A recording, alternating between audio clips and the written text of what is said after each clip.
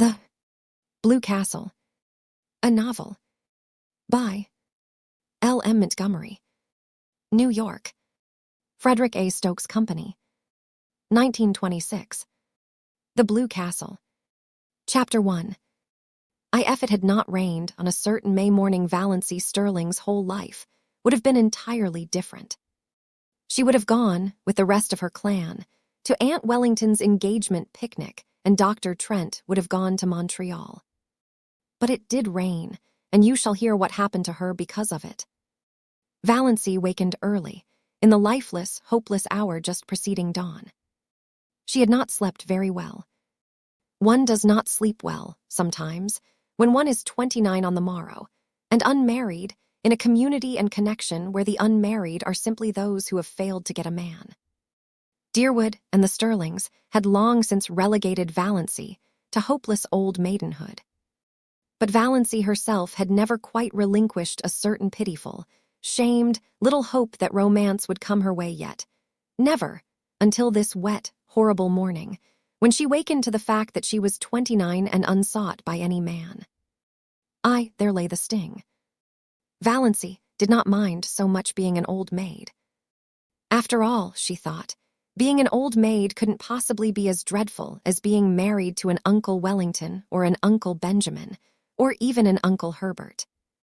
What hurt her was that she had never had a chance to be anything but an old maid. No man had ever desired her. The tears came into her eyes as she lay there alone in the faintly graying darkness. She dared not let herself cry as hard as she wanted to, for two reasons. She was afraid that crying might bring on another attack of that pain around the heart. She had had a spell of it after she had got into bed, rather worse than any she had had yet. And she was afraid her mother would notice her red eyes at breakfast and keep at her with persistent, mosquito-like questions regarding the cause thereof. Suppose, thought Valancy with a ghastly grin, I answered with the plain truth, I am crying because I cannot get married. How horrified mother would be, though she is ashamed every day of her life of her old maid daughter. But of course appearances should be kept up. It is not, Valancy could hear her mother's prim, dictatorial voice asserting, it is not maidenly to think about men. The thought of her mother's expression made Valancy laugh, for she had a sense of humor nobody in her clan suspected. For that matter, there were a good many things about Valancy that nobody suspected. But her laughter was very superficial, and presently she lay there, a huddled, futile little figure, listening to the rain pouring down outside and watching, with a sick distaste, the chill, merciless light creeping into her ugly, sordid room. She knew the ugliness of that room by heart, knew it and hated it. The yellow-painted floor with one hideous, hooked rug by the bed with a grotesque, hooked dog on it, always grinning at her when she awoke, the faded, dark-red paper, the ceiling discolored by old leaks and crossed by cracks, the narrow, pinched little washstand, the brown paper lambrequin with purple roses on it, the spotted old looking-glass with the crack across it, propped up on the inadequate dressing table, the jar of ancient potpourri made by her mother in her mythical honeymoon, the shell-covered box with one burst corner, which Cousin Stickles had made in her equally mythical girlhood, the beaded pincushion with half its bead fringe gone, the one stiff, yellow chair, the faded old motto, "Gone but not forgotten," worked in colored yarns about great-grandmother Stirling's grim old face, the old photographs of ancient relatives long banished from the rooms below. There were only two pictures that were not of relatives. One, an old chromo of a puppy sitting on a rainy doorstep. That picture always made Valancy unhappy. That forlorn little dog crouched on the doorstep in the driving rain. Why didn't someone open the door and let him in? The other picture was a faded, passepartout engraving of Queen Louise coming down a stairway, which Aunt Wellington had lavishly given her on her 10th birthday. For 19 years she had looked at it and hated it. Beautiful, smug, self-satisfied Queen Louise. But she never dared destroy it or remove it. Mother and Cousin Stickles would have been aghast, or, as Valancy irreverently expressed it in her thoughts, would have had a fit. Every room in the house was ugly, of course. But downstairs appearances were kept up somewhat. There was no money for rooms nobody ever saw. Valancy sometimes felt that she could have done something for her room herself, even without money, if she were permitted. But her mother had negatived every timid suggestion, and Valancy did not persist. Valancy never persisted. She was afraid to. Her mother could not brook opposition. Mrs. Stirling would sulk for days if offended, with the airs of an insulted duchess. The only thing Valancy liked about her room was that she could be alone there at night to cry if she wanted to. But after all, what did it matter if a room, which you used for nothing except sleeping and dressing in, were ugly? Valancy was never permitted to stay alone in her room for any other purpose. People who wanted to be alone, so Mrs. Frederick Stirling and Cousin Stickles believed, could only want to be alone for some sinister purpose. But her room in the Blue Castle was everything a room should be. Valancy, so cowed and subdued and overridden and snubbed in real life, was one to let herself go rather splendidly in her daydreams. Nobody in the Stirling clan, or its ramifications, suspected this, least of all her mother and Cousin Stickles. They never knew that Valancy had two homes, the ugly red brick box of a home on Elm Street and the Blue Castle in Spain. Valancy had lived spiritually in the Blue Castle ever since she could remember. She had been a very tiny child when she found herself possessed of it. Always, when she shut her eyes, she could see it plainly, with its turrets and banners on the pine-clad mountain height, wrapped in its faint, blue loveliness against the sunset skies of a fair and unknown land. Everything wonderful and beautiful was in that castle. Jewels that queens might have worn, robes of moonlight and fire, couches of roses and gold, long flights of shallow marble steps, with great white urns and with slender, mist-clad maidens going up and down them, courts marble-pillared, where shimmering fountains fell and nightingales sang among the myrtles, halls of mirrors that reflected only handsome knights and lovely women, herself the loveliest of all, for whose glance men died. All that supported her through the boredom of her days was the hope of going on a dream spree at night. Most, if not all, of the Stirlings would have died of horror if they had known half the things Valancy did in her Blue Castle. For one thing, she had quite a few lovers in it. Oh, only one at a time. One who wooed her with all the romantic ardor of the age of chivalry, and won her after long devotion and many deeds of derring-do, and was wedded to her with pomp and circumstance in the great, banner-hung chapel of the Blue Castle. At 12, this lover was a fair lad with golden curls and heavenly blue eyes. At 15, he was tall and dark and pale, but still necessarily handsome. At 20, he was ascetic, dreamy, spiritual. At 25, he had a clean-cut jaw, slightly grim, and a face strong and rugged rather than handsome. Valancy never grew older than 25 in her Blue Castle, but recently, very recently, her hero had had reddish, tawny hair, a twisted smile, and a mysterious past. I don't say Valancy deliberately murdered these lovers as she outgrew them. One simply faded away as another came. Things are very convenient in this respect in Blue Castles. But on this morning of her day of fate, Valancy could not find the key of her Blue Castle. Reality pressed on her too hardly, barking at her heels like a maddening little dog. She was 29, lonely, undesired, ill-favored, the only homely girl in a handsome clan, with no past and no future. As far as she could look back, life was drab and colorless, with not one single crimson or purple spot anywhere. As far as she could look forward, it seemed certain to be just the same until she was nothing but a solitary, little withered leaf clinging to a wintry bough. The moment when a woman realizes that she has nothing to live for, neither love, duty, purpose, nor hope, holds for her the bitterness of death. And I just have to go on living because I can't stop. I may have to live 80 years, thought Valancy in a kind of panic. We're all horribly long-lived. It sickens me to think of it. She was glad it was raining, or rather, she was drearily satisfied that it was raining. There would be no picnic that day. This annual picnic, whereby Aunt and Uncle Wellington, One always thought of them in that succession, inevitably celebrated their engagement at a picnic 30 years before, had been, of late years, a veritable nightmare to Valancy. By an impish coincidence, it was the same day as her birthday, and after she had passed 25, nobody let her forget it. Much as she hated going to the picnic, it would never have occurred to her to rebel against it. There seemed to be nothing of the revolutionary in her nature. And she knew exactly what everyone would say to her at the picnic. Uncle Wellington, whom she disliked and despised even though he had fulfilled the highest Stirling aspiration, marrying money, would say to her in a pig-s whisper, "Not thinking of getting married yet, my dear," and then go off into the bellow of laughter with which he invariably concluded his dull remarks.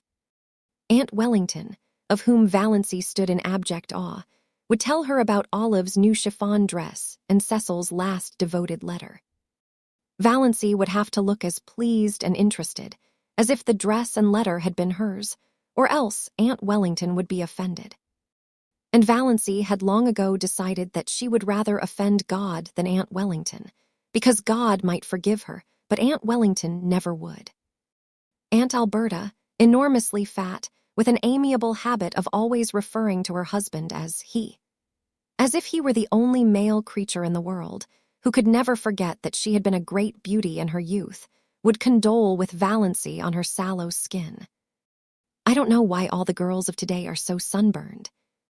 When I was a girl, my skin was roses and cream. I was counted the prettiest girl in Canada, my dear." Perhaps Uncle Herbert wouldn't say anything, or perhaps he would remark jocularly, "How fat you're getting, Doss." And then everybody would laugh over the excessively humorous idea of poor, scrawny little Doss getting fat.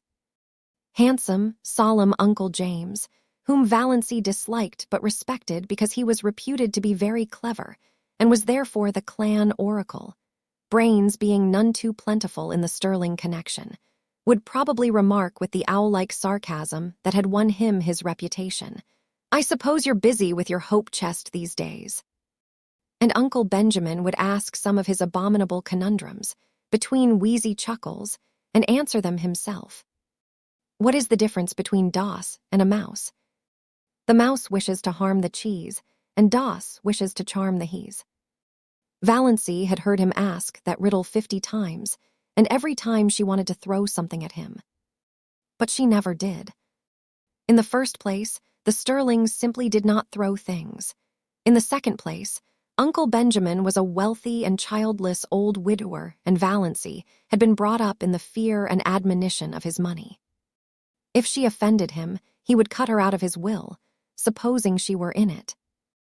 Valancy did not want to be cut out of Uncle Benjamin's will. She had been poor all her life, and knew the galling bitterness of it. So she endured his riddles, and even smiled tortured little smiles over them. Aunt Isabel, downright and disagreeable as an east wind, would criticize her in some way. Valancy could not predict just how, for Aunt Isabel never repeated a criticism. She found something new with which to jab you every time. Aunt Isabel prided herself on saying what she thought, but didn't like it so well when other people said what they thought to her. Valancy never said what she thought.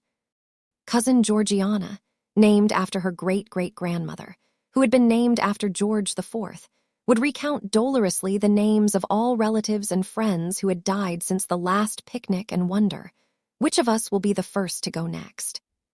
Oppressively competent, Aunt Mildred would talk endlessly of her husband and her odious prodigies of babies to Valancy, because Valancy would be the only one she could find to put up with it. For the same reason, Cousin Gladys, really first Cousin Gladys once removed, according to the strict way in which the Stirlings tabulated relationship, a tall, thin lady who admitted she had a sensitive disposition, would describe minutely the tortures of her neuritis.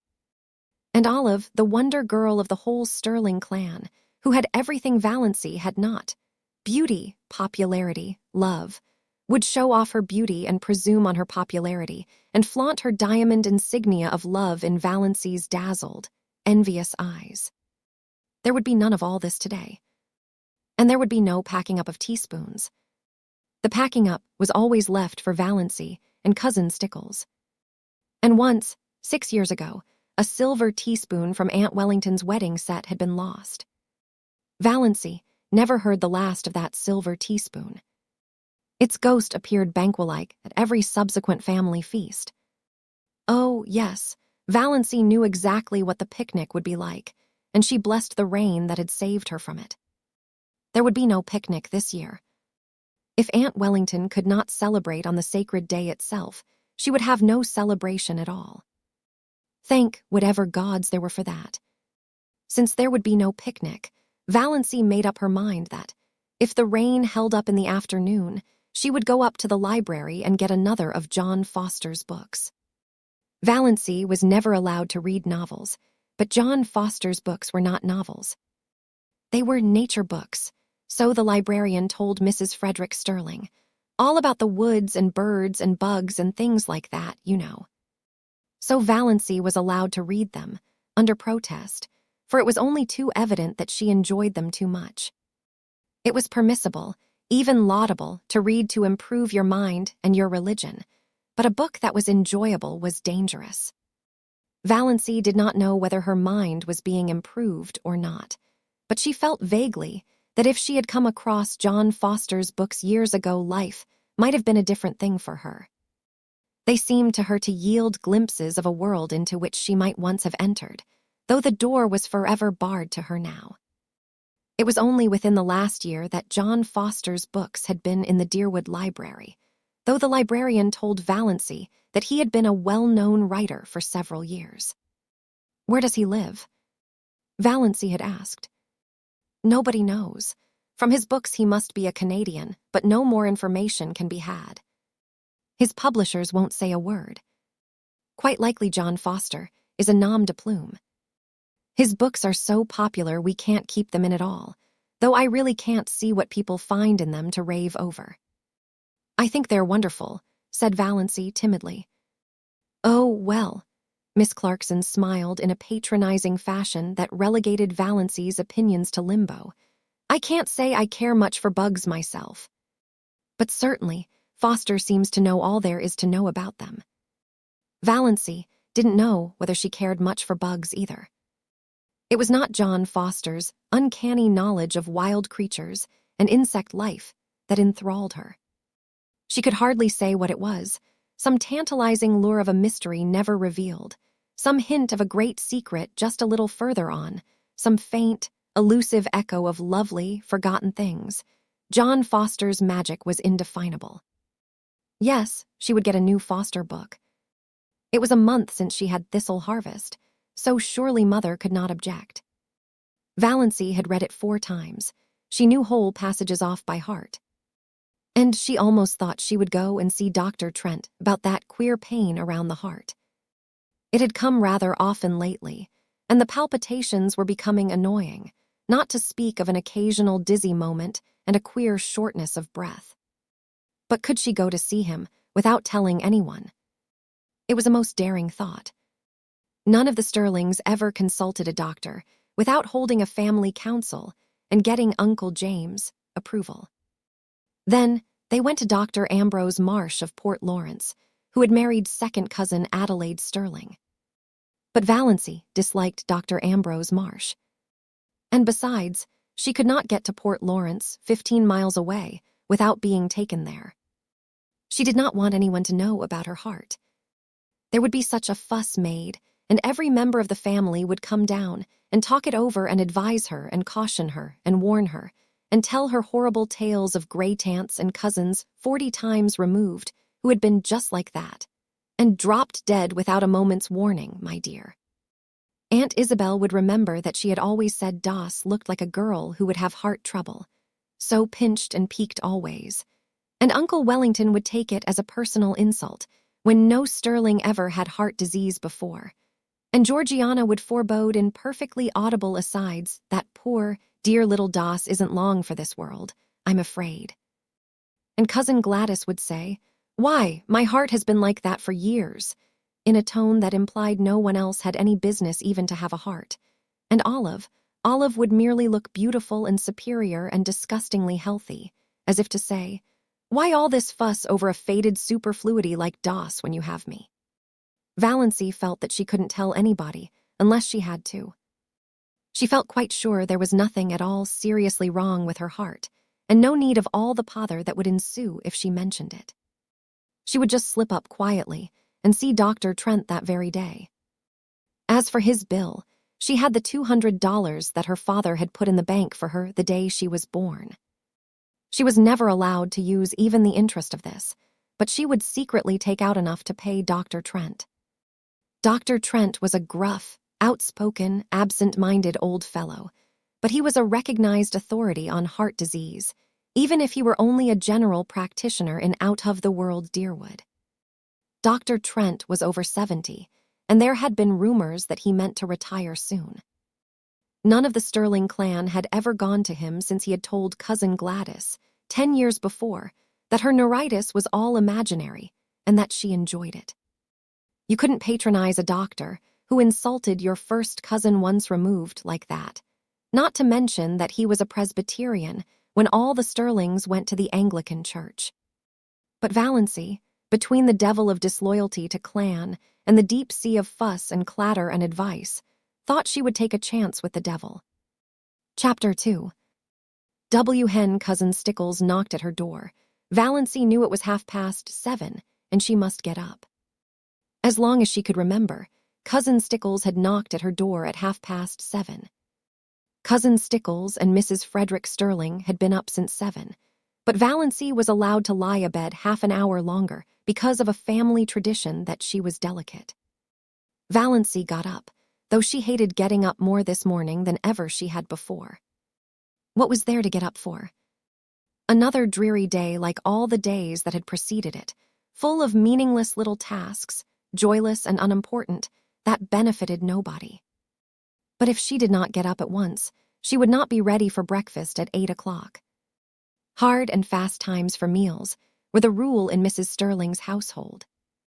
Breakfast at 8, dinner at 1, supper at 6, year in and year out. No excuses for being late were ever tolerated. So up Valancy got, shivering. The room was bitterly cold, with the raw, penetrating chill of a wet May morning. The house would be cold all day. It was one of Mrs. Frederick's rules that no fires were necessary after the 24th of May. Meals were cooked on the little oil stove in the back porch.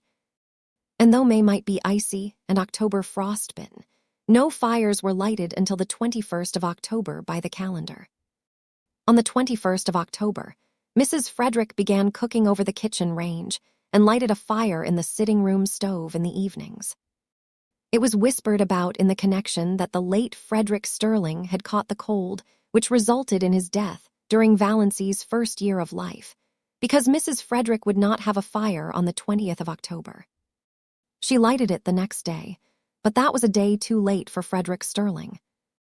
Valancy took off and hung up in the closet her nightdress of coarse, unbleached cotton, with high neck and long, tight sleeves.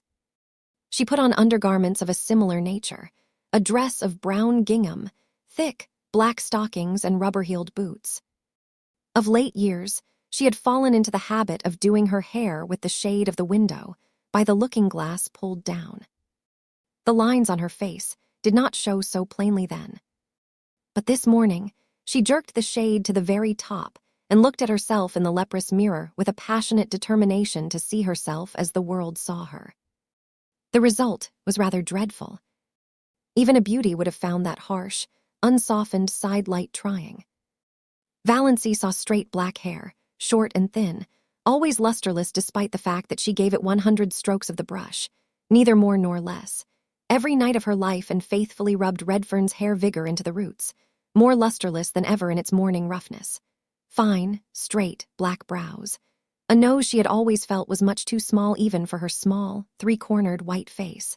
A small, pale mouth that always fell open a trifle over little, pointed white teeth. A figure thin and flat-breasted, rather below the average height. She had somehow escaped the family high cheekbones, and her dark brown eyes, too soft and shadowy to be black, had a slant that was almost oriental. Apart from her eyes, she was neither pretty nor ugly, just insignificant-looking, she concluded bitterly. How plain the lines around her eyes and mouth were in that merciless light. And never had her narrow, white face looked so narrow and so white. She did her hair in a pompadour. Pompadours had long gone out of fashion, but they had been in when Valancy first put her hair up, and Aunt Wellington had decided that she must always wear her hair so. It is the only way that becomes you. Your face is so small that you must add height to it by a pompadour effect, said Aunt Wellington, who always enunciated commonplaces as if uttering profound and important truths. Valancy had hankered to do her hair pulled low on her forehead, with puffs above the ears, as Olive was wearing hers. But Aunt Wellington's dictum had such an effect on her that she never dared change her style of hairdressing again. But then, there were so many things Valancy never dared do. All her life she had been afraid of something, she thought bitterly. From the very dawn of recollection, when she had been so horribly afraid of the big black bear that lived, so Cousin Stickles told her, in the closet under the stairs. And I always will be. I know it, I can't help it. I don't know what it would be like not to be afraid of something. Afraid of her mother's sulky fits, afraid of offending Uncle Benjamin, afraid of becoming a target for Aunt Wellington's contempt, afraid of Aunt Isabel's biting comments, afraid of Uncle James' disapproval, afraid of offending the whole clan's opinions and prejudices, afraid of not keeping up appearances, afraid to say what she really thought of anything, afraid of poverty in her old age. Fear, fear, fear, she could never escape from it. It bound her and enmeshed her like a spider's web of steel.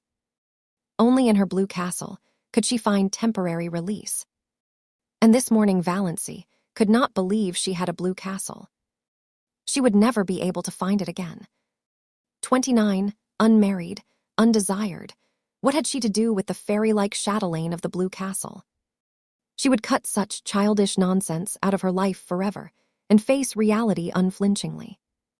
She turned from her unfriendly mirror and looked out. The ugliness of the view always struck her like a blow. The ragged fence, the tumble-down old carriage shop in the next lot, plastered with crude, violently colored advertisements, the grimy railway station beyond, with the awful derelicts that were always hanging around it even at this early hour. In the pouring rain, everything looked worse than usual, especially the beastly advertisement. Keep that schoolgirl complexion. Valancy had kept her schoolgirl complexion. That was just the trouble. There was not a gleam of beauty anywhere. Exactly like my life, thought Valancy drearily. Her brief bitterness had passed. She accepted facts as resignedly as she had always accepted them. She was one of the people whom life always passes by. There was no altering that fact. In this mood, Valancy went down to breakfast. Chapter 3. B. Reekfest was always the same. Oatmeal porridge, which Valancy loathed, toast and tea, and 1 teaspoonful of marmalade. Mrs. Frederick thought 2 teaspoonfuls extravagant, but that did not matter to Valancy, who hated marmalade too. The chilly, gloomy little dining room was chillier and gloomier than usual. The rain streamed down outside the window. Departed Stirlings, in atrocious, gilt frames, wider than the pictures, glowered down from the walls. And yet Cousin Stickles wished Valancy many happy returns of the day. "Sit up straight, Doss," was all her mother said. Valancy sat up straight. She talked to her mother and Cousin Stickles of the things they always talked of. She never wondered what would happen if she tried to talk of something else. She knew. Therefore she never did it. Mrs. Frederick was offended with Providence for sending a rainy day when she wanted to go to a picnic, so she ate her breakfast in a sulky silence for which Valancy was rather grateful.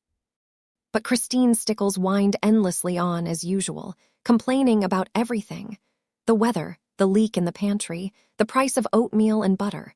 Valancy felt at once she had buttered her toast too lavishly, the epidemic of mumps in Deerwood. Doss will be sure to catch them, she foreboded. Doss must not go where she is likely to catch mumps, said Mrs. Frederick shortly. Valancy had never had mumps, or whooping cough, or chicken pox, or measles, or anything. She should have had nothing but horrible colds every winter. Das, winter colds were a sort of tradition in the family. Nothing, it seemed, could prevent her from catching them. Mrs. Frederick and Cousin Stickles did their heroic best. One winter, they kept Valancy housed up from November to May, in the warm sitting room. She was not even allowed to go to church. And Valancy took cold after cold, and ended up with bronchitis in June. "None of my family were ever like that," said Mrs. Frederick, implying that it must be a Stirling tendency. "The Stirlings seldom take colds," said Cousin Stickles resentfully. She had been a Stirling. "I think," said Mrs. Frederick, "that if a person makes up her mind not to have colds, she will not have colds." So that was the trouble. It was all Valancy's own fault. But on this particular morning, Valancy's unbearable grievance was that she was called Das. She had endured it for 29 years, and all at once she felt she could not endure it any longer. Her full name was Valancy Jane. Valancy Jane was rather terrible, but she liked Valancy, with its odd, outland tang. It was always a wonder to Valancy that the Stirlings had allowed her to be so christened. She had been told that her maternal grandfather, old Amos Wansborough, had chosen the name for her. Her father had tacked on the Jane by way of civilizing it, and the whole connection got out of the difficulty by nicknaming her Das. She never got Valancy from anyone but outsiders. "Mother," she said timidly, "would you mind calling me Valancy after this? Das seems so I don't like it." Mrs. Frederick looked at her daughter in astonishment. She wore glasses with enormously strong lenses that gave her eyes a peculiarly disagreeable appearance. "What is the matter with Das?" "It seems so childish," faltered Valancy. "Oh," Mrs. Frederick had been a Wansborough, and the Wansborough smile was not an asset. "I see. Well, it should suit you then. You are childish enough in all conscience, my dear child." "I am 29, said the dear child desperately. "I wouldn't proclaim it from the housetops if I were you, dear," said Mrs. Frederick. 29. I had been married 9 years when I was 29. "I was married at 17, said Cousin Stickles proudly. Valancy looked at them furtively. Mrs. Frederick, except for those terrible glasses and the hooked nose that made her look more like a parrot than a parrot itself could look, was not ill-looking. At 20, she might have been quite pretty. But Cousin Stickles, and yet Christine Stickles, had once been desirable in some man's eyes. Valancy felt that Cousin Stickles, with her broad, flat, wrinkled face, a mole right on the end of her dumpy nose, bristling hairs on her chin, wrinkled yellow neck, pale, protruding eyes, and thin, puckered mouth, had yet this advantage over her, this right to look down on her. And even yet Cousin Stickles was necessary to Mrs. Frederick. Valancy wondered pitifully what it would be like to be wanted by someone, needed by someone. No one in the whole world needed her, or would miss anything from life if she dropped suddenly out of it. She was a disappointment to her mother. No one loved her. She had never so much as had a girl friend. "I haven't even a gift for friendship," she had once admitted to herself pitifully. "Das, you haven't eaten your crusts," said Mrs. Frederick rebukingly. It rained all the forenoon without cessation. Valancy pieced a quilt. Valancy hated piecing quilts.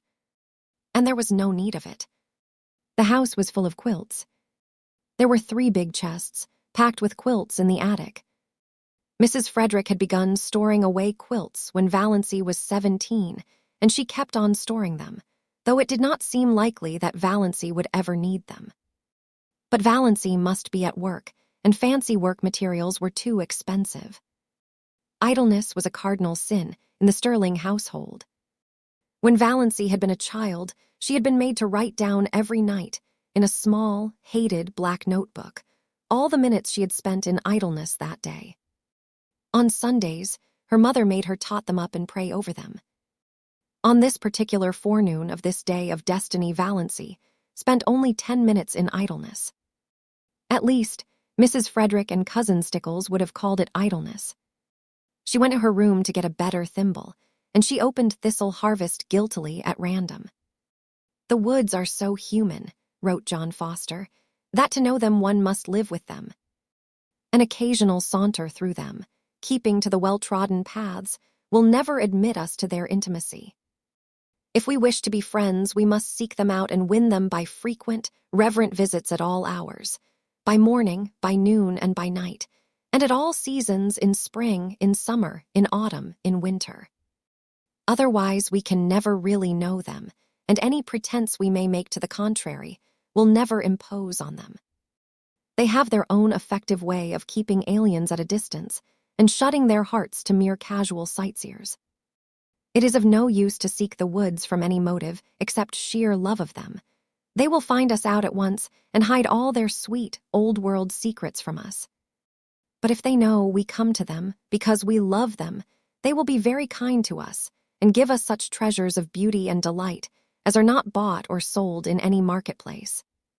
For the woods, when they give it all, give unstintedly and hold nothing back from their true worshippers. We must go to them lovingly, humbly, patiently, watchfully, and we shall learn what poignant loveliness lurks in the wild places and silent intervals, lying under starshine and sunset, what cadences of unearthly music are harped on aged pine boughs or crooned in copses of fir, what delicate savors exhale from mosses and ferns in sunny corners or on damp brooklands, what dreams and myths and legends of an older time haunt them. Then the immortal heart of the woods will beat against ours, and its subtle life will steal into our veins and make us its own forever, so that no matter where we go or how widely we wander, we shall yet be drawn back to the forest to find our most enduring kinship. "Dice," called her mother from the hall below, "what are you doing all by yourself in that room?" Valancy dropped Thistle Harvest like a hot coal and fled downstairs to her patches. But she felt the strange exhilaration of spirit that always came momentarily to her when she dipped into one of John Foster's books. Valancy did not know much about woods, except the haunted groves of oak and pine around her blue castle. But she had always secretly hankered after them, and a Foster book about woods was the next best thing to the woods themselves. At noon it stopped raining, but the sun did not come out until 3. Then Valancy timidly said she thought she would go uptown. "What do you want to go uptown for?" demanded her mother. "I want to get a book from the library." "You got a book from the library only last week." "No, it was 4 weeks. 4 weeks, nonsense." "Really it was, Mother." "You are mistaken. It cannot possibly have been more than 2 weeks. I dislike contradiction. And I do not see what you want to get a book for, anyhow. You waste too much time reading." "Of what value is my time?" asked Valancy bitterly. "Doss, don't speak in that tone to me." "We need some tea," said Cousin Stickles. "She might go and get that if she wants a walk, though this damp weather is bad for colds." They argued the matter for 10 minutes longer, and finally Mrs. Frederick agreed rather grudgingly that Valancy might go. Chapter 4. "Gee, ought your rubbers on," called Cousin Stickles as Valancy left the house.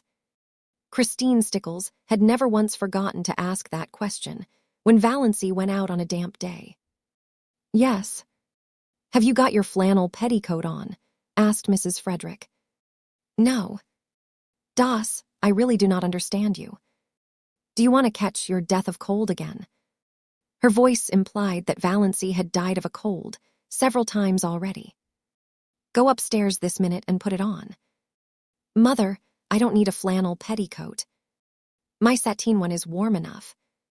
"Doss, remember you had bronchitis 2 years ago. Go and do as you're told." Valancy went, though nobody will ever know just how near she came to hurling the rubber plant into the street before she went. She hated that gray flannel petticoat more than any other garment she owned. Olive never had to wear flannel petticoats. Olive wore ruffled silk and sheer lawn and filmy laced flounces. But Olive's father had married money, and Olive never had bronchitis. So there you were. "Are you sure you didn't leave the soap in the water?" demanded Mrs. Frederick. But Valancy was gone. She turned at the corner and looked back down the ugly, prim, respectable street where she lived.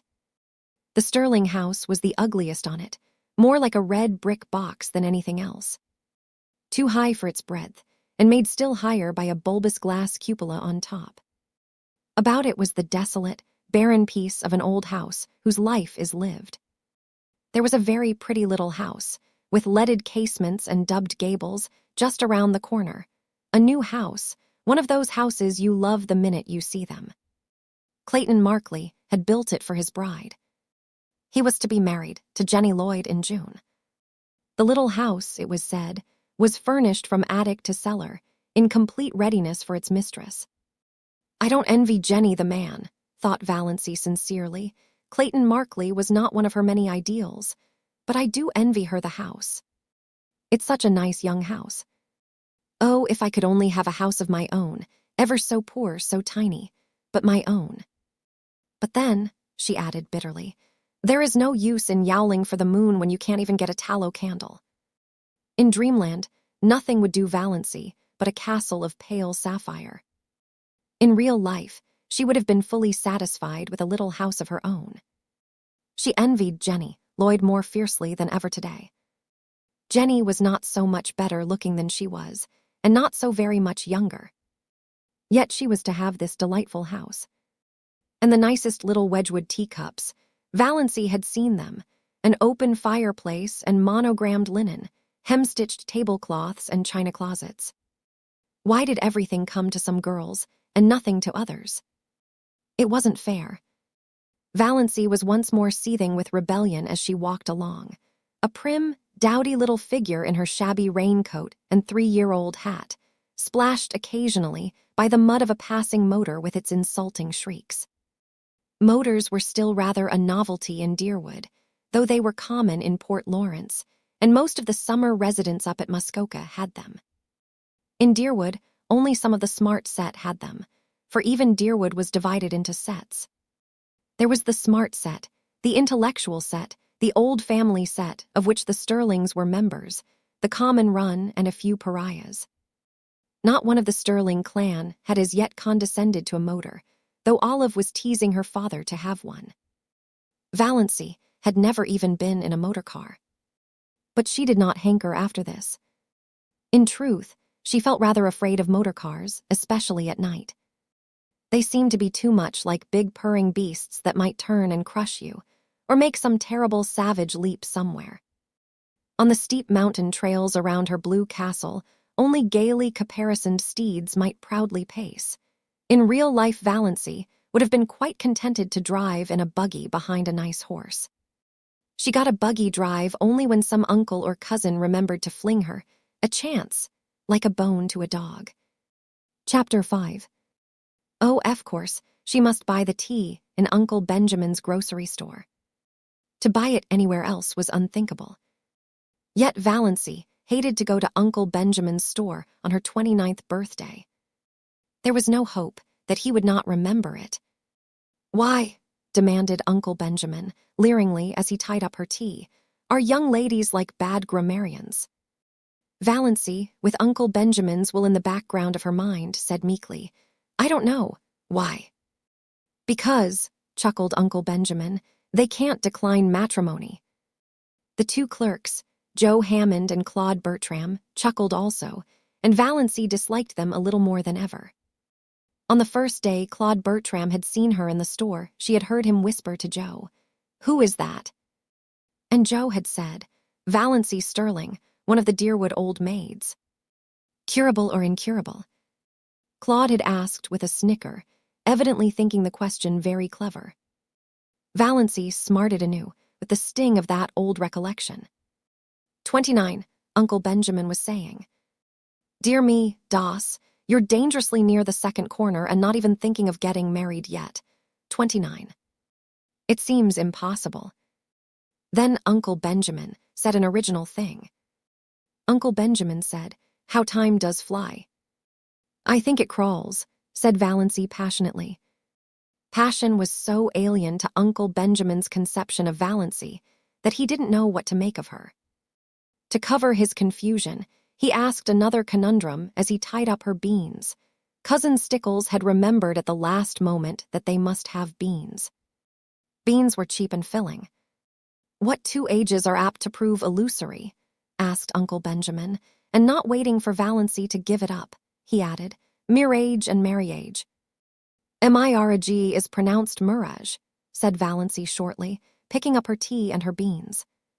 For the moment, she did not care whether Uncle Benjamin cut her out of his will or not. She walked out of the store, while Uncle Benjamin stared after her with his mouth open. Then he shook his head. "Poor Doss is taking it hard," he said. Valancy was sorry by the time she reached the next crossing. Why had she lost her patience like that? Uncle Benjamin would be annoyed and would likely tell her mother that Doss had been impertinent to me, and her mother would lecture her for a week. "I've held my tongue for 20 years, thought Valancy. Why couldn't I have held it once more? Yes, it was just 20, Valancy reflected, since she had first been twitted with her loverless condition. She remembered the bitter moment perfectly. She was just 9 years old, and she was standing alone on the school playground, while the other little girls of her class were playing a game in which you must be chosen by a boy as his partner before you could play. Nobody had chosen Valancy, little pale black-haired Valancy, with her prim, long-sleeved apron and odd, slanted eyes. "Oh," said a pretty little girl to her, "I'm so sorry for you. You haven't got a beau." Valancy had said defiantly, as she continued to say for 20 years, "I don't want a beau." But this afternoon Valancy once and for all stopped saying that. "I'm going to be honest with myself anyhow," she thought savagely. "Uncle Benjamin's riddles hurt me because they are true. I do want to be married.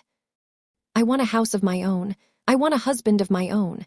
I want sweet, little fat babies of my own." Valancy stopped suddenly aghast at her own recklessness. She felt sure that Dr. Stirling, who passed her at this moment, read her thoughts and disapproved of them thoroughly. Valancy was afraid of Dr. Stirling, had been afraid of him ever since the Sunday, 23 years before, when he had first come to St. Albans. Valancy had been too late for Sunday school that day, and she had gone into the church timidly and sat in their pew. No one else was in the church, nobody except the new rector, Dr. Stirling. Dr. Stirling stood up in front of the choir door, beckoned to her, and said sternly, "Little boy, come up here." Valancy had stared around her. There was no little boy. There was no one in all the huge church but herself. This strange man with the blue glasses couldn't mean her. She was not a boy. "Little boy," repeated Dr. Stirling, more sternly still, shaking his forefinger fiercely at her. "Come up here at once." Valancy arose, as if hypnotized, and walked up the aisle. She was too terrified to do anything else. What dreadful thing was going to happen to her? What had happened to her? Had she actually turned into a boy? She came to a stop in front of Dr. Stirling. Dr. Stirling shook his forefinger, such a long, knuckly forefinger, at her and said, "Little boy, take off your hat." Valancy took off her hat. She had a scrawny little pigtail hanging down her back, but Dr. Stirling was short-sighted and did not perceive it. "Little boy, go back to your seat and always take off your hat in church. Remember." Valancy went back to her seat, carrying her hat like an automaton. Presently, her mother came in. "Doss," said Mrs. Stirling, "what do you mean by taking off your hat?" "Put it on instantly." Valancy put it on instantly. She was cold with fear, lest Dr. Stirling should immediately summon her up front again. She would have to go, of course. It never occurred to her that one could disobey the rector, and the church was full of people now. Oh, what would she do if that horrible, stabbing forefinger were shaken at her again before all those people? Valancy sat through the whole service in an agony of dread and was sick for a week afterwards. Nobody knew why. Mrs. Frederick again bemoaned herself of her delicate child. Dr. Stirling found out his mistake and laughed over it to Valancy, who did not laugh. She never got over her dread of Dr. Stirling. And now to be caught by him on the street corner, thinking such things. Valancy got her John Foster book, Magic of Wings. "His latest all about birds," said Miss Clarkson. She had almost decided that she would go home, instead of going to see Dr. Trent. Her courage had failed her. She was afraid of offending Uncle James, afraid of angering her mother, afraid of facing gruff, shaggy-browed old Dr. Trent, who would probably tell her, as he had told Cousin Gladys, that her trouble was entirely imaginary and that she only had it because she liked to have it. No, she would not go. She would get a bottle of Redfern's purple pills instead. Redfern's purple pills were the standard medicine of the Stirling clan. Had they not cured second cousin Geraldine when 5 doctors had given her up? Valancy always felt very skeptical concerning the virtues of the purple pills, but there might be something in them, and it was easier to take them than to face Dr. Trent alone. She would glance over the magazines in the reading room a few minutes, and then go home. Valancy tried to read a story, but it made her furious.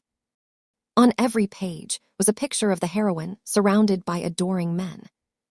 And here was she, Valancy Stirling, who could not get a solitary beau. Valancy slammed the magazine shut. She opened Magic of Wings. Her eyes fell on the paragraph that changed her life. "Fear is the original sin," wrote John Foster.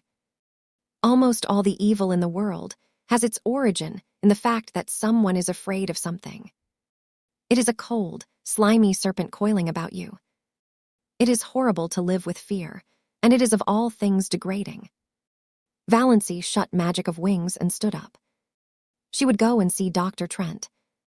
Chapter 6. Teehee ordeal was not so dreadful, after all. Dr. Trent was as gruff and abrupt as usual, but he did not tell her her ailment was imaginary. After he had listened to her symptoms and asked a few questions and made a quick examination, he sat for a moment looking at her quite intently. Valancy thought he looked as if he were sorry for her. She caught her breath for a moment. Was the trouble serious? Oh, it couldn't be, surely. It really hadn't bothered her much, only lately it had got a little worse. Dr. Trent opened his mouth, but before he could speak, the telephone at his elbow rang sharply. He picked up the receiver. Valancy, watching him, saw his face change suddenly as he listened. "Lo, yes, what, yes, a brief interval. My God." Dr. Trent dropped the receiver, dashed out of the room and upstairs without even a glance at Valancy. She heard him rushing madly about overhead, barking out a few remarks to somebody, presumably his housekeeper. Then he came tearing downstairs with a club bag in his hand, snatched his hat and coat from the rack, jerked open the street door and rushed down the street in the direction of the station. Valancy sat alone in the little office, feeling more absolutely foolish than she had ever felt before in her life. Foolish and humiliated. So this was all that had come of her heroic determination to live up to John Foster and cast fear aside. Not only was she a failure as a relative and non-existent as a sweetheart or friend, but she was not even of any importance as a patient. Dr. Trent had forgotten her very presence in his excitement over whatever message had come by the telephone. She had gained nothing by ignoring Uncle James and flying in the face of family tradition. For a moment she was afraid she was going to cry. It was also ridiculous. Then she heard Dr. Trent's housekeeper coming down the stairs. Valancy rose and went to the office door. "The doctor forgot all about me," she said with a twisted smile. "Well, that's too bad," said Mrs. Patterson sympathetically. "But it wasn't much wonder, poor man. That was a telegram they phoned over from the port. His son has been terribly injured in an auto accident in Montreal. The doctor had just 10 minutes to catch the train. I don't know what he'll do if anything happens to Ned. He's just bound up in the boy. You'll have to come again, Miss Stirling. I hope it's nothing serious." "Oh no, nothing serious," agreed Valancy. She felt a little less humiliated. It was no wonder poor Dr. Trent had forgotten her at such a moment. Nevertheless, she felt very flat and discouraged as she went down the street. Valancy went home by the shortcut of Lover's Lane. She did not often go through Lover's Lane, but it was getting near supper time and it would never do to be late.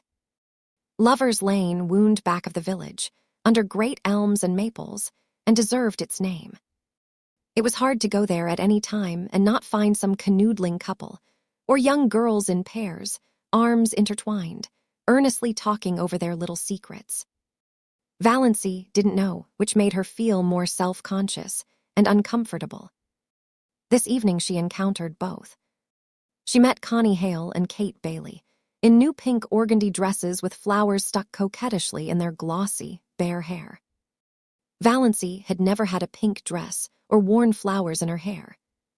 Then she passed a young couple she didn't know, dandering along, oblivious to everything but themselves. The young man's arm was around the girl's waist quite shamelessly. Valancy had never walked with a man's arm about her. She felt that she ought to be shocked. They might leave that sort of thing for the screening twilight at least, but she wasn't shocked. In another flash of desperate, stark honesty, she owned to herself that she was merely envious. When she passed them, she felt quite sure they were laughing at her, pitying her. There's that queer little old maid, Valancy Stirling. They say she never had a beau in her whole life. Valancy fairly ran to get out of Lover's Lane. Never had she felt so utterly colorless and skinny and insignificant. Just where Lover's Lane debouched on the street, an old car was parked. Valancy knew that car well, by sound at least, and everybody in Deerwood knew it. This was before the phrase Tin Lizzie had come into circulation, in Deerwood at least. But if it had been known, this car was the tinniest of Liz's, though it was not a Ford but an old gray Slauson. Nothing more battered and disreputable could be imagined.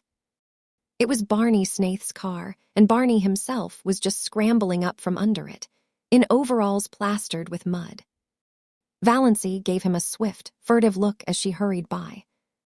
This was only the second time she had ever seen the notorious Barney Snaith, though she had heard enough about him in the 5 years that he had been living up back in Muskoka. The first time had been nearly a year ago, on the Muskoka Road. He had been crawling out from under his car then, too, and he had given her a cheerful grin as she went by, a little whimsical grin that gave him the look of an amused gnome. He didn't look bad. She didn't believe he was bad, in spite of the wild yarns that were always being told of him. Of course, he went tearing in that terrible old gray Slauson through Deerwood at hours when all decent people were in bed, often with old, roaring Abel, who made the night hideous with his howls. Both of them dead drunk, my dear. And everyone knew that he was an escaped convict and a defaulting bank clerk and a murderer in hiding and an infidel and an illegitimate son of old roaring Abel Gay, and the father of roaring Abel's illegitimate grandchild and a counterfeiter and a forger and a few other awful things. But still Valancy didn't believe he was bad. Nobody with a smile like that could be bad, no matter what he had done. It was that night the Prince of the Blue Castle changed from a being of grim jaw and hair with a dash of premature gray to a rakish individual with overlong, tawny hair, dashed with red, dark brown eyes, and ears that stuck out just enough to give him an alert look, but not enough to be called flying jibs. But he still retained something a little grim about the jaw. Barney Snaith looked even more disreputable than usual just now. It was very evident that he hadn't shaved for days, and his hands and arms, bare to the shoulders, were black with grease. But he was whistling gleefully to himself, and he seemed so happy that Valancy envied him. She envied him his light-heartedness and his irresponsibility and his mysterious little cabin up on an island in Lake Mistawis, even his rackety old gray Slauson. Neither he nor his car had to be respectable and live up to traditions. When he rattled past her a few minutes later, bareheaded, leaning back in his Lizzie at a raffish angle, his longish hair blowing in the wind, a villainous-looking old black pipe in his mouth, she envied him again. Men had the best of it, no doubt about that. This outlaw was happy, whatever he was or wasn't. She, Valancy Stirling, respectable, well-behaved to the last degree, was unhappy and had always been unhappy. So there you were. Valancy was just in time for supper. The sun had clouded over, and a dismal, drizzling rain was falling again. Cousin Stickles had the neuralgia. Valancy had to do the family darning, and there was no time for magic of wings. "Can't the darning wait till tomorrow?" she pleaded. "Tomorrow will bring its own duties," said Mrs. Frederick inexorably. Valancy darned all the evening and listened to Mrs. Frederick and Cousin Stickles talking the eternal, niggling gossip of the clan as they knitted drearily at interminable black stockings. They discussed second cousin Lillian's approaching wedding in all its bearings. On the whole, they approved. Second cousin Lillian was doing well for herself. "Though she hasn't hurried," said Cousin Stickles. "She must be 25. There have not, fortunately, been many old maids in our connection," said Mrs. Frederick bitterly. Valancy flinched. She had run the darning needle into her finger. Third cousin Aaron Gray had been scratched by a cat and had blood poisoning in his finger. "Cats are most dangerous animals," said Mrs. Frederick. "I would never have a cat about the house." She glared significantly at Valancy through her terrible glasses. Once, 5 years ago, Valancy had asked if she might have a cat. She had never referred to it since, but Mrs. Frederick still suspected her of harboring the unlawful desire in her heart of hearts. Once Valancy sneezed. Now, in the Stirling Code, it was very bad form to sneeze in public. "You can always repress a sneeze by pressing your finger on your upper lip," said Mrs. Frederick rebukingly. 9:30, and so, as Mr. Pepys would say, to bed. But first Cousin Stickles' neuralgic back must be rubbed with Redfern's liniment. Valancy did that. Valancy always had to do it. She hated the smell of Redfern's liniment. She hated the smug, beaming, portly, bewhiskered, bespectacled picture of Dr. Redfern on the bottle. Her fingers smelled of the horrible stuff after she got into bed, in spite of all the scrubbing she gave them. Valancy's day of destiny had come and gone. She ended it as she had begun it, in tears. Chapter 7. Here was a rosebush on the little Stirling lawn, growing beside the gate. It was called Das's rosebush. Cousin Georgiana had given it to Valancy 5 years ago, and Valancy had planted it joyfully. She loved roses. But of course, the rosebush never bloomed. That was her luck. Valancy did everything she could think of and took the advice of everybody in the clan, but still the rosebush would not bloom. It throve and grew luxuriantly, with great leafy branches untouched of rust or spider, but not even a bud had ever appeared on it. Valancy, looking at it 2 days after her birthday, was filled with a sudden, overwhelming hatred for it. The thing wouldn't bloom. Very well then, she would cut it down. She marched to the tool room in the barn for her garden knife, and she went at the rosebush viciously. A few minutes later, horrified Mrs. Frederick came out to the veranda and beheld her daughter slashing insanely among the rosebush boughs. Half of them were already strewn on the walk. The bush looked sadly dismantled. "Das, what on earth are you doing? Have you gone crazy?" "No," said Valancy. She meant to say it defiantly, but habit was too strong for her. She said it deprecatingly. I just made up my mind to cut this bush down. It is no good. It never blooms, never will bloom." "That is no reason for destroying it," said Mrs. Frederick sternly. "It was a beautiful bush and quite ornamental. You have made a sorry-looking thing of it." "Rose trees should bloom," said Valancy a little obstinately. "Don't argue with me, Das.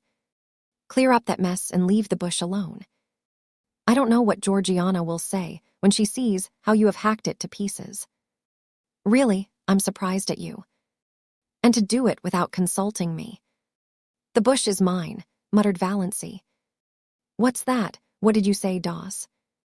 "I only said the bush was mine," repeated Valancy humbly. Mrs. Frederick turned without a word and marched back into the house. The mischief was done now. Valancy knew she had offended her mother deeply and would not be spoken to or noticed in any way for 2 or 3 days. Cousin Stickles would see to Valancy's bringing up, but Mrs. Frederick would preserve the stony silence of outraged majesty. Valancy sighed and put away her garden knife, hanging it precisely on its precise nail in the tool shop. She cleared away the severed branches and swept up the leaves. Her lips twitched as she looked at the straggling bush. It had an odd resemblance to its shaken, scrawny donor, little cousin Georgiana herself. I certainly have made an awful-looking thing of it, thought Valancy.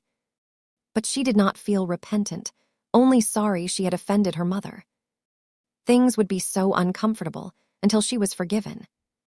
Mrs. Frederick was one of those women who can make their anger felt all over a house. Walls and doors are no protection from it. "You'd better go uptown and get the mail," said Cousin Stickles when Valancy went in. "I can't go. I feel all sorter peaky and piney this spring. I want you to stop at the drugstore and get me a bottle of Redfern's Blood Bitters. There's nothing like Redfern's Bitters for building a body up. Cousin James says the purple pills are the best, but I know better. My poor dear husband took Redfern's Bitters right up to the day he died.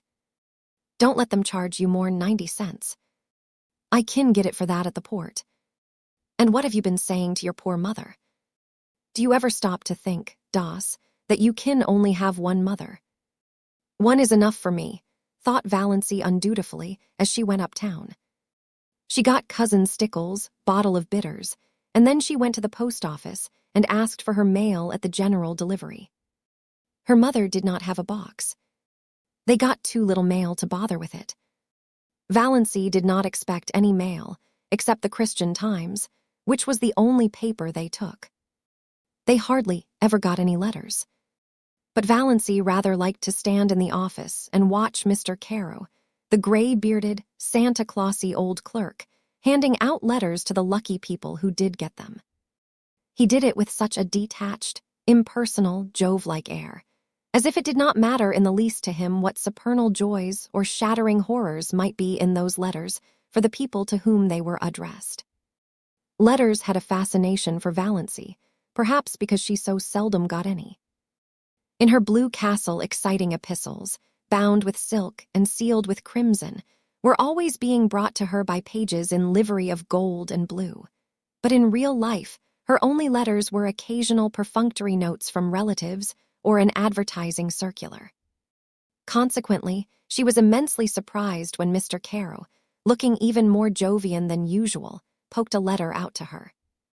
Yes, it was addressed to her plainly, in a fierce black hand. Miss Valancy Stirling, Elm Street, Deerwood, and the postmark was Montreal. Valancy picked it up with a little quickening of her breath. Montreal. It must be from Dr. Trent. He had remembered her, after all.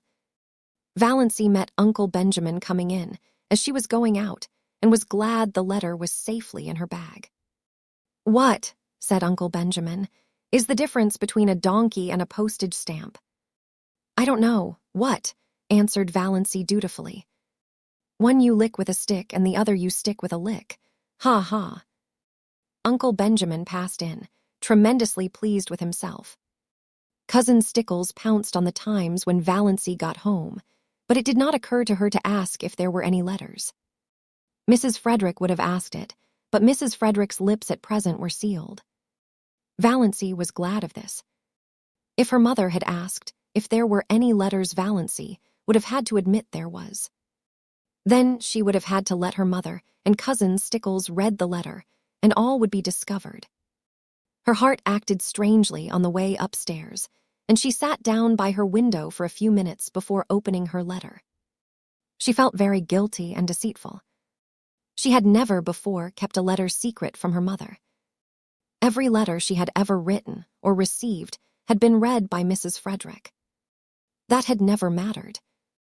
Valancy had never had anything to hide. But this did matter. She could not have anyone see this letter. But her fingers trembled with a consciousness of wickedness and unfilial conduct as she opened it, trembled a little, too, perhaps, with apprehension. She felt quite sure there was nothing seriously wrong with her heart, but one never knew. Dr. Trent's letter was like himself, blunt, abrupt, concise, wasting no words. Dr. Trent never beat about the bush. "Dear Miss Stirling," and then a page of black, positive writing. Valancy seemed to read it at a glance. She dropped it on her lap, her face ghost-white. Dr. Trent told her that she had a very dangerous and fatal form of heart disease, angina pectoris, evidently complicated with an aneurysm, whatever that was, and in the last stages. He said, without mincing matters, that nothing could be done for her. If she took great care of herself, she might live a year, but she might also die at any moment. Dr. Trent never troubled himself about euphemisms. She must be careful to avoid all excitement and all severe muscular efforts. She must eat and drink moderately. She must never run. She must go upstairs and uphill with great care. Any sudden jolt or shock might be fatal. She was to get the prescription he enclosed filled and carry it with her always, taking a dose whenever her attacks came on. And he was hers truly, H.B. Trent. Valancy sat for a long while by her window. Outside was a world drowned in the light of a spring afternoon, skies entrancingly blue, winds perfumed and free, lovely, soft, blue hazes at the end of every street. Over at the railway station, a group of young girls was waiting for a train. She heard their gay laughter as they chattered and joked. The train roared in and roared out again. But none of these things had any reality. Nothing had any reality, except the fact that she had only another year to live. When she was tired of sitting at the window, she went over and lay down on her bed, staring at the cracked, discolored ceiling. The curious numbness that follows on a staggering blow possessed her. She did not feel anything except a boundless surprise and incredulity, behind which was the conviction that Dr. Trent knew his business, and that she, Valancy Stirling, who had never lived, was about to die. When the gong rang for supper, Valancy got up and went downstairs mechanically, from force of habit. She wondered that she had been let alone so long. But of course, her mother would not pay any attention to her just now. Valancy was thankful for this. She thought the quarrel over the rosebush had been really, as Mrs. Frederick herself might have said, providential. She could not eat anything, but both Mrs. Frederick and Cousin Stickles thought this was because she was deservedly unhappy over her mother's attitude, and her lack of appetite was not commented on. Valancy forced herself to swallow a cup of tea, and then sat and watched the others eat, with an odd feeling that years had passed since she had sat with them at the dinner table. She found herself smiling inwardly to think what a commotion she could make if she chose. Let her merely tell them what was in Dr. Trent's letter, and there would be as much fuss made as if, Valancy thought bitterly, they really cared two straws about her. Dr. Trent's housekeeper got word from him today, said Cousin Stickles, so suddenly that Valancy jumped guiltily. Was there anything in thought waves? Mrs. Judd was talking to her uptown. They think his son will recover, but Dr. Trent wrote that if he did, he was going to take him abroad as soon as he was able to travel and wouldn't be back here for a year at least. That will not matter much to us, said Mrs. Frederick majestically. He is not our doctor. I would not. Here she looked or seemed to look accusingly right through Valancy. Have him to doctor a sick cat. May I go upstairs and lie down? Said Valancy faintly. I have a headache. What has given you a headache? Asked Cousin Stickles, since Mrs. Frederick would not. The question had to be asked. Valancy could not be allowed to have headaches without interference. You ain't in the habit of having headaches. I hope you're not taking the mumps. Here, try a spoonful of vinegar. Piffle, said Valancy rudely, getting up from the table. She did not care just then if she were rude. She had had to be so polite all her life. If it had been possible for Cousin Stickles to turn pale, she would have. As it was not, she turned yellower. Are you sure you ain't feverish, Doss? You sound like it. You go and get right into bed, said Cousin Stickles, thoroughly alarmed, and I'll come up and rub your forehead and the back of your neck with Redfern's liniment. Valancy had reached the door, but she turned. I won't be rubbed with Redfern's liniment, she said. Cousin Stickles stared and gasped. What do you mean? I said I wouldn't be rubbed with Redfern's liniment, repeated Valancy. Horrid sticky stuff. And it has the vilest smell of any liniment I ever saw. It's no good. I want to be left alone, that's all. Valancy went out, leaving Cousin Stickles aghast. "She's feverish. She must be feverish," ejaculated Cousin Stickles. Mrs. Frederick went on eating her supper. It did not matter whether Valancy was or was not feverish. Valancy had been guilty of impertinence to her. Chapter 8. Valancy did not sleep that night. She lay awake all through the long dark hours, thinking. She made a discovery that surprised her. She, who had been afraid of almost everything in life, was not afraid of death. It did not seem in the least terrible to her, and she need not now be afraid of anything else. Why had she been afraid of things? Because of life. Afraid of Uncle Benjamin, because of the menace of poverty in old age. But now she would never be old, neglected, tolerated. Afraid of being an old maid all her life. But now she would not be an old maid very long. Afraid of offending her mother and her clan, because she had to live with and among them, and couldn't live peaceably if she didn't give in to them. But now she hadn't. Valancy felt a curious freedom. But she was still horribly afraid of one thing, the fuss the whole jamfrey of them would make when she told them. Valancy shuddered at the thought of it. She couldn't endure it. Oh, she knew so well how it would be. First, there would be indignation. Yes, indignation on the part of Uncle James because she had gone to a doctor, any doctor, without consulting HIM. Indignation on the part of her mother for being so sly and deceitful. To your own mother, Das. Indignation on the part of the whole clan because she had not gone to Dr. Marsh. Then would come the solicitude. She would be taken to Dr. Marsh, and when Dr. Marsh confirmed Dr. Trent's diagnosis, she would be taken to specialists in Toronto and Montreal. Uncle Benjamin would foot the bill with a splendid gesture of munificence in thus assisting the widow and orphan, and talk forever after of the shocking fees specialists charged for looking wise, and saying they couldn't do anything. And when the specialists could do nothing for her Uncle James, would insist on her taking purple pills. I've known them to effect a cure when all the doctors had given up.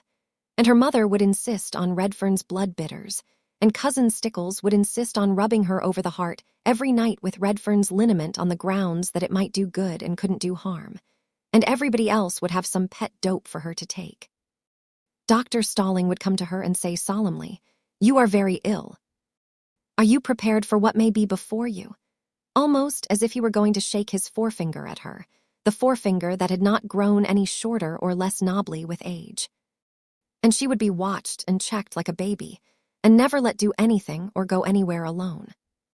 Perhaps she would not even be allowed to sleep alone, lest she die in her sleep. Cousin Stickles or her mother would insist on sharing her room and bed. Yes, undoubtedly they would.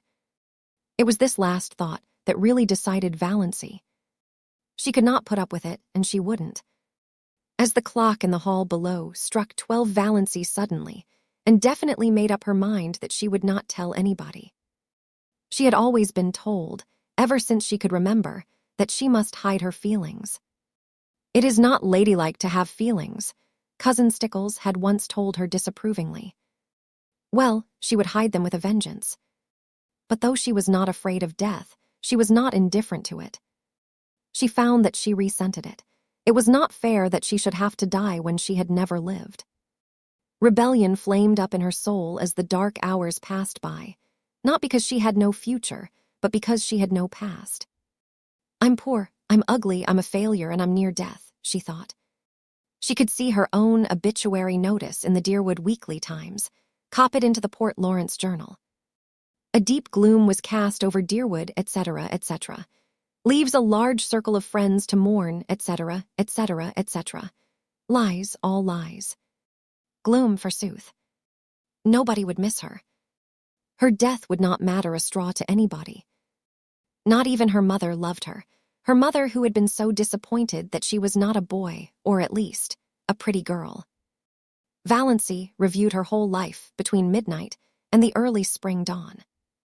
It was a very drab existence, but here and there an incident loomed out with a significance out of all proportion to its real importance. These incidents were all unpleasant in one way or another. Nothing really pleasant had ever happened to Valancy. I've never had one wholly happy hour in my life. Not one, she thought. I've just been a colorless nonentity. I remember reading somewhere, once, that there is an hour in which a woman might be happy all her life if she could but find it. I've never found my hour. Never, never. And I never will now. If I could only have had that hour, I'd be willing to die. Those significant incidents kept bobbing up in her mind like unbidden ghosts, without any sequence of time or place. For instance, that time when, at 16, she had blued a tubful of clothes too deeply. And the time when, at 8, she had stolen some raspberry jam from Aunt Wellington's pantry. Valancy never heard the last of those two misdemeanors. At almost every clan gathering, they were raked up against her as jokes. Uncle Benjamin hardly ever missed retelling the raspberry jam incident. He had been the one to catch her, her face all stained and streaked. I have really done so few bad things that they have to keep harping on the old ones, thought Valancy. Why, I've never even had a quarrel with anyone. I haven't an enemy. What a spineless thing I must be not to have even one enemy. There was that incident of the dust pile at school when she was 7. Valancy always recalled it when Dr. Stirling referred to the text. To him that hath shall be given, and from him that hath not shall be taken even that which he hath. Other people might puzzle over that text, but it never puzzled Valancy. The whole relationship between herself and Olive, dating from the day of the dust pile, was a commentary on it. She had been going to school a year, but Olive, who was a year younger, had just begun and had about her all the glamour of a new girl, and an exceedingly pretty girl at that. It was at recess, and all the girls, big and little, were out on the road in front of the school making dust piles. The aim of each girl was to have the biggest pile. Valancy was good at making dust piles. There was an art in it, and she had secret hopes of leading. But Olive, working off by herself, was suddenly discovered to have a larger dust pile than anybody. Valancy felt no jealousy. Her dust pile was quite big enough to please her.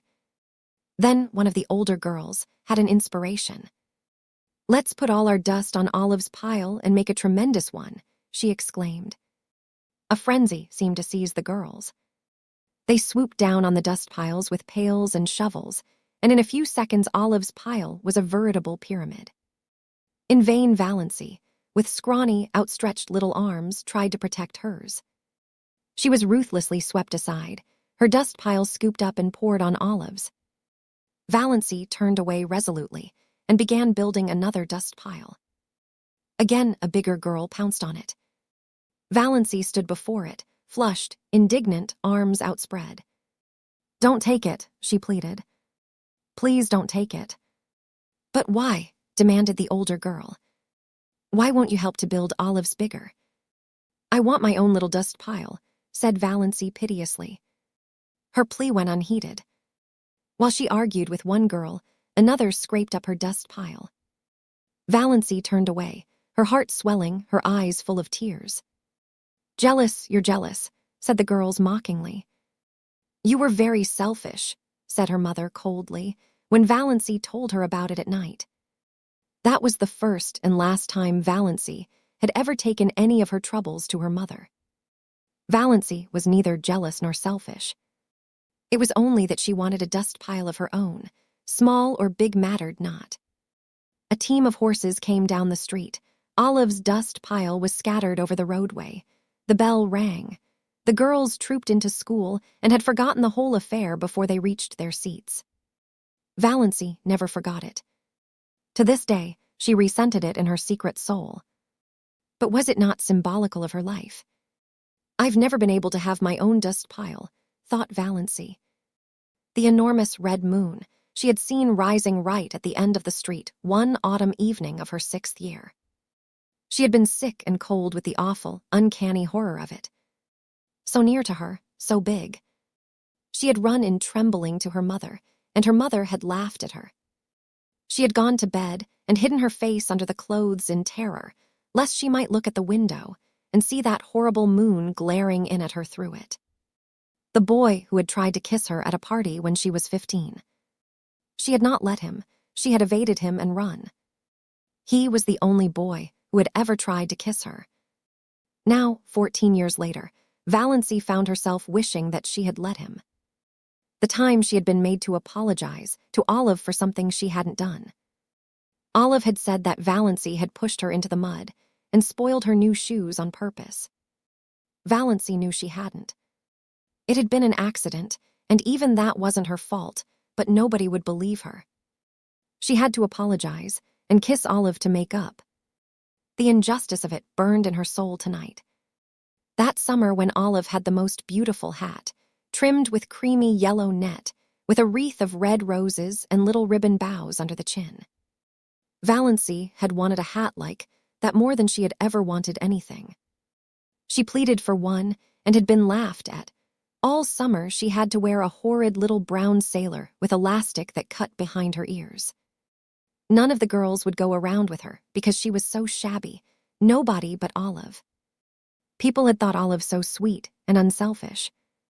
I was an excellent foil for her, thought Valancy. Even then she knew that. Valancy had tried to win a prize for attendance in Sunday school once. But Olive won it. There were so many Sundays Valancy had to stay home because she had colds. She had once tried to say a piece in school one Friday afternoon and had broken down in it. Olive was a good reciter and never got stuck. The night she had spent in Port Lawrence with Aunt Isabel when she was 10. Valancy Stirling was there, from Montreal, 12 years old, conceited, clever. At family prayers in the morning, Byron had reached across and given Valancy's thin arm such a savage pinch that she screamed out with pain. After prayers were over, she was summoned to Aunt Isabel's bar of judgment. But when she said Byron had pinched her, Byron denied it. He said she cried out because the kitten scratched her. He said she had put the kitten up on her chair and was playing with it when she should have been listening to Uncle David's prayer. He was believed. In the Stirling clan, the boys were always believed before the girls. Valancy was sent home in disgrace because of her exceedingly bad behavior during family prayers, and she was not asked to Aunt Isabel's again for many moons. The time cousin Betty Stirling was married. Somehow Valancy got wind of the fact that Betty was going to ask her to be one of her bridesmaids. Valancy was secretly uplifted. It would be a delightful thing to be a bridesmaid. And of course she would have to have a new dress for it, a pretty new dress, a pink dress. Betty wanted her bridesmaids to dress in pink. But Betty had never asked her, after all. Valancy couldn't guess why, but long after her secret tears of disappointment had been dried, Olive told her. Betty, after much consultation and reflection, had decided that Valancy was too insignificant. She would spoil the effect. That was 9 years ago. But tonight, Valancy caught her breath with the old pain and sting of it. That day in her 11th year, when her mother had badgered her into confessing something she had never done. Valancy had denied it for a long time, but eventually for peace' sake she had given in and pleaded guilty. Mrs. Frederick was always making people lie, by pushing them into situations where they had to lie. Then her mother had made her kneel down on the parlor floor, between herself and Cousin Stickles, and say, "Oh God, please forgive me for not speaking the truth." Valancy had said it, but as she rose from her knees she muttered, "But, oh God, you know I did speak the truth." Valancy had not then heard of Galileo, but her fate was similar to his. She was punished just as severely as if she hadn't confessed and prayed. The winter she went to dancing school. Uncle James had decreed she should go and had paid for her lessons. How she had looked forward to it, and how she had hated it. She had never had a voluntary partner. The teacher always had to tell some boy to dance with her, and generally he had been sulky about it. Yet Valancy was a good dancer, as light on her feet as thistledown. Olive, who never lacked eager partners, was heavy. The affair of the button string, when she was 10. All the girls in school had button strings. Olive had a very long one, with a great many beautiful buttons. Valancy had one. Most of the buttons on it were very commonplace, but she had 6 beauties that had come off Grandmother Stirling's wedding gown, sparkling buttons of gold and glass, much more beautiful than any Olive had. Their possession conferred a certain distinction on Valancy. She knew every little girl in school envied her the exclusive possession of those beautiful buttons.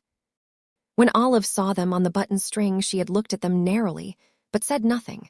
Then, the next day, Aunt Wellington had come to Elm Street and told Mrs. Frederick that she thought Olive should have some of those buttons.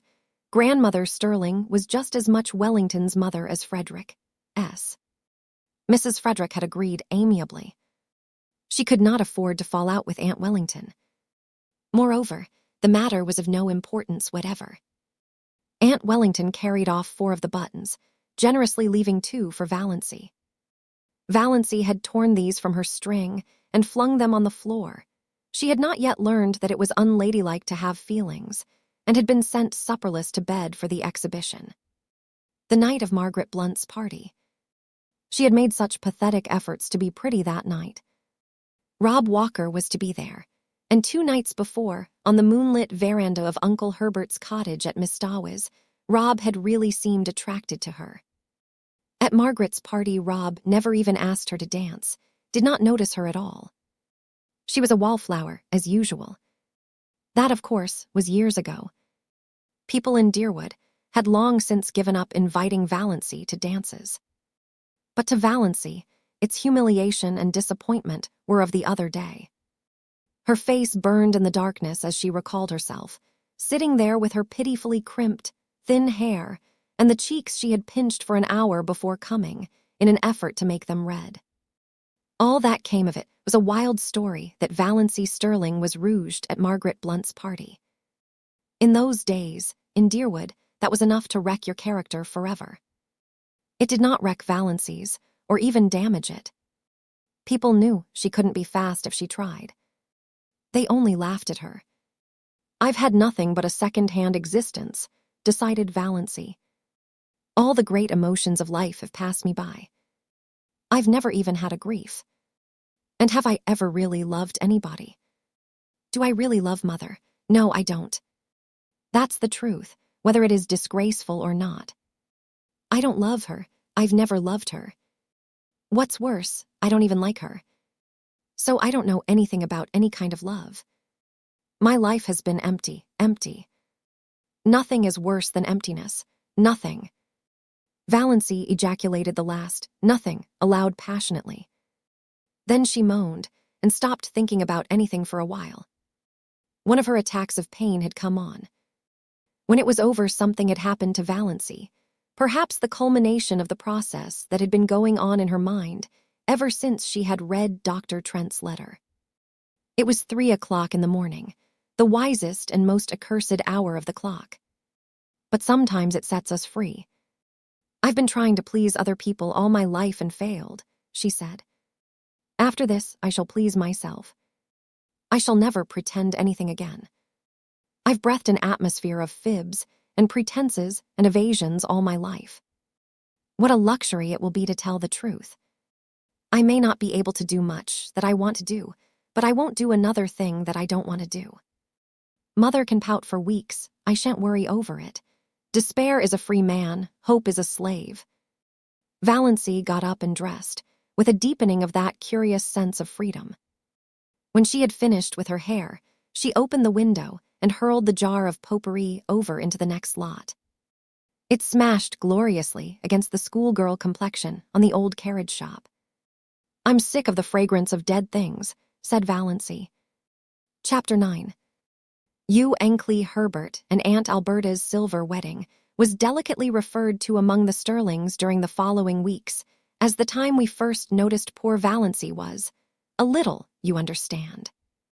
Not for worlds would any of the Stirlings have set out, and out at first, that Valancy had gone mildly insane, or even that her mind was slightly deranged.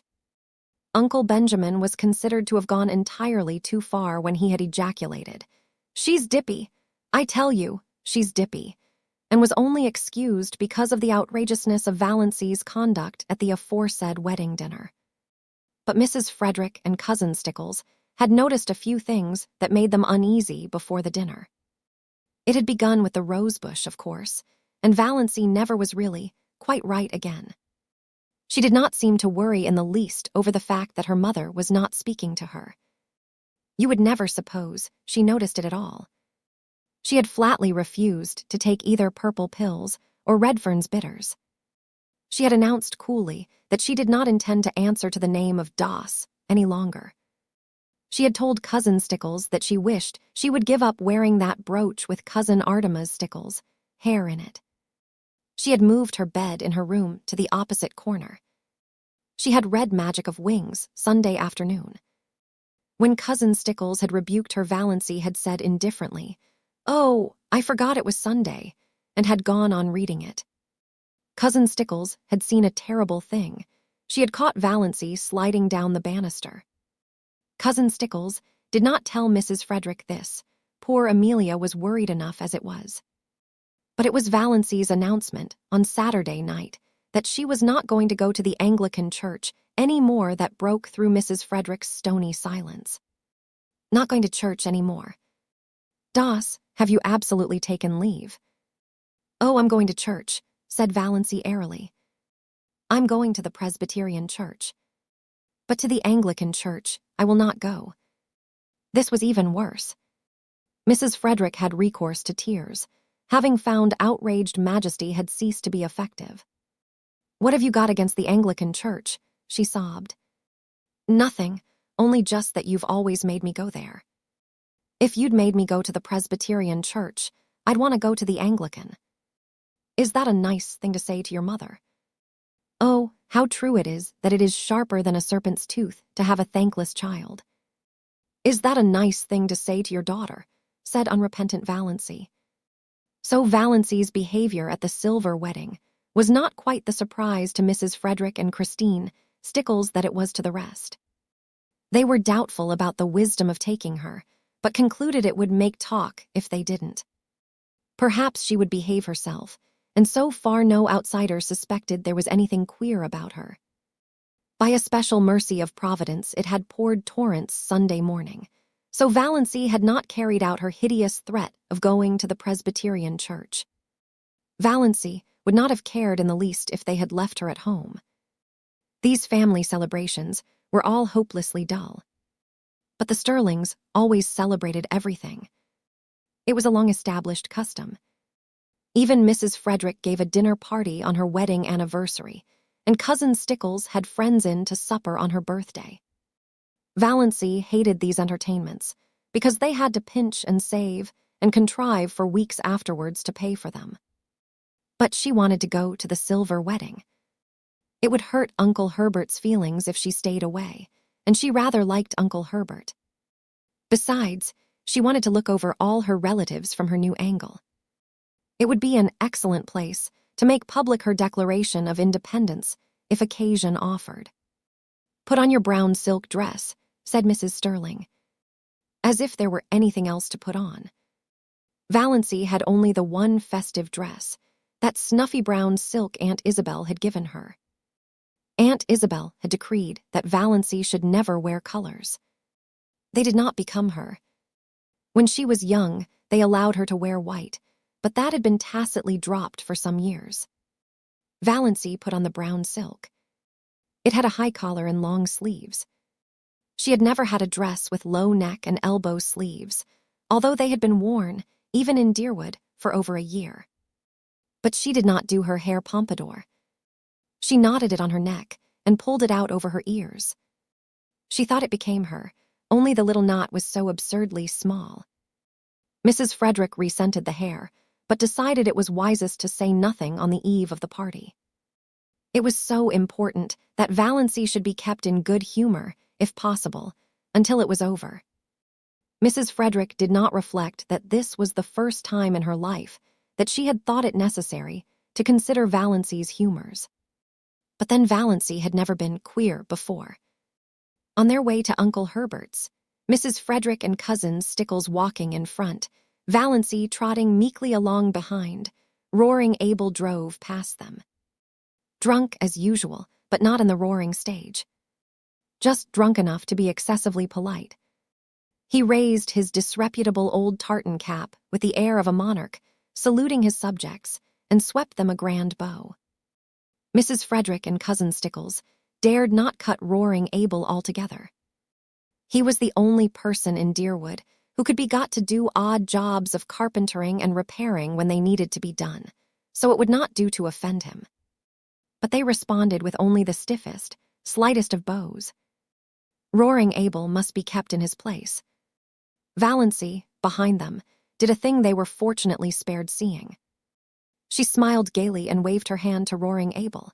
Why not? She had always liked the old sinner. He was such a jolly, picturesque, unashamed reprobate, and stood out against the drab respectability of Deerwood and its customs like a flame-red flag of revolt and protest.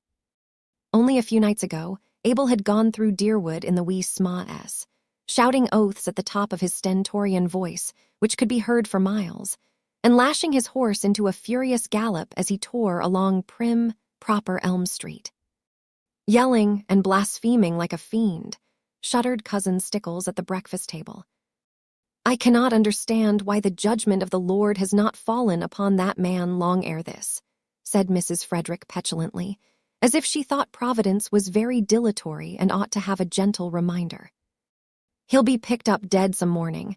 He'll fall under his horse's hoofs and be trampled to death, said Cousin Stickles reassuringly. Valancy had said nothing, of course, but she wondered to herself if Roaring Abel's periodical sprees were not his futile protest against the poverty and drudgery and monotony of his existence. She went on dream sprees in her blue castle. Roaring Abel, having no imagination, could not do that. His escapes from reality had to be concrete. So she waved at him today with a sudden fellow feeling, and Roaring Abel, not too drunk to be astonished, nearly fell off his seat in his amazement. By this time, they had reached Maple Avenue and Uncle Herbert's house, a large, pretentious structure peppered with meaningless bay windows and excrescent porches. A house that always looked like a stupid, prosperous, self-satisfied man with warts on his face. A house like that, said Valancy solemnly, is a blasphemy. Mrs. Frederick was shaken to her soul. What had Valancy said? Was it profane? Or only just queer? Mrs. Frederick took off her hat in Aunt Alberta's spare room with trembling hands. She made one more feeble attempt to avert disaster. She held Valancy back on the landing as Cousin Stickles went downstairs. Won't you try to remember you're a lady? She pleaded. Oh, if there were only any hope of being able to forget it, said Valancy wearily. Mrs. Frederick felt that she had not deserved this from Providence. Chapter 10. Be less this food to our use, and consecrate our lives to thy service, said Uncle Herbert briskly. Aunt Wellington frowned. She always considered Herbert's graces entirely too short and flippant. A grace, to be a grace in Aunt Wellington's eyes, had to be at least 3 minutes long and uttered in an unearthly tone, between a groan and a chant. As a protest, she kept her head, bent a perceptible time after all the rest had been lifted. When she permitted herself to sit upright, she found Valancy looking at her. Ever afterwards, Aunt Wellington averred that she had known from that moment that there was something wrong with Valancy. In those queer, slanted eyes of hers, we should always have known she was not entirely right with eyes like that. There was an odd gleam of mockery and amusement, as if Valancy were laughing at her. Such a thing was unthinkable, of course. Aunt Wellington at once ceased to think it. Valancy was enjoying herself. She had never enjoyed herself at a family reunion before. In social functions, as in childish games, she had only filled in. Her clan had always considered her very dull. She had no parlor tricks, and she had been in the habit of taking refuge from the boredom of family parties in her blue castle, which resulted in an absent-mindedness that increased her reputation for dullness and vacuity. She has no social presence whatever, Aunt Wellington had decreed once and for all. Nobody dreamed that Valancy was dumb in their presence, merely because she was afraid of them. Now she was no longer afraid of them. The shackles had been stricken off her soul. She was quite prepared to talk if occasion offered. Meanwhile, she was giving herself such freedom of thought as she had never dared to take before. She let herself go with a wild, inner exultation as Uncle Herbert carved the turkey. Uncle Herbert gave Valancy a second look that day. Being a man, he didn't know what she had done to her hair, but he thought surprisedly that Doss was not such a bad-looking girl, after all, and he put an extra piece of white meat on her plate. "What herb is most injurious to a young lady's beauty?" propounded Uncle Benjamin by way of starting conversation, loosening things up a bit, as he would have said. Valancy, whose duty it was to say, "What?" did not say it. Nobody else said it, so Uncle Benjamin, after an expectant pause, had to answer, "Time," and felt that his riddle had fallen flat. He looked resentfully at Valancy, who had never failed him before, but Valancy did not seem even to be aware of him. She was gazing around the table, examining relentlessly everyone in this depressing assembly of sensible people, and watching their little squirms with a detached, amused smile. So these were the people she had always held in reverence and fear. She seemed to see them with new eyes. Big, capable, patronizing, voluble Aunt Mildred, who thought herself the cleverest woman in the clan, her husband a little lower than the angels and her children wonders. Had not her son, Howard, been all through teething at 11 months? And could she not tell you the best way to do everything, from cooking mushrooms to picking up a snake? What a bore she was. What ugly moles she had on her face. Cousin Gladys, who was always praising her son, who had died young, and always fighting with her living one. She had neuritis, or what she called neuritis. It jumped about from one part of her body to another. It was a convenient thing. If anybody wanted her to go somewhere, she didn't want to go. She had neuritis in her legs. And always, if any mental effort was required, she could have neuritis in her head. You can't think with neuritis in your head, my dear. What an old humbug you are, thought Valancy impiously. Aunt Isabel, Valancy counted her chins. Aunt Isabel was the critic of the clan. She had always gone about squashing people flat. More members of it than Valancy were afraid of her. She had, it was conceded, a biting tongue. "I wonder what would happen to your face if you ever smiled," speculated Valancy, unblushingly. Second cousin Sarah Taylor, with her great, pale, expressionless eyes, who was noted for the variety of her pickle recipes and for nothing else. So afraid of saying something indiscreet that she never said anything worth listening to. So proper that she blushed when she saw the advertisement picture of a corset and had put a dress on her Venus de Milo statuette which made it look real tasty. Little cousin Georgiana. Not such a bad little soul, but dreary, very. Always looking as if she had just been starched and ironed. Always afraid to let herself go. The only thing she really enjoyed was a funeral. You knew where you were with a corpse.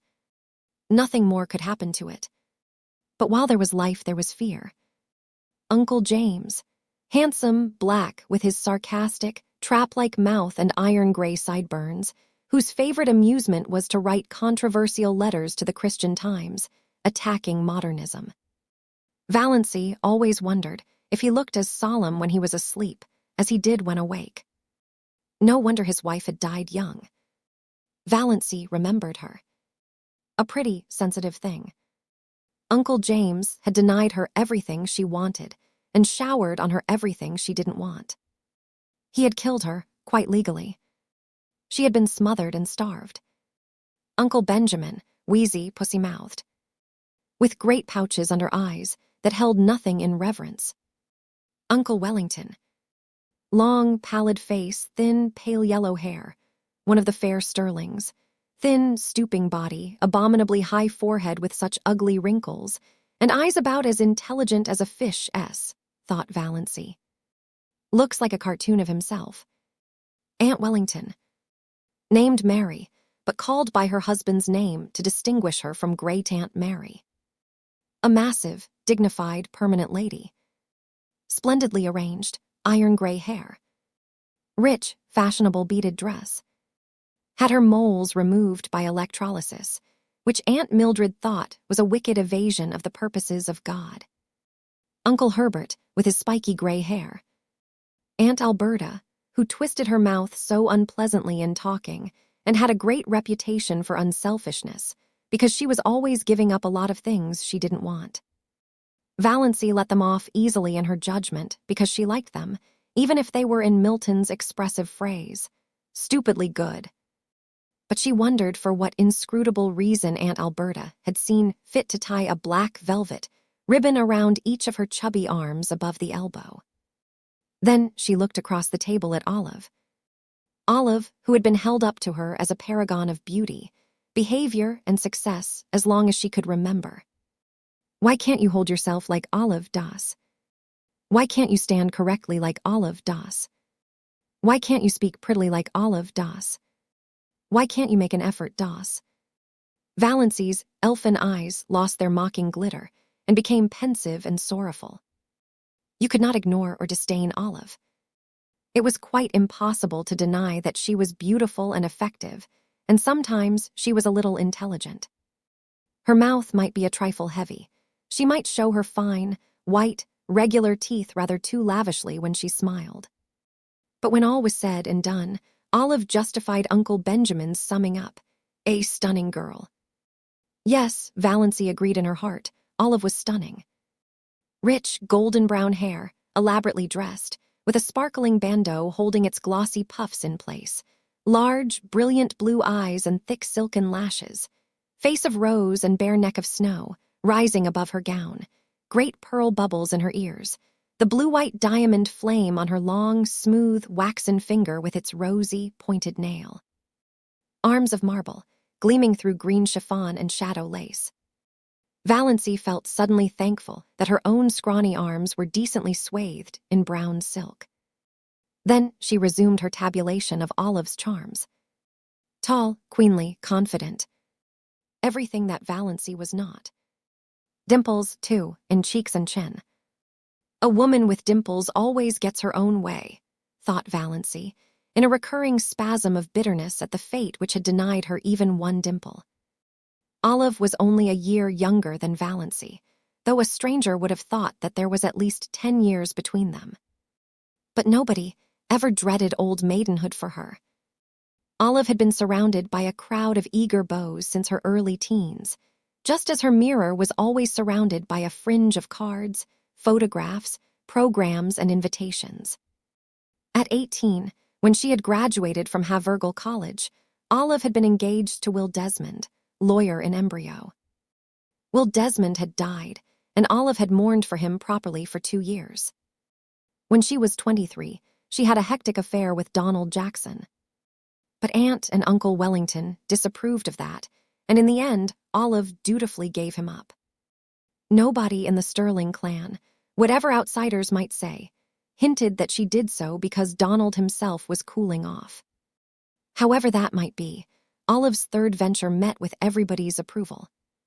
Cecil Price was clever and handsome, and one of the Port Lawrence Prices. Olive had been engaged to him for 3 years. He had just graduated in civil engineering, and they were to be married as soon as he landed a contract. Olive's hope chest was full to overflowing with exquisite things, and Olive had already confided to Valancy what her wedding dress was to be. Ivory silk draped with lace, white satin court train, lined with pale green georgette, heirloom veil of Brussels lace. Valancy knew also, though Olive had not told her, that the bridesmaids were selected and that she was not among them.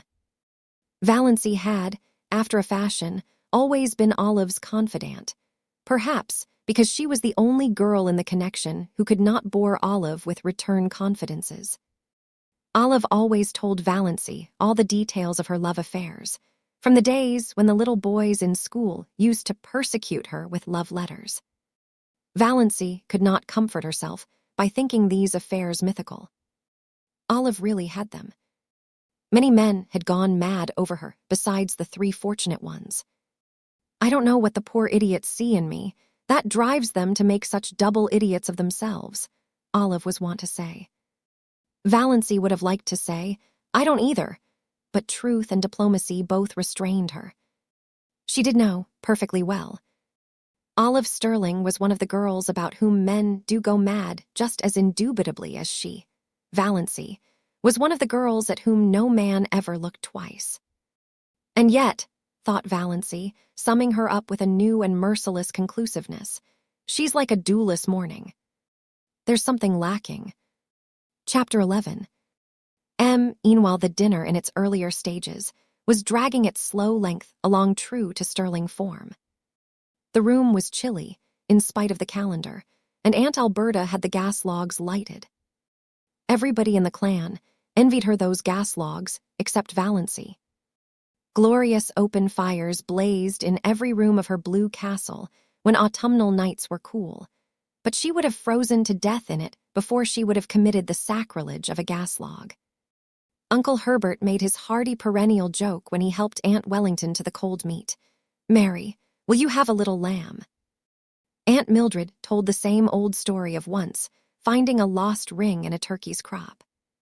Uncle Benjamin told his favorite prosy tale of how he had once chased and punished a now famous man for stealing apples. Second cousin Jane described all her sufferings with an ulcerating tooth. Aunt Wellington admired the pattern of Aunt Alberta's silver teaspoons and lamented the fact that one of her own had been lost. It spoiled the set. I could never get it matched. And it was my wedding present from dear old Aunt Matilda. Aunt Isabel thought the seasons were changing and couldn't imagine what had become of our good, old-fashioned springs. Cousin Georgiana, as usual, discussed the last funeral and wondered, audibly, which of us will be the next to pass away? Cousin Georgiana could never say anything as blunt as die. Valancy thought she could tell her, but didn't. Cousin Gladys, likewise as usual, had a grievance. Her visiting nephews had nipped all the buds off her houseplants and chivied her brood of fancy chickens, squeezed some of them actually to death, my dear. Boys will be boys, reminded Uncle Herbert tolerantly. But they needn't be rampageous animals, retorted Cousin Gladys, looking round the table for appreciation of her wit. Everybody smiled except Valancy. Cousin Gladys remembered that. A few minutes later, when Ellen Hamilton was being discussed, Cousin Gladys spoke of her as one of those shy, plain girls who can't get husbands, and glanced significantly at Valancy. Uncle James thought the conversation was sagging to a rather low plane of personal gossip. He tried to elevate it by starting an abstract discussion on the greatest happiness. Everybody was asked to state his or her idea of the greatest happiness. Aunt Mildred thought the greatest happiness, for a woman, was to be a loving and beloved wife and mother. Aunt Wellington thought it would be to travel in Europe. Olive thought it would be to be a great singer like Tetrazzini. Cousin Gladys remarked mournfully that her greatest happiness would be to be free, absolutely free, from neuritis. Cousin Georgiana's greatest happiness would be to have her dear, dead brother Richard back. Aunt Alberta remarked vaguely that the greatest happiness was to be found in the poetry of life, and hastily gave some directions to her maid to prevent anyone asking her what she meant. Mrs. Frederick said the greatest happiness was to spend your life in loving service for others, and Cousin Stickles and Aunt Isabel agreed with her, Aunt Isabel with a resentful air, as if she thought Mrs. Frederick had taken the wind out of her sails by saying it first. "We are all too prone," continued Mrs. Frederick, determined not to lose so good an opportunity, "to live in selfishness, worldliness, and sin." The other women all felt rebuked for their low ideals, and Uncle James had a conviction that the conversation had been uplifted with a vengeance. "The greatest happiness," said Valancy suddenly and distinctly, "is to sneeze when you want to." Everybody stared. Nobody felt it safe to say anything. Was Valancy trying to be funny? It was incredible. Mrs. Frederick, who had been breathing easier since the dinner had progressed so far without any outbreak on the part of Valancy, began to tremble again. But she deemed it the part of prudence to say nothing. Uncle Benjamin was not so prudent. He rashly rushed in where Mrs. Frederick feared to tread. "Das," he chuckled, "what is the difference between a young girl and an old maid?" "One is happy and careless, and the other is cappy and hairless," said Valancy. "You have asked that riddle at least 50 times in my recollection, Uncle Ben. Why don't you hunt up some new riddles, if riddle you must? It is such a fatal mistake to try to be funny if you don't succeed." Uncle Benjamin stared foolishly. Never in his life had he, Benjamin Stirling, of Stirling and Frost, been spoken to so. And by Valancy of all people. He looked feebly around the table to see what the others thought of it. Everybody was looking rather blank. Poor Mrs. Frederick had shut her eyes, and her lips moved tremblingly, as if she were praying. Perhaps she was. The situation was so unprecedented that nobody knew how to meet it. Valancy went on calmly, eating her salad, as if nothing out of the usual had occurred. Aunt Alberta, to save her dinner, plunged into an account of how a dog had bitten her recently. Uncle James, to back her up, asked where the dog had bitten her. "Just a little below the Catholic Church," said Aunt Alberta. At that point Valancy laughed. Nobody else laughed. What was there to laugh at? "Is that a vital part?" asked Valancy. "What do you mean?" said bewildered Aunt Alberta, and Mrs. Frederick was almost driven to believe that she had served God all her years for naught. Aunt Isabel concluded that it was up to her to suppress Valancy. "Das, you are horribly thin," she said. "You are all corners. Do you ever try to fatten up a little?" No, Valancy was not asking quarter or giving it. "But I can tell you where you'll find a beauty parlor in Port Lawrence, where they can reduce the number of your chins." "Valancy," the protest was wrung from Mrs. Frederick. She meant her tone to be stately and majestic, as usual, but it sounded more like an imploring whine. And she did not say "Das." "She's feverish," said Cousin Stickles to Uncle Benjamin in an agonized whisper. "We've thought she seemed feverish for several days." "She's gone dippy, in my opinion," growled Uncle Benjamin. "If not, she ought to be spanked. Yes, spanked." "You can't spank her." Cousin Stickles was much agitated. "She's 29 years old. So there is that advantage, at least, in being 29, said Valancy, whose ears had caught this aside. "Das," said Uncle Benjamin, "when I am dead you may say what you please. As long as I am alive, I demand to be treated with respect." "Oh, but you know we're all dead," said Valancy, "the whole Stirling clan. Some of us are buried and some aren't, yet. That is the only difference." "Das," said Uncle Benjamin, thinking it might cow Valancy, "do you remember the time you stole the raspberry jam?" Valancy flushed scarlet, with suppressed laughter, not shame. She had been sure Uncle Benjamin would drag that jam in somehow. "Of course I do," she said. "It was good jam. I've always been sorry I hadn't time to eat more of it before you found me. Oh, look at Aunt Isabel's profile on the wall. Did you ever see anything so funny?" Everybody looked, including Aunt Isabel herself, which of course destroyed it. But Uncle Herbert said kindly, I wouldn't eat any more if I were you, Das. It isn't that I grudge it, but don't you think it would be better for yourself? Your stomach seems a little out of order." "Don't worry about my stomach, old dear," said Valancy. "It is all right. I'm going to keep right on eating. It's so seldom I get the chance of a satisfying meal." It was the first time anyone had been called old dear in Deerwood. The Stirlings thought Valancy had invented the phrase, and they were afraid of her from that moment. There was something so uncanny about such an expression. But in poor Mrs. Frederick's opinion, the reference to a satisfying meal was the worst thing Valancy had said yet. Valancy had always been a disappointment to her. Now she was a disgrace.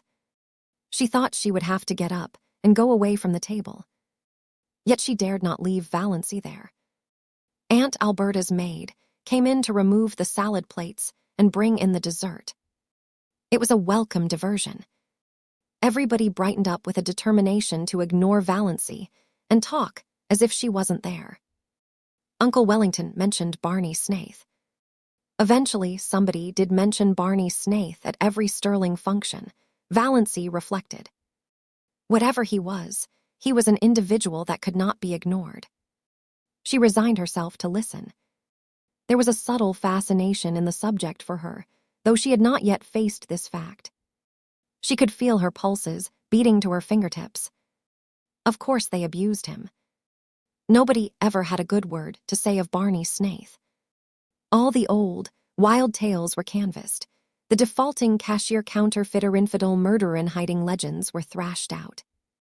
Uncle Wellington was very indignant that such a creature should be allowed to exist at all in the neighborhood of Deerwood. He didn't know what the police at Port Lawrence were thinking of. Everybody would be murdered in their beds some night. It was a shame that he should be allowed to be at large after all that he had done. "What has he done?" asked Valancy suddenly. Uncle Wellington stared at her, forgetting that she was to be ignored. Done, he's done everything." "What has he done?" repeated Valancy inexorably. "What do you know that he has done? You're always running him down. And what has ever been proved against him?" "I don't argue with women," said Uncle Wellington.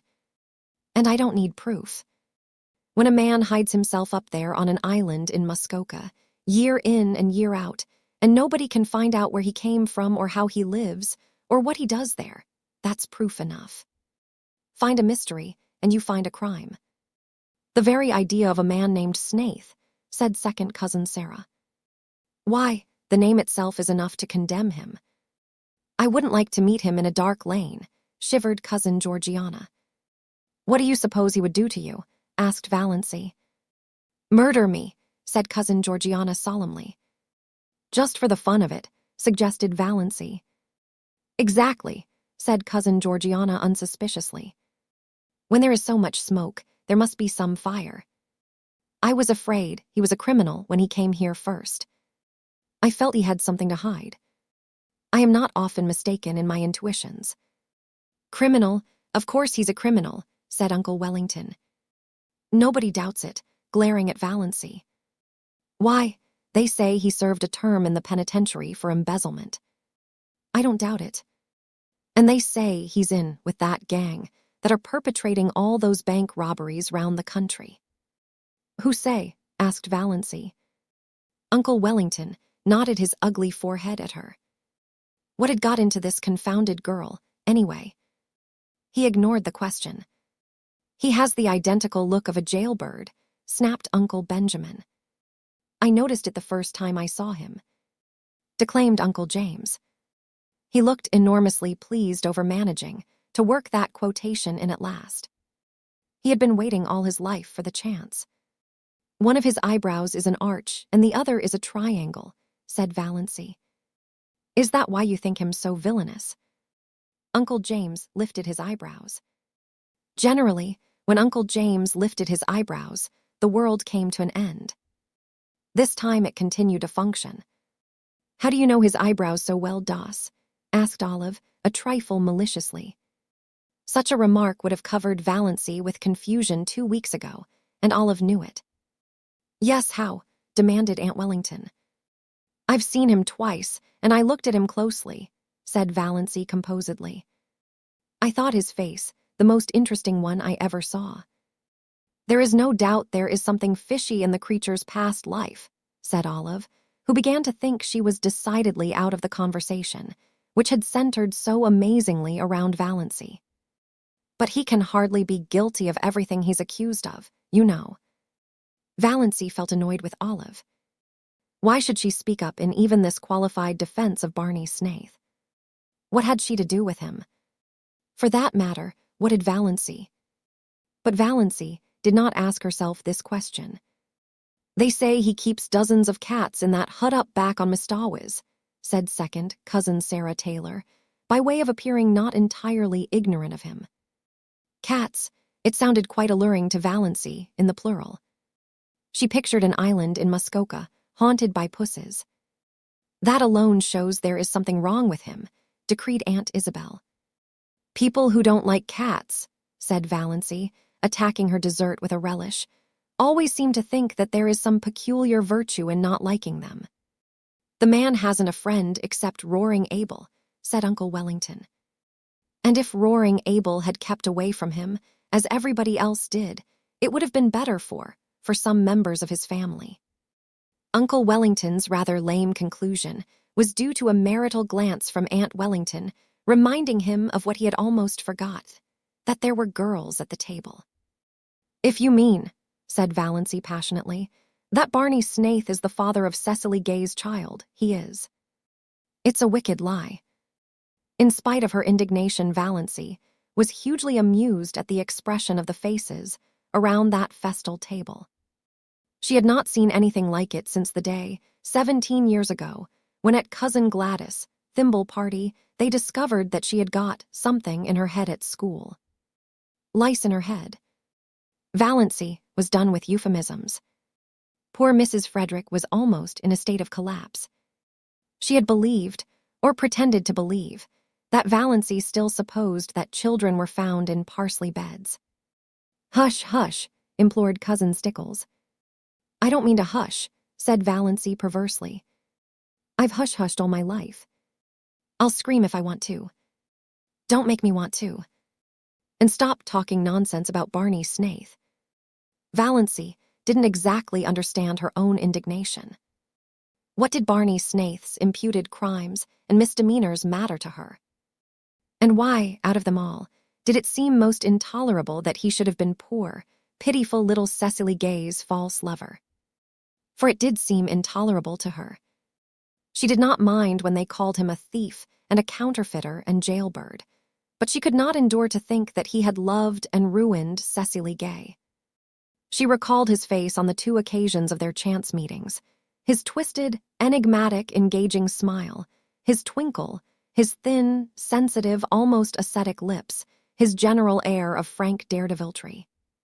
A man with such a smile and lips might have murdered or stolen, but he could not have betrayed. She suddenly hated everyone who said it or believed it of him. "When I was a young girl, I never thought or spoke about such matters, Doss," said Aunt Wellington, crushingly. "But I'm not a young girl," retorted Valancy, uncrushed. "Aren't you always rubbing that into me? And you are all evil-minded, senseless gossips. Can't you leave poor Sissy Gay alone? She's dying. Whatever she did, God or the devil has punished her enough for it. You needn't take a hand, too. As for Barney Snaith, the only crime he has been guilty of is living to himself and minding his own business. He can, it seems, get along without you. Which is an unpardonable sin, of course, in your little snobocracy." Valancy coined that concluding word suddenly and felt that it was an inspiration. That was exactly what they were, and not one of them was fit to mend another. "Valancy, your poor father would turn over in his grave if he could hear you," said Mrs. Frederick. "I dare say he would like that for a change," said Valancy brazenly. "Doss," said Uncle James heavily, "the 10 Commandments are fairly up to date still, especially the 5th. Have you forgotten that?" "No," said Valancy, "but I thought you had especially the 9th. Have you ever thought, Uncle James, how dull life would be without the 10 Commandments? It is only when things are forbidden that they become fascinating." But her excitement had been too much for her. She knew, by certain unmistakable warnings, that one of her attacks of pain was coming on. It must not find her there. She rose from her chair. "I am going home now. I only came for the dinner. It was very good, Aunt Alberta, although your salad dressing is not salt enough and a dash of cayenne would improve it." None of the flabbergasted silver wedding guests could think of anything to say until the lawn gate clanged behind Valancy in the dusk. Then, "She's feverish. I've said right along she was feverish," moaned Cousin Stickles. Uncle Benjamin punished his pudgy left hand fiercely with his pudgy right. "She's dippy. I tell you she's gone dippy," he snorted angrily. "That's all there is about it, clean dippy." "Oh, Benjamin," said Cousin Georgiana soothingly, "don't condemn her too rashly. We must remember what dear old Shakespeare says, that charity thinketh no evil." "Charity, poppycock," snorted Uncle Benjamin. I never heard a young woman talk such stuff in my life, as she just did. Talking about things she ought to be ashamed to think of, much less mention. Blaspheming, insulting us. What she wants is a generous dose of spankweed, and I'd like to be the one to administer it. H-H-H-H. Uncle Benjamin gulped down the half of a scalding cup of coffee.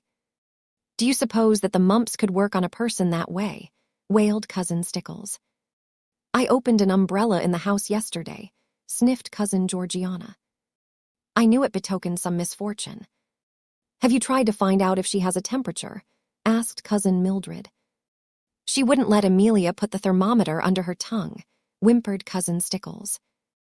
Mrs. Frederick was openly in tears. All her defenses were down. I must tell you, she sobbed, that Valancy has been acting very strangely for over 2 weeks now. She hasn't been a bit like herself, Christine could tell you. I have hoped against hope that it was only one of her colds coming on. But it must be something worse. This is bringing on my neuritis again, said Cousin Gladys, putting her hand to her head. Don't cry, Amelia, said Herbert kindly, pulling nervously at his spiky gray hair. He hated family ructions. Very inconsiderate of Doss to start one at his silver wedding. Who could have supposed she had it in her? You'll have to take her to a doctor. This may be only a brainstorm. There are such things as brainstorms nowadays, aren't there? I suggested consulting a doctor to her yesterday, moaned Mrs. Frederick. And she said she wouldn't go to a doctor, wouldn't. Oh, surely I have had trouble enough. And she won't take Redfern's bitters, said Cousin Stickles. Or anything, said Mrs. Frederick. And she's determined to go to the Presbyterian church, said Cousin Stickles, repressing, however, to her credit be it said, the story of the banister. That proves she's dippy, growled Uncle Benjamin. I noticed something strange about her the minute she came in today. I noticed it before today. Uncle Benjamin was thinking of Mirzh. Everything she said today showed an unbalanced mind. That question, was it a vital part? Was there any sense at all in that remark? None whatever. There never was anything like that in the Stirlings. It must be from the Wansburghs. Poor Mrs. Frederick was too crushed to be indignant. I never heard of anything like that in the Wansburghs, she sobbed. Your father was odd enough, said Uncle Benjamin. Poor Pa was peculiar, admitted Mrs. Frederick tearfully, but his mind was never affected. He talked all his life exactly as Valancy did today, retorted Uncle Benjamin. And he believed he was his own great-great-grandfather born over again. I've heard him say it. Don't tell me that a man who believed a thing like that was ever in his right senses. Come, Amelia, stop sniffling. Of course Doss has made a terrible exhibition of herself today, but she's not responsible. Old maids are apt to fly off at a tangent like that. If she had been married, when she should have been, she wouldn't have got like this. Nobody wanted to marry her, said Mrs. Frederick, who felt that, somehow, Uncle Benjamin was blaming her. Well, fortunately there's no outsider here, snapped Uncle Benjamin. We may keep it in the family yet. I'll take her over to see Dr. Marsh tomorrow. I know how to deal with pig-headed people. Won't that be best, James? We must have medical advice, certainly, agreed Uncle James. Well, that's settled. In the meantime, Amelia, act as if nothing had happened and keep an eye on her. Don't let her be alone. Above all, don't let her sleep alone. Renewed whimpers from Mrs. Frederick. I can't help it. Night before last, I suggested she'd better have Christine sleep with her. She positively refused and locked her door. Oh, you don't know how she's changed. She won't work. At least she won't sew. She does her usual housework, of course. But she wouldn't sweep the parlor yesterday morning, though we always sweep it on Thursdays. She said she'd wait till it was dirty. Would you rather sweep a dirty room than a clean one? I asked her. She said, of course. I'd see something for my labor then. Think of it. Uncle Benjamin thought of it. The jar of potpourri, Cousin Stickles pronounced it as spelled, has disappeared from her room. I found the pieces in the next lot. She won't tell us what happened to it. I should never have dreamed it of Doss, said Uncle Herbert. She has always seemed such a quiet, sensible girl. A bit backward, but sensible. The only thing you can be sure of in this world is the multiplication table, said Uncle James, feeling cleverer than ever. Well, let's cheer up, suggested Uncle Benjamin. Why are chorus girls like fine stock razors? Why? Asked Cousin Stickles, since it had to be asked and Valancy wasn't there to ask it. Like to exhibit calves, chuckled Uncle Benjamin. Cousin Stickles thought Uncle Benjamin a little indelicate. Before Olive, too. But then he was a man. Uncle Herbert was thinking that things were rather dull now that Doss had gone. Chapter 12. Valancy hurried home through the faint blue twilight, hurried too fast perhaps. The attack she had, and she thankfully reached the shelter of her own room, was the worst yet. It was really very bad. She might die in one of those spells. It would be dreadful to die in such pain. Perhaps this was death. Valancy felt pitifully alone. When she could think at all, she wondered what it would be like to have someone with her who could sympathize, someone who really cared, just to hold her hand tight, if nothing else, someone just to say, "Yes, I know. It's dreadful, be brave, you'll soon be better," not someone merely fussy and alarmed. Not her mother or Cousin Stickles. Why did the thought of Barney Snaith come into her mind? Why did she suddenly feel, in the midst of this hideous loneliness of pain, that he would be sympathetic, sorry for anyone that was suffering? Why did he seem to her like an old, well-known friend? Was it because she had been defending him, standing up to her family for him? She was so bad at first that she could not even get herself a dose of Dr. Trent's prescription. But eventually she managed it, and soon after relief came. The pain left her and she lay on her bed, spent, exhausted in a cold perspiration. Oh, that had been horrible. She could not endure many more attacks like that. One didn't mind dying if death could be instant and painless. But to be hurt so in dying. Suddenly she found herself laughing. That dinner had been fun. And it had all been so simple. She had merely said the things she had always thought. Their faces, oh, their faces. Uncle Benjamin, poor, flabbergasted Uncle Benjamin. Valancy felt quite sure he would make a new will that very night. Olive would get Valancy's share of his fat hoard. Olive had always got Valancy's share of everything. Remember the dust pile? To laugh at her clan as she had always wanted to laugh was all the satisfaction she could get out of life now. But she thought it was rather pitiful that it should be so. Might she not pity herself a little when nobody else did? Valancy got up and went to her window. The moist, beautiful wind blowing across groves of young-leafed wild trees touched her face with the caress of a wise, tender, old friend. The Lombardys in Mrs. Treadgold's lawn, off to the left, Valancy could just see them between the stable and the old carriage shop, were in dark purple silhouette against a clear sky, and there was a milk-white, pulsating star just over one of them, like a living pearl on a silver-green lake. Far beyond the station were the shadowy, purple-hooded woods around Lake Mistawis. A white, filmy mist hung over them, and just above it was a faint, young crescent. Valancy looked at it over her thin left shoulder. "I wish," she said whimsically, "that I may have one little dust pile before I die." Chapter 13. Uncle Benjamin found he had reckoned without his host when he promised so airily to take Valancy to a doctor. Valancy would not go. Valancy laughed in his face. "Why on earth should I go to Dr. Marsh? There's nothing the matter with my mind. Though you all think I've suddenly gone crazy. Well, I haven't. I've simply grown tired of living to please other people and have decided to please myself. It will give you something to talk about besides my stealing the raspberry jam. So that's that."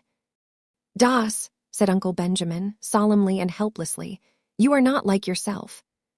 "Who am I like then?" asked Valancy. Uncle Benjamin was rather posed. Your grandfather Wansborough, he answered desperately. Thanks, Valancy looked pleased. That's a real compliment. I remember Grandfather Wansborough. He was one of the few human beings I have known, almost the only one. Now it is of no use to scold or entreat or command Uncle Benjamin, or exchange anguished glances with Mother and Cousin Stickles. I am not going to any doctor. And if you bring any doctor here, I won't see him. So what are you going to do about it? What indeed? It was not seemly, or even possible, to hail Valancy doctorwards by physical force. And in no other way could it be done, seemingly. Her mother's tears and imploring entreaties availed not. Don't worry, Mother, said Valancy, lightly but quite respectfully. It isn't likely I'll do anything very terrible.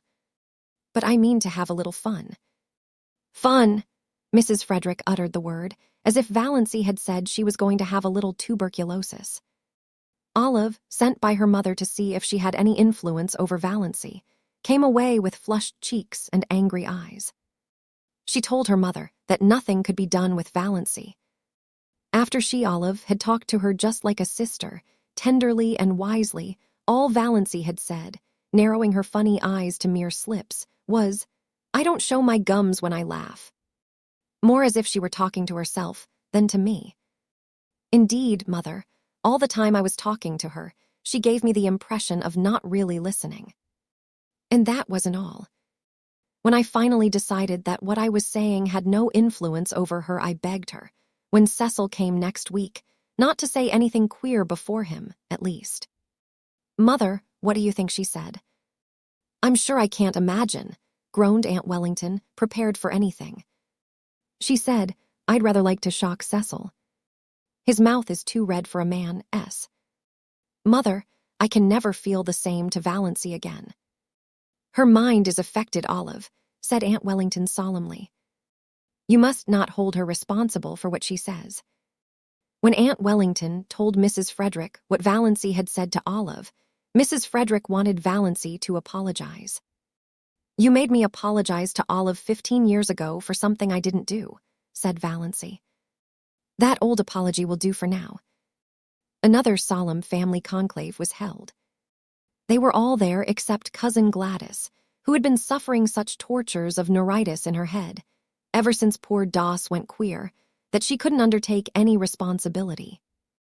They decided, that is, they accepted a fact that was thrust in their faces, that the wisest thing was to leave Valancy alone for a while, give her her head, as Uncle Benjamin expressed it, keep a careful eye on her, but let her pretty much alone. The term of watchful waiting had not been invented then, but that was practically the policy Valancy's distracted relatives decided to follow. We must be guided by developments, said Uncle Benjamin. It is, solemnly, easier to scramble eggs than unscramble them. Of course, if she becomes violent. Uncle James consulted Dr. Ambrose Marsh. Dr. Ambrose Marsh approved their decision. He pointed out to irate Uncle James, who would have liked to lock Valancy up somewhere, out of hand, that Valancy had not, as yet, really done or said anything that could be construed as proof of lunacy, and without proof you cannot lock people up in this degenerate age. Nothing that Uncle James had reported seemed very alarming to Dr. Marsh, who put up his hand to conceal a smile several times. But then he himself was not a Stirling, and he knew very little about the old Valancy. Uncle James stalked out and drove back to Deerwood, thinking that Ambrose Marsh wasn't much of a doctor, after all, and that Adelaide Stirling might have done better for herself. Chapter 14. El Ife cannot stop, because tragedy enters it. Meals must be made ready though a son dies, and porches must be repaired even if your only daughter is going out of her mind. Mrs. Frederick, in her systematic way, had long ago appointed the second week in June for the repairing of the front porch, the roof of which was sagging dangerously. Roaring Abel had been engaged to do it many moons before, and Roaring Abel promptly appeared on the morning of the first day of the second week and fell to work. Of course he was drunk. Roaring Abel was never anything but drunk. But he was only in the first stage, which made him talkative and genial. The odor of whiskey on his breath nearly drove Mrs. Frederick and Cousin Stickles wild at dinner. Even Valancy, with all her emancipation, did not like it. But she liked Abel, and she liked his vivid, eloquent talk, and after she washed the dinner dishes, she went out and sat on the steps and talked to him. Mrs. Frederick and Cousin Stickles thought it a terrible proceeding, but what could they do? Valancy only smiled mockingly at them when they called her in, and did not go. It was so easy to defy once you got started. The first step was the only one that really counted. They were both afraid to say anything more to her, lest she might make a scene before Roaring Abel, who would spread it all over the country with his own characteristic comments and exaggerations. It was too cold a day, in spite of the June sunshine, for Mrs. Frederick to sit at the dining room window and listen to what was said. She had to shut the window, and Valancy and Roaring Abel had their talk to themselves. But if Mrs. Frederick had known what the outcome of that talk was to be, she would have prevented it, if the porch was never repaired. Valancy sat on the steps, defiant of the chill breeze of this cold June, which had made Aunt Isabel aver the seasons were changing. She did not care whether she caught a cold or not. It was delightful to sit there in that cold, beautiful, fragrant world and feel free. She filled her lungs with the clean, lovely wind and held out her arms to it and let it tear her hair to pieces while she listened to Roaring Abel, who told her his troubles between intervals of hammering gaily in time to his Scotch songs. Valancy liked to hear him. Every stroke of his hammer fell true to the note. Old Abel Gay, in spite of his 70 years, was handsome still, in a stately, patriarchal manner. His tremendous beard, falling down over his blue flannel shirt, was still a flaming, untouched red, though his shock of hair was white as snow, and his eyes were a fiery, youthful blue. His enormous, reddish-white eyebrows were more like mustaches than eyebrows. Perhaps this was why he always kept his upper lip scrupulously shaved. His cheeks were red, and his nose ought to have been, but wasn't. It was a fine, upstanding, aquiline nose, such as the noblest Roman of them all might have rejoiced in. Abel was 6'2" in his stockings, broad-shouldered, lean-hipped. In his youth, he had been a famous lover, finding all women too charming to bind himself to one. His years had been a wild, colorful panorama of follies and adventures, gallantries, fortunes and misfortunes. He had been 45 before he married, a pretty slip of a girl whom his goings-on killed in a few years. Abel was piously drunk at her funeral and insisted on repeating the 55th chapter of Isaiah. Abel knew most of the Bible and all the Psalms by heart, while the minister, whom he disliked, prayed or tried to pray. Thereafter his house was run by an untidy old cousin who cooked his meals and kept things going after a fashion. In this unpromising environment, little Cecilia Gay had grown up. Valancy had known Sissy Gay fairly well in the democracy of the public school, though Sissy had been 3 years younger than she. After they left school, their paths diverged, and she had seen nothing of her. Old Abel was a Presbyterian. That is, he got a Presbyterian preacher to marry him, baptize his child, and bury his wife, and he knew more about Presbyterian theology than most ministers, which made him a terror to them in arguments. But Roaring Abel never went to church. Every Presbyterian minister who had been in Deerwood had tried his hand, once, at reforming Roaring Abel. But he had not been pestered of late. Rev. Mr. Bentley had been in Deerwood for 8 years, but he had not sought out Roaring Abel since the first 3 months of his pastorate. He had called on Roaring Abel then, and found him in the theological stage of drunkenness, which always followed the sentimental maudlin one and preceded the roaring, blasphemous one. The eloquently prayerful one, in which he realized himself temporarily and intensely as a sinner in the hands of an angry God, was the final one. Abel never went beyond it. He generally fell asleep on his knees and awakened sober, but he had never been dead drunk in his life. He told Mr. Bentley that he was a sound Presbyterian and sure of his election. He had no sins that he knew of to repent of. "Have you never done anything in your life that you are sorry for?" asked Mr. Bentley. Roaring Abel scratched his bushy white head and pretended to reflect. "Well, yes," he said finally. "There were some women I might have kissed and didn't. I've always been sorry for that." Mr. Bentley went out and went home. Abel had seen that Sissy was properly baptized, jovially drunk at the same time himself. He made her go to church and Sunday school regularly. The church people took her up, and she was in turn a member of the mission band, the Girls' Guild, and the Young Women's Missionary Society. She was a faithful, unobtrusive, sincere little worker. Everybody liked Sissy Gay and was sorry for her. She was so modest and sensitive and pretty in that delicate, elusive fashion of beauty, which fades so quickly if life is not kept in it by love and tenderness. But then liking and pity did not prevent them from tearing her in pieces like hungry cats when the catastrophe came. 4 years previously, Sissy Gay had gone up to a Muskoka hotel as a summer waitress. And when she had come back in the fall, she was a changed creature. She hid herself away and went nowhere. The reason soon leaked out and scandal raged. That winter Sissy's baby was born. Nobody ever knew who the father was. Cecily kept her poor pale lips tightly locked on her sorry secret. Nobody dared ask Roaring Abel any questions about it. Rumor and surmise laid the guilt at Barney Snaith's door because diligent inquiry among the other maids at the hotel revealed the fact that nobody there had ever seen Sissy Gay with a fellow.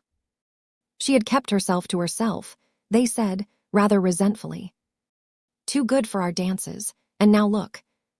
The baby had lived for a year. After its death, Sissy faded away. 2 years ago, Dr. Marsh had given her only 6 months to live. Her lungs were hopelessly diseased. But she was still alive. Nobody went to see her. Women would not go to Roaring Abel's house. Mr. Bentley had gone once, when he knew Abel was away, but the dreadful old creature who was scrubbing the kitchen floor told him Sissy wouldn't see anyone. The old cousin had died, and Roaring Abel had had 2 or 3 disreputable housekeepers, the only kind who could be prevailed on to go to a house where a girl was dying of consumption.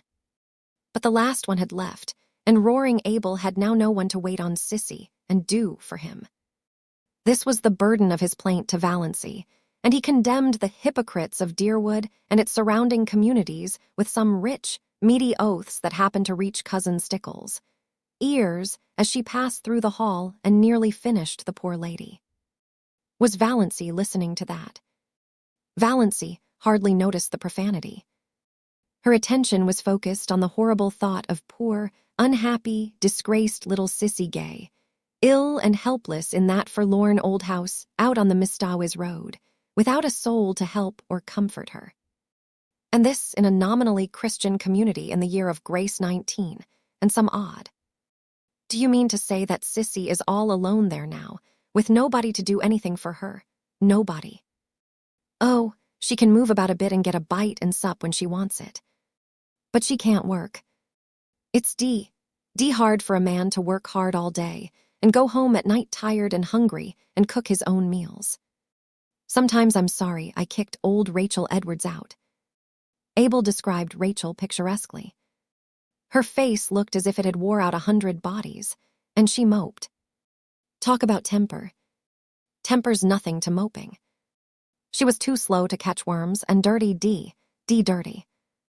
I ain't unreasonable. I know a man has to eat his peck before he dies, but she went over the limit. What espios I saw that lady do. She made some pumpkin jam, had it on the table in glass jars with the tops off.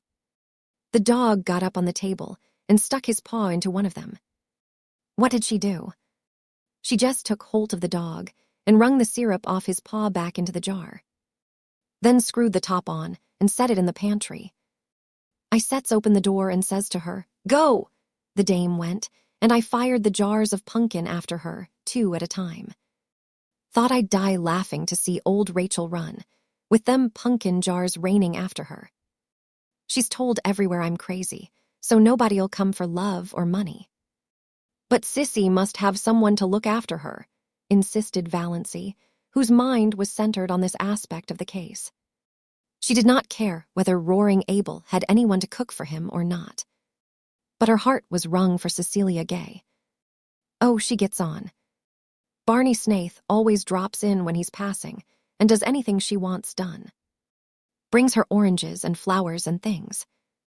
There's a Christian for you. Yet that sanctimonious, sniveling parcel of St. Andrew's, people wouldn't be seen on the same side of the road with him. Their dogs'll go to heaven before they do. And their minister, slick as if the cat had licked him. There are plenty of good people, both in St. Andrew's and St. George's, who would be kind to Sissy if you would behave yourself, said Valancy severely. They're afraid to go near your place. Because I'm such a sad old dog. But I don't bite, never bit anyone in my life. A few loose words, spilled around, don't hurt anyone. And I'm not asking people to come. Don't want 'em poking and prying about. What I want is a housekeeper. If I shaved every Sunday and went to church, I'd get all the housekeepers I'd want. I'd be respectable then. But what's the use of going to church when it's all settled by predestination? Tell me that, miss. Is it? Said Valancy. Yes, can't get around it nohow. Wish I could. I don't want either heaven or hell for steady. Wish a man could have 'em mixed in equal proportions.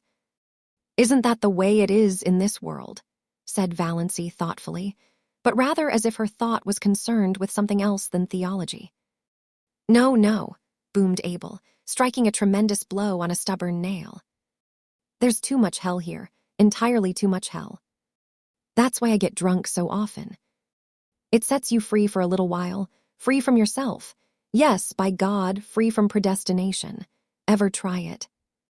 No, I've another way of getting free, said Valancy absently. But about Sissy now.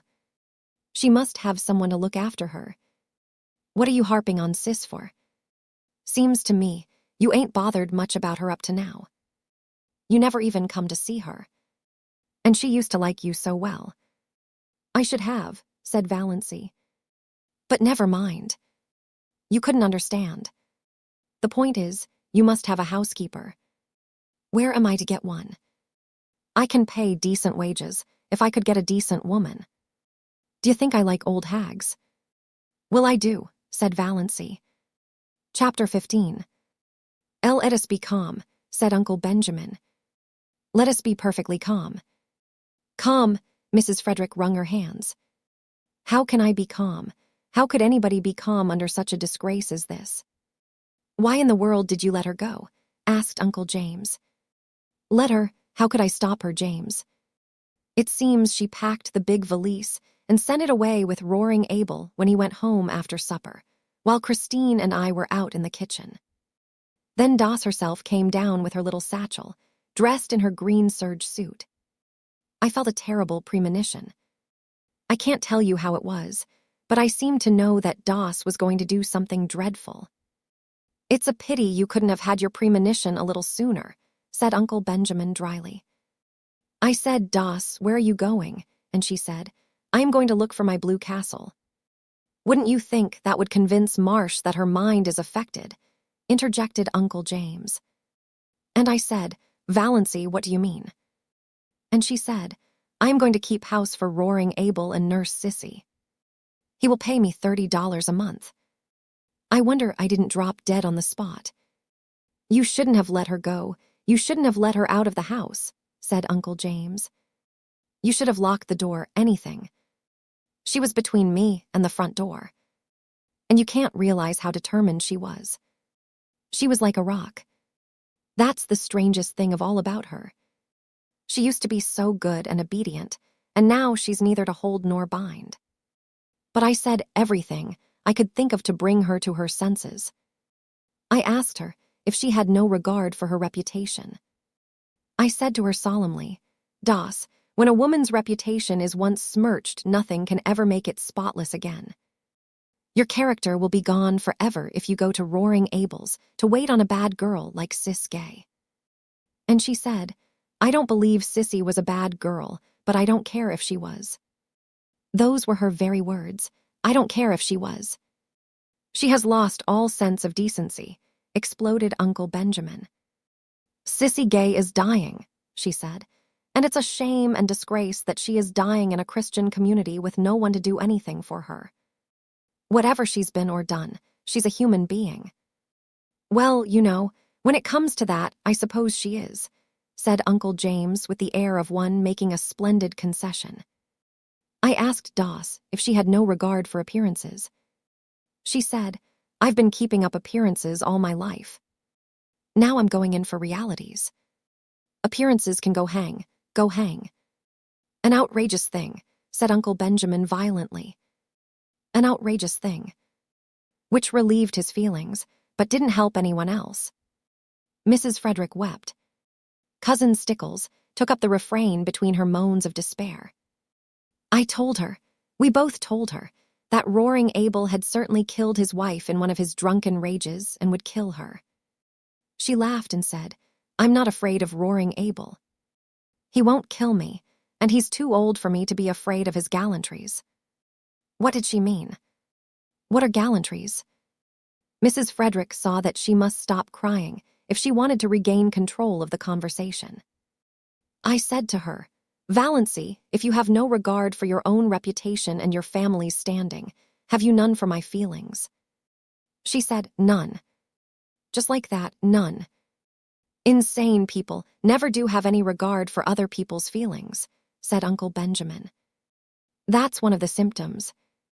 I broke out into tears then, and she said, Come now, Mother, be a good sport. I'm going to do an act of Christian charity, and as for the damage it will do my reputation, why, you know I haven't any matrimonial chances anyhow, so what does it matter? And with that she turned and went out.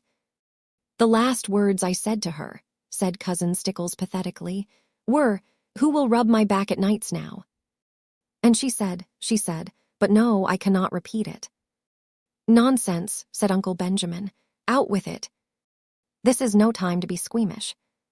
She said, Cousin Stickles' voice was little more than a whisper. She said, Oh, darn. To think I should have lived to hear my daughter swearing, sobbed Mrs. Frederick. It was only imitation swearing, faltered Cousin Stickles, desirous of smoothing things over now that the worst was out. But she had never told about the banister. It will be only a step from that to real swearing, said Uncle James sternly. The worst of this, Mrs. Frederick hunted for a dry spot on her handkerchief, is that everyone will know now that she is deranged. We can't keep it a secret any longer. Oh, I cannot bear it. You should have been stricter with her when she was young, said Uncle Benjamin. I don't see how I could have been, said Mrs. Frederick, truthfully enough. The worst feature of the case is that Snaith scoundrel is always hanging around Roaring Abel. Said Uncle James. I shall be thankful if nothing worse comes of this mad freak than a few weeks at Roaring Abel. Sissy Gay can't live much longer. And she didn't even take her flannel petticoat, lamented Cousin Stickles. I'll see Ambrose Marsh again about this, said Uncle Benjamin, meaning Valancy, not the flannel petticoat. I'll see Lawyer Ferguson, said Uncle James. Meanwhile, added Uncle Benjamin, let us be calm. Chapter 16.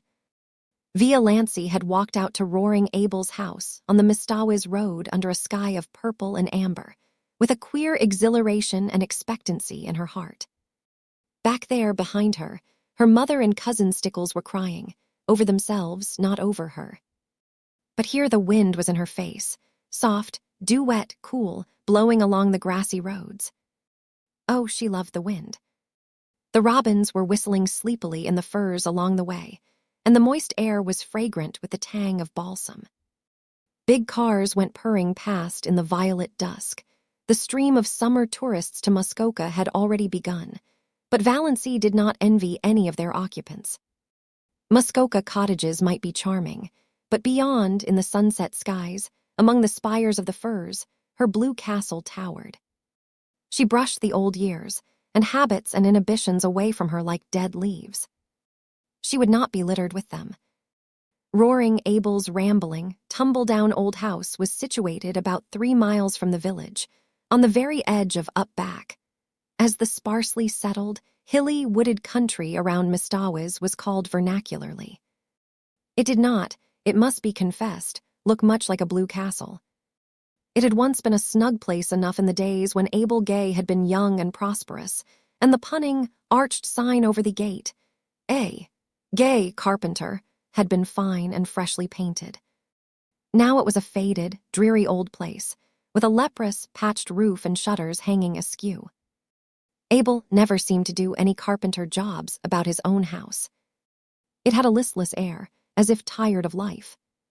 There was a dwindling grove of ragged, crone-like old spruces behind it. The garden, which Sissy used to keep neat and pretty, had run wild. On 2 sides of the house were fields full of nothing but mulleins. Behind the house was a long stretch of useless barrens, full of scrub pines and spruces, with here and there a blossoming bit of wild cherry, running back to a belt of timber on the shores of Lake Mistawis, 2 miles away. A rough, rocky, boulder-strewn lane ran through it to the woods, a lane white with pestiferous, beautiful daisies. Roaring Abel met Valancy at the door. "So you've come," he said incredulously. "I never supposed that ruck of Stirlings would let you." Valancy showed all her pointed teeth in a grin. "They couldn't stop me." "I didn't think you'd so much spunk," said Roaring Abel admiringly. "And look at the nice ankles of her," he added, as he stepped aside to let her in. If Cousin Stickles had heard this, she would have been certain that Valancy's doom, earthly and unearthly, was sealed. But Abel's superannuated gallantry did not worry Valancy. Besides, this was the first compliment she had ever received in her life, and she found herself liking it. She sometimes suspected she had nice ankles, but nobody had ever mentioned it before. In the Stirling clan, ankles were among the unmentionables. Roaring Abel took her into the kitchen, where Sissy Gay was lying on the sofa, breathing quickly, with little scarlet spots on her hollow cheeks. Valancy had not seen Cecilia Gay for years. Then she had been such a pretty creature, a slight, blossom-like girl, with soft, golden hair, clear-cut, almost waxen features, and large, beautiful blue eyes. She was shocked at the change in her. Could this be sweet Sissy, this pitiful little thing that looked like a tired, broken flower? She had wept all the beauty out of her eyes. They looked too big, enormous in her wasted face. The last time Valancy had seen Cecilia Gay, those faded, piteous eyes had been limpid, shadowy blue pools aglow with mirth. The contrast was so terrible that Valancy's own eyes filled with tears. She knelt down by Sissy and put her arms about her. "Sissy dear, I've come to look after you. I'll stay with you till as long as you want me." "Oh," Sissy put her thin arms about Valancy's neck. "Oh, will you? It's been so lonely. I can wait on myself, but it's been so lonely. It would just be like heaven to have someone here like you.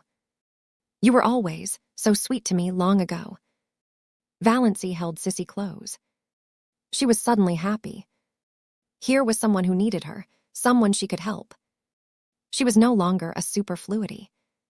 Old things had passed away, everything had become new. "Most things are predestinated, but some are just darn sheer luck," said Roaring Abel, complacently smoking his pipe in the corner. Chapter 17. Hen Valancy had lived for a week at Roaring Abel's. She felt as if years had separated her from her old life, and all the people she had known in it. They were beginning to seem remote, dreamlike, far away, and as the days went on they seemed still more so, until they ceased to matter altogether. She was happy.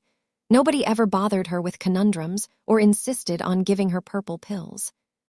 Nobody called her Doss or worried her about catching cold.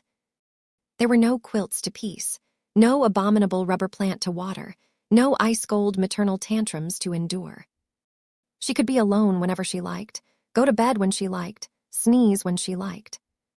In the long, wondrous northern twilights, when Sissy was asleep and Roaring Abel away, She could sit for hours on the shaky back veranda steps, looking out over the barrens to the hills beyond, covered with their fine, purple bloom, listening to the friendly wind singing wild, sweet melodies in the little spruces, and drinking in the aroma of the sunned grasses until darkness flowed over the landscape like a cool, welcome wave. Sometimes of an afternoon, when Sissy was strong enough, the two girls went into the barrens and looked at the wood flowers. But they did not pick any. Valancy had read to Sissy the gospel thereof according to John Foster. It is a pity to gather wood flowers. They lose half their witchery away from the green and the flicker. The way to enjoy wood flowers is to track them down to their remote haunts, gloat over them, and then leave them with backward glances, taking with us only the beguiling memory of their grace and fragrance. Valancy was in the midst of realities after a lifetime of unrealities. And busy, very busy. The house had to be cleaned. Not for nothing had Valancy been brought up in the Stirling habits of neatness and cleanliness. If she found satisfaction in cleaning dirty rooms, she got her fill of it there. Roaring Abel thought she was foolish to bother doing so much more than she was asked to do, but he did not interfere with her. He was very well satisfied with his bargain. Valancy was a good cook. Abel said she got a flavor into things. The only fault he found with her was that she did not sing at her work. Folks should always sing at their work, he insisted. Sounds cheerful like. Not always, retorted Valancy. Fancy a butcher singing at his work. Or an undertaker. Abel burst into his great broad laugh. There's no getting the better of you. You've got an answer every time. I should think the Stirlings would be glad to be rid of you. They don't like being sassed back. During the day, Abel was generally away from home. If not working, then shooting or fishing with Barney Snaith. He generally came home at nights, always very late and often very drunk. The first night they heard him come howling into the yard, Sissy had told Valancy not to be afraid. Father never does anything, he just makes a noise. Valancy, lying on the sofa in Sissy's room, where she had elected to sleep, lest Sissy should need attention in the night. Sissy would never have called her, was not at all afraid, and said so. By the time Abel had got his horses put away, the roaring stage had passed, and he was in his room at the end of the hall crying and praying. Valancy could still hear his dismal moans when she went calmly to sleep. For the most part, Abel was a good-natured creature, but occasionally he had a temper. Once Valancy asked him coolly, "What is the use of getting in a rage?" "It's such a D relief," said Abel. They both burst out laughing together. "You're a great little sport," said Abel admiringly. "Don't mind my bad French. I don't mean a thing by it, just habit. Say, I like a woman that ain't afraid to speak up to me. Sis there was always too meek. That's why she got adrift. I like you." "All the same," said Valancy determinedly, "there is no use in sending things to hell as you're always doing. And I'm not going to have you tracking mud all over a floor I've just scrubbed. You must use the scraper, whether you consign it to perdition or not." Sissy loved the cleanness and neatness. She had kept it so, too, until her strength failed. She was very pitifully happy because she had Valancy with her. It had been so terrible. The long, lonely days and nights with no companionship, save those dreadful old women who came to work. Sissy had hated and feared them. She clung to Valancy like a child. There was no doubt that Sissy was dying. Yet at no time did she seem alarmingly ill. She did not even cough a great deal. Most days she was able to get up and dress, sometimes even to work about in the garden or the barrens for an hour or two. For a few weeks after Valancy's coming, she seemed so much better that Valancy began to hope she might get well. But Sissy shook her head. "No, I can't get well. My lungs are almost gone. And I don't want to. I'm so tired, Valancy. Only dying can rest me. But it's lovely to have you here. You'll never know how much it means to me. But Valancy, you work too hard. You don't need to. Father only wants his meals cooked. I don't think you are strong yourself. You turn so pale sometimes. And those drops you take. Are you well, dear? I'm all right, said Valancy lightly. She would not have Sissy worried. And I'm not working hard. I'm glad to have some work to do, something that really wants to be done. Then, Sissy slipped her hand wistfully into Valancy's. Don't let's talk any more about my being sick. Let's just forget it. Let's pretend I'm a little girl again, and you have come here to play with me. I used to wish that long ago, wish that you could come. I knew you couldn't, of course. But how I did wish it. You always seemed so different from the other girls, so kind and sweet, and as if you had something in yourself nobody knew about, some dear, pretty secret. Had you, Valancy? I had my blue castle, said Valancy, laughing a little. She was pleased that Sissy had thought of her like this. She had never suspected that anybody liked or admired or wondered about her. She told Sissy all about her blue castle. She had never told anyone about it before. Everyone has a blue castle, I think, said Sissy softly. Only everyone has a different name for it. I had mine once. She put her two thin little hands over her face. She did not tell Valancy, then, who had destroyed her blue castle. But Valancy knew that, whoever it was not Barney Snaith. Chapter 18. Valancy was acquainted with Barney by now, well acquainted, it seemed, though she had spoken to him only a few times. But then she had felt just as well acquainted with him the first time they had met. She had been in the garden at twilight, hunting for a few stalks of white narcissus for Sissy's room, when she heard that terrible old gray Slosson coming down through the woods from Mistawa's. One could hear it miles away. Valancy did not look up as it drew near, thumping over the rocks in that crazy lane. She had never looked up, though Barney had gone racketing past every evening since she had been at Roaring Abel's. This time he did not racket past. The old gray Slosson stopped with even more terrible noises than it made going. Valancy was conscious that Barney had sprung from it and was leaning over the ramshackle gate. She suddenly straightened up and looked into his face. Their eyes met. Valancy was suddenly conscious of a delicious weakness. Was one of her heart attacks coming on? But this was a new symptom. His eyes, which she had always thought brown, now seen close, were deep violet, translucent and intense. Neither of his eyebrows looked like the other. He was thin, too thin. She wished she could feed him up a bit. She wished she could sew the buttons on his coat and make him cut his hair and shave every day. There was something in his face, one hardly knew what it was, tiredness, sadness, disillusionment. He had dimples in his thin cheeks when he smiled. All these thoughts flashed through Valancy's mind in that one moment, while his eyes looked into hers. Good evening, Miss Stirling. Nothing could be more commonplace and conventional. Anyone might have said it. But Barney Snaith had a way of saying things that gave them poignancy. When he said good evening, you felt that it was a good evening and that it was partly his doing that it was. Also, you felt that some of the credit was yours. Valancy felt all this vaguely, but she couldn't imagine why she was trembling from head to foot. It must be her heart.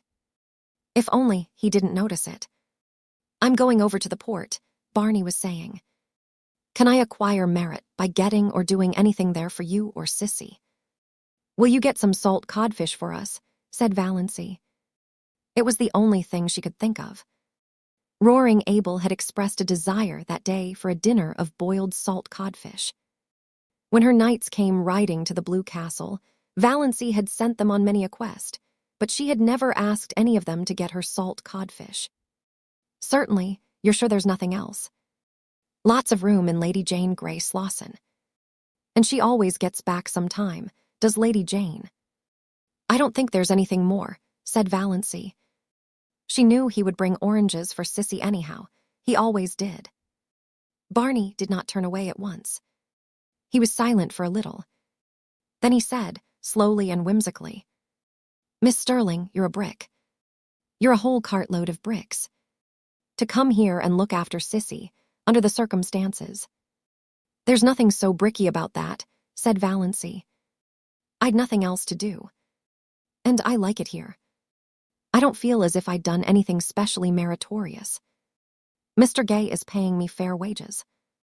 I never earned any money before, and I like it." It seemed so easy to talk to Barney Snaith. Someway, this terrible Barney Snaith of the lurid tales and mysterious past, as easy and natural as if talking to herself. "All the money in the world couldn't buy what you're doing for Sissy Gay," said Barney. "It's splendid and fine of you. And if there's anything I can do to help you in any way, you have only to let me know. If Roaring Abel ever tries to annoy you." "He doesn't. He's lovely to me." "I like Roaring Abel," said Valancy frankly. "So do I, but there's one stage of his drunkenness, perhaps you haven't encountered it yet, when he sings ribald songs." "Oh, yes, he came home last night like that. Sissy and I just went to our room and shut ourselves in where we couldn't hear him. He apologized this morning. I'm not afraid of any of Roaring Abel's stages." "Well, I'm sure he'll be decent to you, apart from his inebriated yowls," said Barney. "And I've told him he's got to stop damning things when you're around." "Why?" asked Valancy slyly, with one of her odd, slanted glances and a sudden flake of pink on each cheek, born of the thought that Barney Snaith had actually done so much for her. "I often feel like damning things myself." For a moment Barney stared. Was this elfin girl the little, old-maidish creature who had stood there 2 minutes ago? Surely there was magic and devilry going on in that shabby, weedy old garden. Then he laughed. "It will be a relief to have someone to do it for you, then. So you don't want anything but salt codfish?" "Not tonight, but I dare say I'll have some errands for you very often when you go to Port Lawrence. I can't trust Mr. Gay to remember to bring all the things I want." Barney had gone away, then in his Lady Jane, and Valancy stood in the garden for a long time. Since then he had called several times, walking down through the barrens, whistling. How that whistle of his echoed through the spruces on those June twilights. Valancy caught herself listening for it every evening, rebuked herself, then let herself go. Why shouldn't she listen for it? He always brought Sissy fruit and flowers. Once he brought Valancy a box of candy, the first box of candy she had ever been given. It seemed sacrilege to eat it. She found herself thinking of him in season and out of season. She wanted to know if he ever thought about her when she wasn't before his eyes, and if so, what? She wanted to see that mysterious house of his back on the Mistawis Island. Sissy had never seen it. Sissy, though she talked freely of Barney and had known him for 5 years, really knew little more of him than Valancy herself. "But he isn't bad," said Sissy. "Nobody need ever tell me he is. He can't have done a thing to be ashamed of." "Then why does he live as he does?" asked Valancy, to hear somebody defend him. "I don't know. He's a mystery. And of course there's something behind it, but I know it isn't disgrace. Barney Snaith simply couldn't do anything disgraceful, Valancy." Valancy was not so sure. Barney must have done something, sometime. He was a man of education and intelligence. She had soon discovered that, in listening to his conversations and wrangles with Roaring Abel, who was surprisingly well-read and could discuss any subject under the sun when sober. Such a man wouldn't bury himself for 5 years in Muskoka and live and look like a tramp if there were not too good, or bad, a reason for it. But it didn't matter. All that mattered was that she was sure now that he had never been Sissy Gay's lover. There was nothing like that between them, though he was very fond of Sissy and she of him, as anyone could see. But it was a fondness that didn't worry Valancy. "You don't know what Barney has been to me these past 2 years, Sissy had said simply. "Everything would have been unbearable without him. Sissy Gay is the sweetest girl I ever knew, and there's a man somewhere I'd like to shoot if I could find him," Barney had said savagely. Barney was an interesting talker, with a knack of telling a great deal about his adventures and nothing at all about himself. There was one glorious rainy day when Barney and Abel swapped yarns all the afternoon, while Valancy mended tablecloths and listened. Barney told weird tales of his adventures with shacks on trains while hoboing it across the continent. Valancy thought she ought to think his stealing rides quite dreadful, but didn't. The story of his working his way to England on a cattle ship sounded more legitimate. And his yarns of the Yukon enthralled her, especially the one of the night he was lost on the divide between Gold Run and Sulphur Valley. He had spent 2 years out there. Where in all this was there room for the penitentiary and the other things? If he were telling the truth. But Valancy knew he was. Found no gold, he said. Came away poorer than when I went. But such a place to live. Those silences at the back of the north wind got me. I've never belonged to myself since. Yet he was not a great talker. He told a great deal in a few well-chosen words. How well-chosen Valancy did not realize. And he had a knack of saying things without opening his mouth at all. I like a man whose eyes say more than his lips, thought Valancy. But then she liked everything about him, his tawny hair, his whimsical smiles, the little glints of fun in his eyes, his loyal affection for that unspeakable Lady Jane, his habit of sitting with his hands in his pockets, his chin sunk on his breast, looking up from under his mismated eyebrows. She liked his nice voice, which sounded as if it might become caressing or wooing with very little provocation.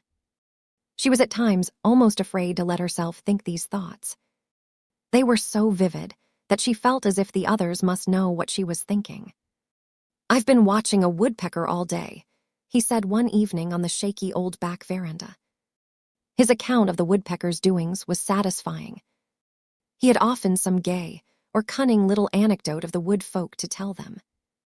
And sometimes he and Roaring Abel smoked fiercely the whole evening and never said a word, while Sissy lay in the hammock swung between the veranda posts and Valancy sat idly on the steps, her hands clasped over her knees, and wondered dreamily if she were really Valancy Stirling, and if it were only 3 weeks since she had left the ugly old house on Elm Street.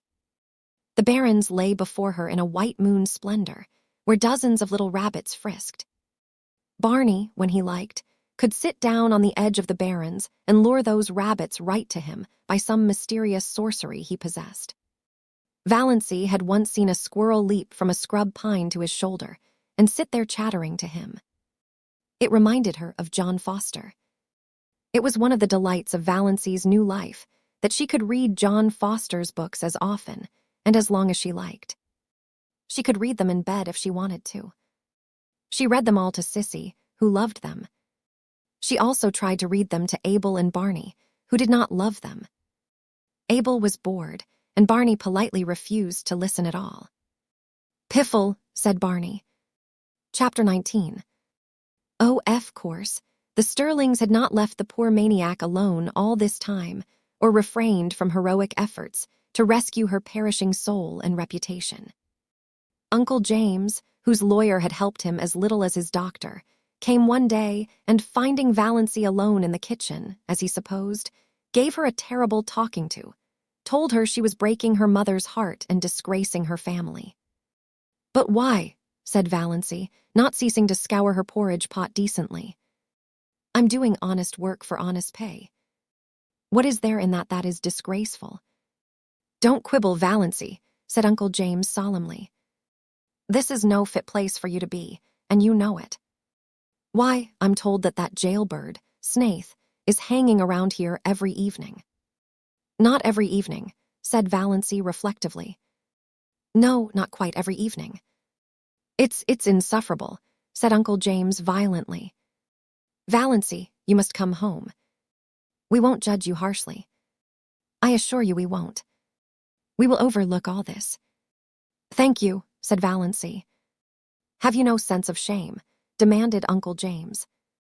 "Oh, yes, but the things I am ashamed of are not the things you are ashamed of." Valancy proceeded to rinse her dishcloth meticulously. Still was Uncle James patient. He gripped the sides of his chair and ground his teeth. "We know your mind isn't just right. We'll make allowances. But you must come home. You shall not stay here with that drunken, blasphemous old scoundrel. "Were you by any chance referring to me, Mr. Stirling?" demanded roaring Abel, suddenly appearing in the doorway of the back veranda where he had been smoking a peaceful pipe and listening to old Jim Stirling's tirade with huge enjoyment.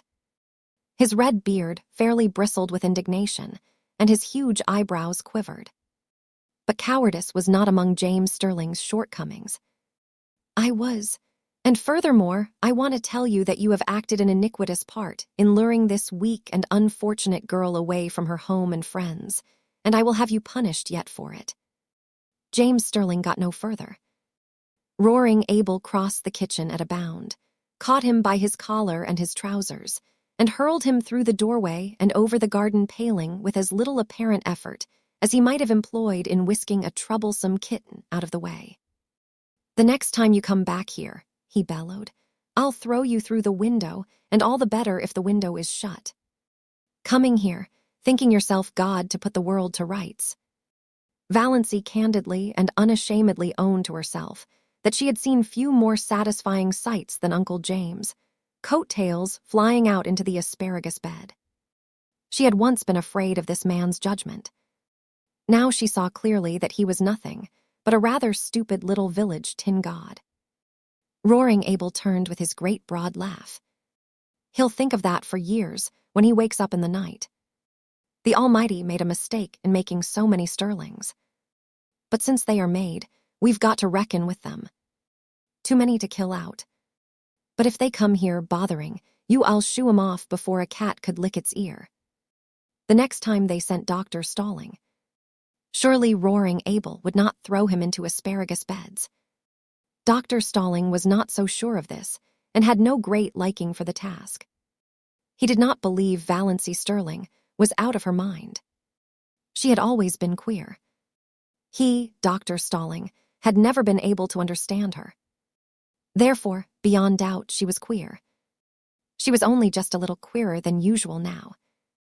And Dr. Stirling had his own reasons for disliking Roaring Abel. When Dr. Stirling had first come to Deerwood, he had had a liking for long hikes around Mistawis and Muskoka. On one of these occasions, he had got lost, and after much wandering had fallen in with Roaring Abel with his gun over his shoulder. Dr. Stirling had contrived to ask his question in about the most idiotic manner possible. He said, "Can you tell me where I'm going?" "How the devil should I know where you're going, gosling?" retorted Abel contemptuously.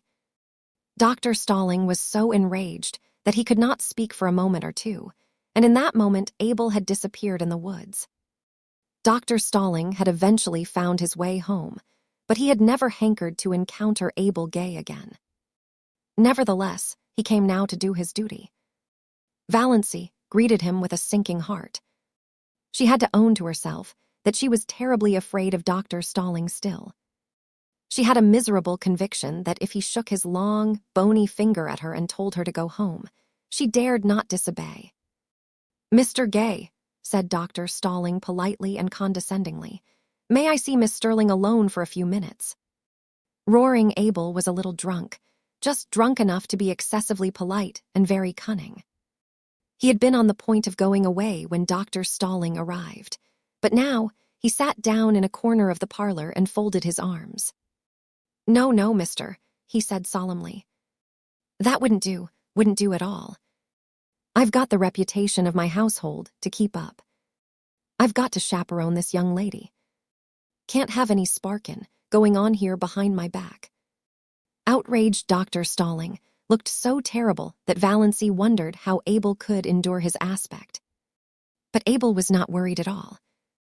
"Do know anything about it anyway?" he asked genially. "About what?" "Sparking," said Abel coolly. Poor Dr. Stirling, who had never married because he believed in a celibate clergy, would not notice this ribald remark. He turned his back on Abel and addressed himself to Valancy. "Miss Stirling, I am here in response to your mother's wishes. She begged me to come. I am charged with some messages from her. Will you," he wagged his forefinger, "will you hear them?" "Yes," said Valancy faintly, eyeing the forefinger. It had a hypnotic effect on her. "The first is this. If you will leave this, House, interjected roaring Abel. House. Troubled with an impediment in your speech, ain't you, mister? This place and return to your home. Mr. James Stirling will himself pay for a good nurse to come here and wait on Miss Gay. Back of her terror, Valancy smiled in secret. Uncle James must indeed regard the matter as desperate when he would loosen his purse strings like that. At any rate, her clan no longer despised her or ignored her. She had become important to them. That's my business, mister, said Abel. Miss Stirling can go if she pleases, or stay if she pleases. I made a fair bargain with her, and she's free to conclude it when she likes. She gives me meals that stick to my ribs. She don't forget to put salt in the porridge. She never slams doors, and when she has nothing to say, she don't talk. That's uncanny in a woman, you know, mister. I'm satisfied. If she isn't, she's free to go. But no woman comes here in Jim Stirling's pay. If anyone does, Abel's voice was uncannily bland and polite. I'll spatter the road with her brains. Tell him that with A. Gay's compliments. Dr. Stirling, a nurse is not what Sissy needs, said Valancy earnestly. She isn't so ill as that yet. What she wants is companionship, somebody she knows and likes just to live with her. You can understand that, I'm sure. I understand that your motive is quite, commendable. Dr. Stirling felt that he was very broad-minded indeed, especially as in his secret soul he did not believe Valancy's motive was commendable. He hadn't the least idea what she was up to, but he was sure her motive was not commendable. When he could not understand a thing, he straightway condemned it. Simplicity itself. But your first duty is to your mother. She needs you. She implores you to come home. She will forgive everything if you will only come home. That's a pretty little thought, remarked Abel meditatively, as he ground some tobacco up in his hand. Dr. Stirling ignored him. She entreats, but I, Miss Stirling, doctor. Stirling remembered that he was an ambassador of Jehovah. I command. As your pastor and spiritual guide, I command you to come home with me, this very day. Get your hat and coat and come now. Dr. Stirling shook his finger at Valancy. Before that pitiless finger, she drooped and wilted visibly. She's giving in, thought roaring Abel. She'll go with him. Beats all, the power these preacher fellows have over women. Valancy was on the point of obeying Dr. Stirling. She must go home with him and give up. She would lapse back to Doss Stirling again, and for her few remaining days or weeks be the cowed, futile creature she had always been. It was her fate, typified by that relentless, uplifted forefinger. She could no more escape from it than roaring Abel from his predestination. She eyed it as the fascinated bird eyes the snake. Another moment. Fear is the original sin, suddenly said a still, small voice away back of Valancy's consciousness. Almost all the evil in the world has its origin in the fact that someone is afraid of something. Valancy stood up. She was still in the clutches of fear, but her soul was her own again. She would not be false to that inner voice. Dr. Stirling, she said slowly, I do not at present owe any duty to my mother. She is quite well. She has all the assistance and companionship she requires. She does not need me at all. I am needed here. I am going to stay here. There's spunk for you, said roaring Abel admiringly. Dr. Stirling dropped his forefinger. One could not keep on shaking a finger forever. Miss Stirling, is there nothing that can influence you? Do you remember your childhood days? Perfectly, and hate them. Do you realize what people will say? What they are saying? I can imagine it, said Valancy with a shrug of her shoulders. She was suddenly free of fear again. I haven't listened to the gossip of Deerwood tea parties and sewing circles 20 years for nothing. But Dr. Stirling, it doesn't matter in the least to me what they say, not in the least. Dr. Stirling went away then. A girl who cared nothing for public opinion, over whom sacred family ties had no restraining influence, who hated her childhood memories. Then cousin Georgiana came, on her own initiative, for nobody would have thought it worthwhile to send her. She found Valancy alone, weeding the little vegetable garden she had planted, and she made all the platitudinous pleas she could think of. Valancy heard her patiently. Cousin Georgiana wasn't such a bad old soul. Then she said, "And now that you have got all that out of your system, Cousin Georgiana, can you tell me how to make creamed codfish so that it will not be as thick as porridge and as salt as the Dead Sea?" "We'll just have to wait," said Uncle Benjamin. "After all, Sissy Gay can't live long. Dr. Marsh tells me she may drop off any day." Mrs. Frederick wept. It would really have been so much easier to bear if Valancy had died. She could have worn mourning then. Chapter 20. W. Hen Abel Gay paid Valancy her first month's wages, which he did promptly, in bills reeking with the odor of tobacco and whiskey. Valancy went into Deerwood and spent every cent of it. She got a pretty green crepe dress with a girdle of crimson beads, at a bargain sale, a pair of silk stockings, to match, and a little crinkled green hat with a crimson rose in it. She even bought a foolish little beriband and belaced nightgown. She passed the house on Elm Street twice. Valancy never even thought about it as home, but saw no one. No doubt her mother was sitting in the room this lovely June evening playing solitaire and cheating. Valancy knew that Mrs. Frederick always cheated. She never lost a game.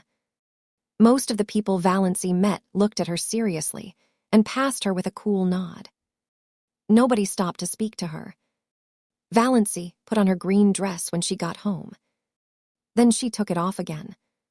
She felt so miserably undressed in its low neck and short sleeves.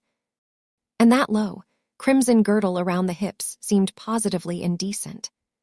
She hung it up in the closet, feeling flatly that she had wasted her money.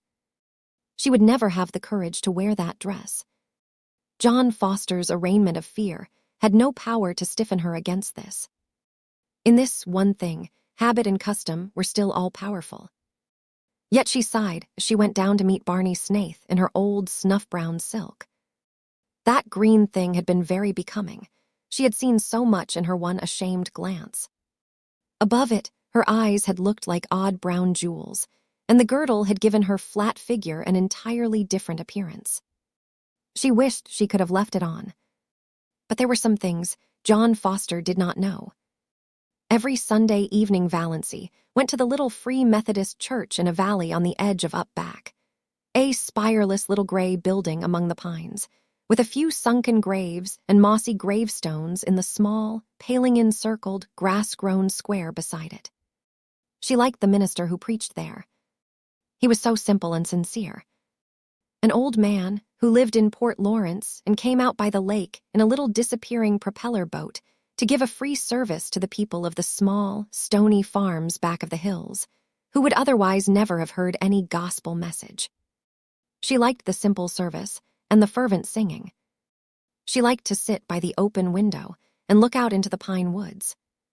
The congregation was always small. The Free Methodists were few in number, poor and generally illiterate. But Valancy loved those Sunday evenings. For the first time in her life, she liked going to church. The rumor reached Deerwood that she had turned Free Methodist and sent Mrs. Frederick to bed for a day. But Valancy had not turned anything. She went to the church because she liked it, and because in some inexplicable way it did her good. Old Mr. Towers believed exactly what he preached, and somehow it made a tremendous difference. Oddly enough, Roaring Abel disapproved of her going to the Hill Church as strongly as Mrs. Frederick herself could have done. He had no use for Free Methodists. He was a Presbyterian. But Valancy went in spite of him. "We'll hear something worse than that about her soon," Uncle Benjamin predicted gloomily. They did.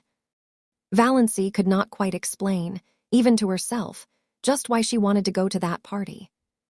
It was a dance up back at Chidley Corners, and dances at Chidley Corners were not, as a rule, the sort of assemblies where well-brought-up young ladies were found.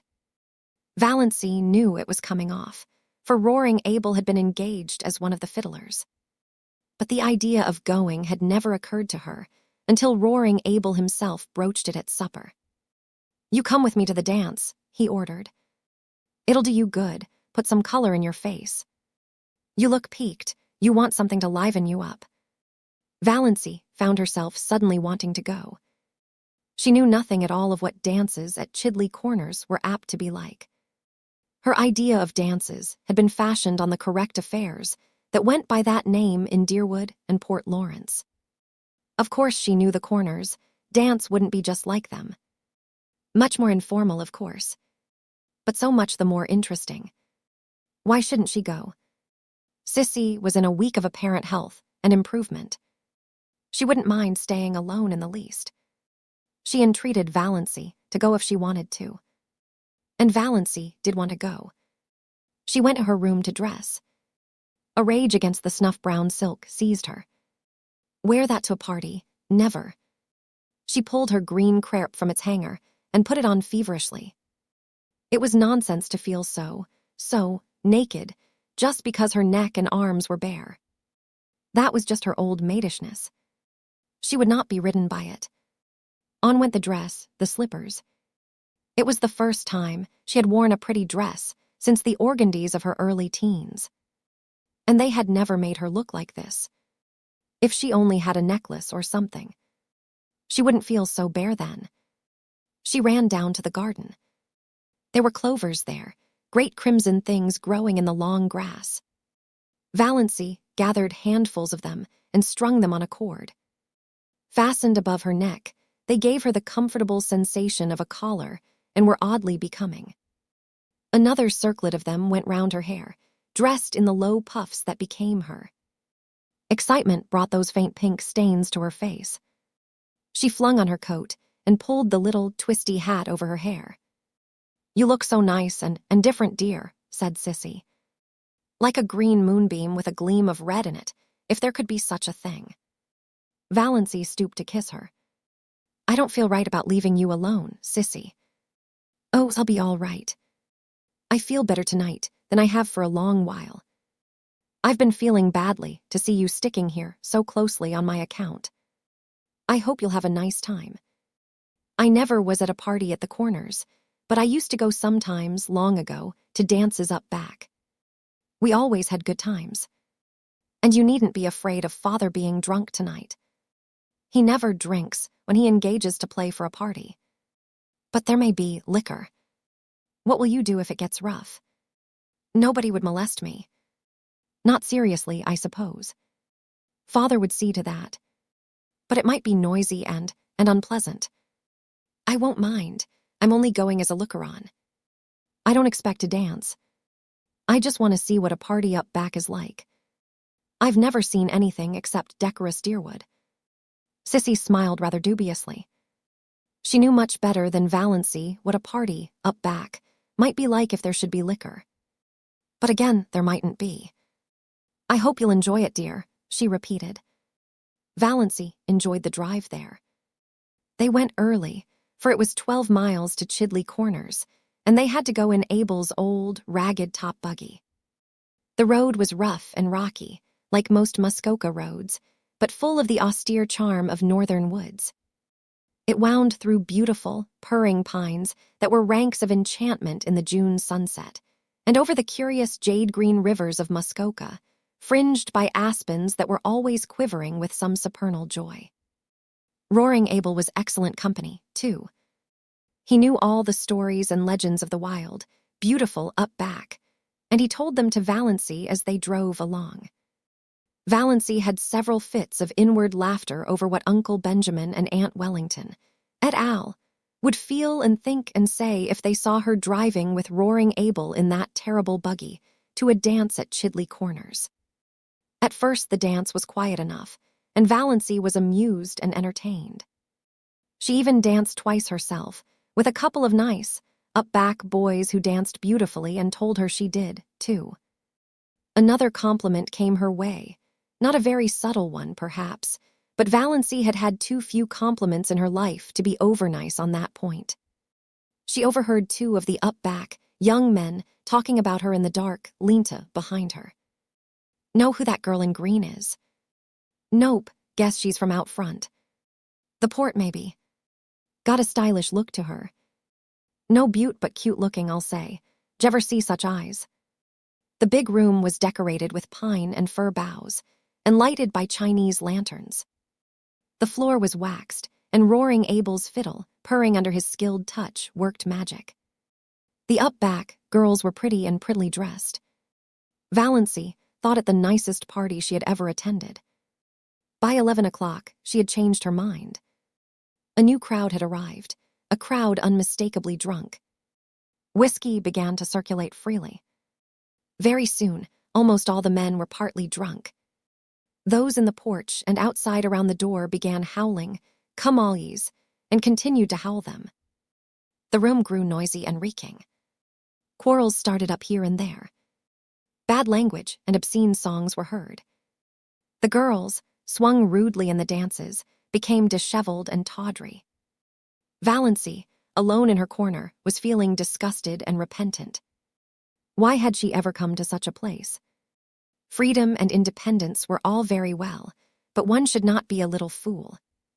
She might have known what it would be like. She might have taken warning from Sissy's guarded sentences. Her head was aching. She was sick of the whole thing. But what could she do? She must stay to the end. Abel could not leave till then. And that would probably be not till 3 or 4 in the morning. The new influx of boys had left the girls far in the minority, and partners were scarce. Valancy was pestered with invitations to dance. She refused them all shortly, and some of her refusals were not well taken. There were muttered oaths and sullen looks. Across the room she saw a group of the strangers talking together and glancing meaningly at her. What were they plotting? It was at this moment that she saw Barney Snaith looking in over the heads of the crowd at the doorway. Valancy had 2 distinct convictions. One was that she was quite safe now.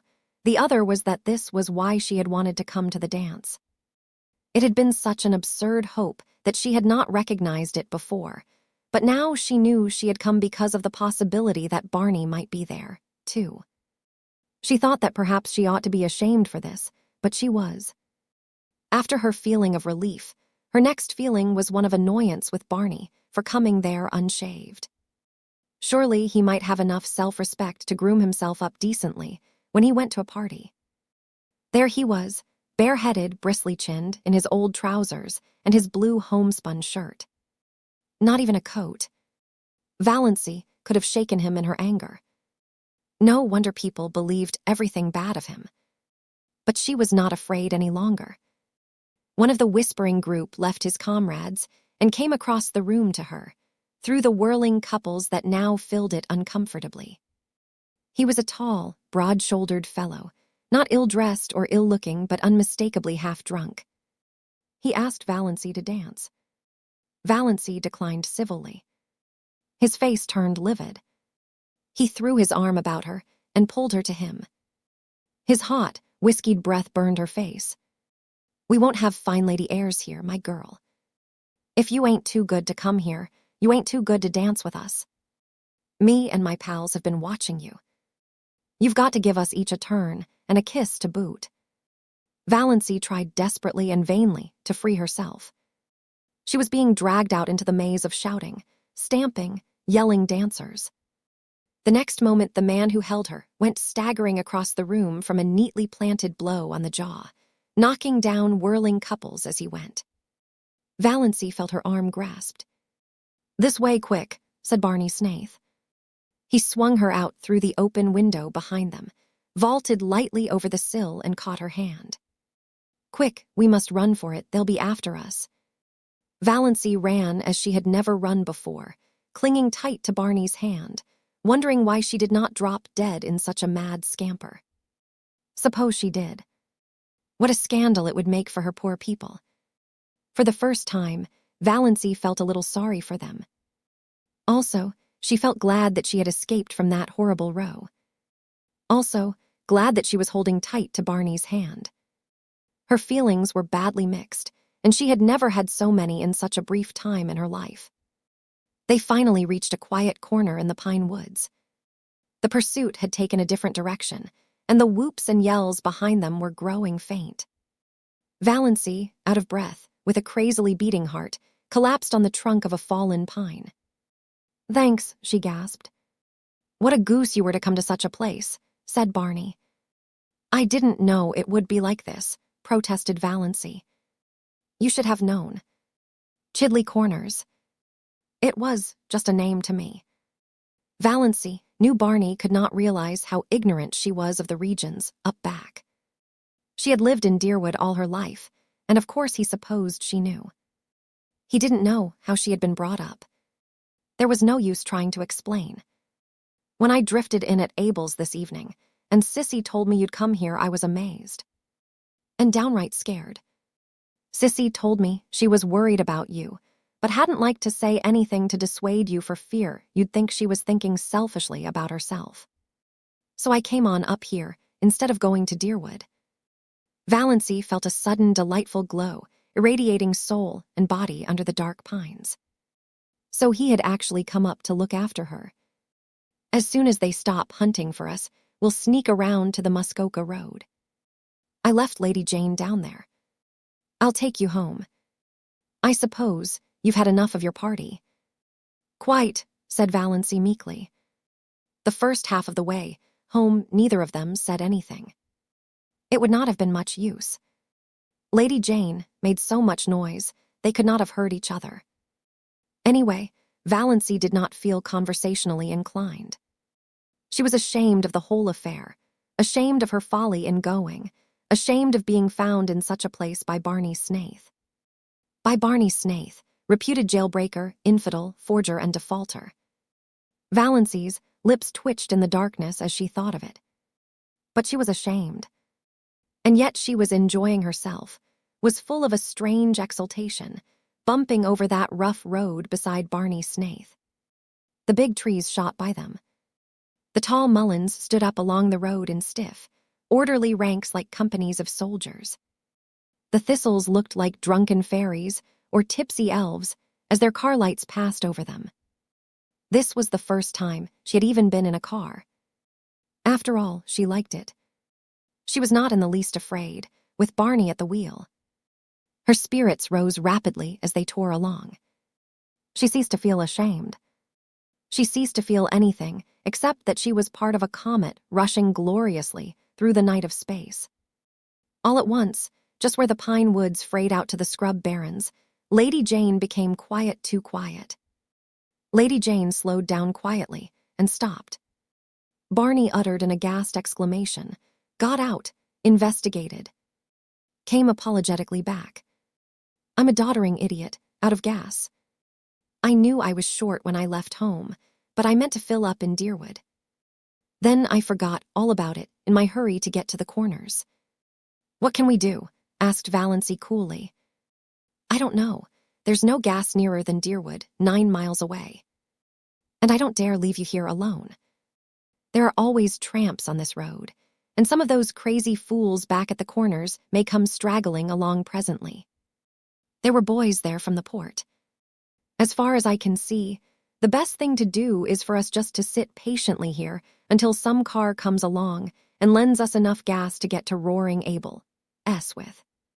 "Well, what's the matter with that?" said Valancy. "We may have to sit here all night," said Barney. "I don't mind," said Valancy. Barney gave a short laugh. "If you don't, I need. I haven't any reputation to lose." "Nor I," said Valancy comfortably. Chapter 21. "We'll just sit here," said Barney, "and if we think of anything worth while saying, we'll say it. Otherwise not. Don't imagine you're bound to talk to me." "John Foster says," quoted Valancy, "if you can sit in silence with a person for half an hour and yet be entirely comfortable, you and that person can be friends. If you cannot, friends you'll never be, and you need not waste time in trying." "Evidently John Foster says a sensible thing once in a while," conceded Barney. They sat in silence for a long while. Little rabbits hopped across the road. Once or twice an owl laughed out delightfully. The road beyond them was fringed with the woven shadow lace of trees. Away off to the southwest, the sky was full of silvery little cirrus clouds above the spot where Barney's island must be. Valancy was perfectly happy. Some things dawn on you slowly. Some things come by lightning flashes.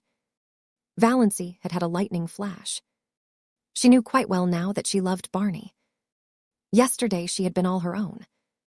Now she was this man, S. Yet he had done nothing, said nothing. He had not even looked at her as a woman. But that didn't matter. Nor did it matter what he was or what he had done. She loved him without any reservations. Everything in her went out wholly to him. She had no wish to stifle or disown her love. She seemed to be his so absolutely that thought apart from him, thought in which he did not predominate, was an impossibility. She had realized, quite simply and fully, that she loved him in the moment when he was leaning on the car door, explaining that Lady Jane had no gas. She had looked deep into his eyes in the moonlight and had known. In just that infinitesimal space of time, everything was changed. Old things passed away, and all things became new. She was no longer unimportant, little old-maid Valancy Stirling. She was a woman, full of love and therefore rich and significant, justified to herself.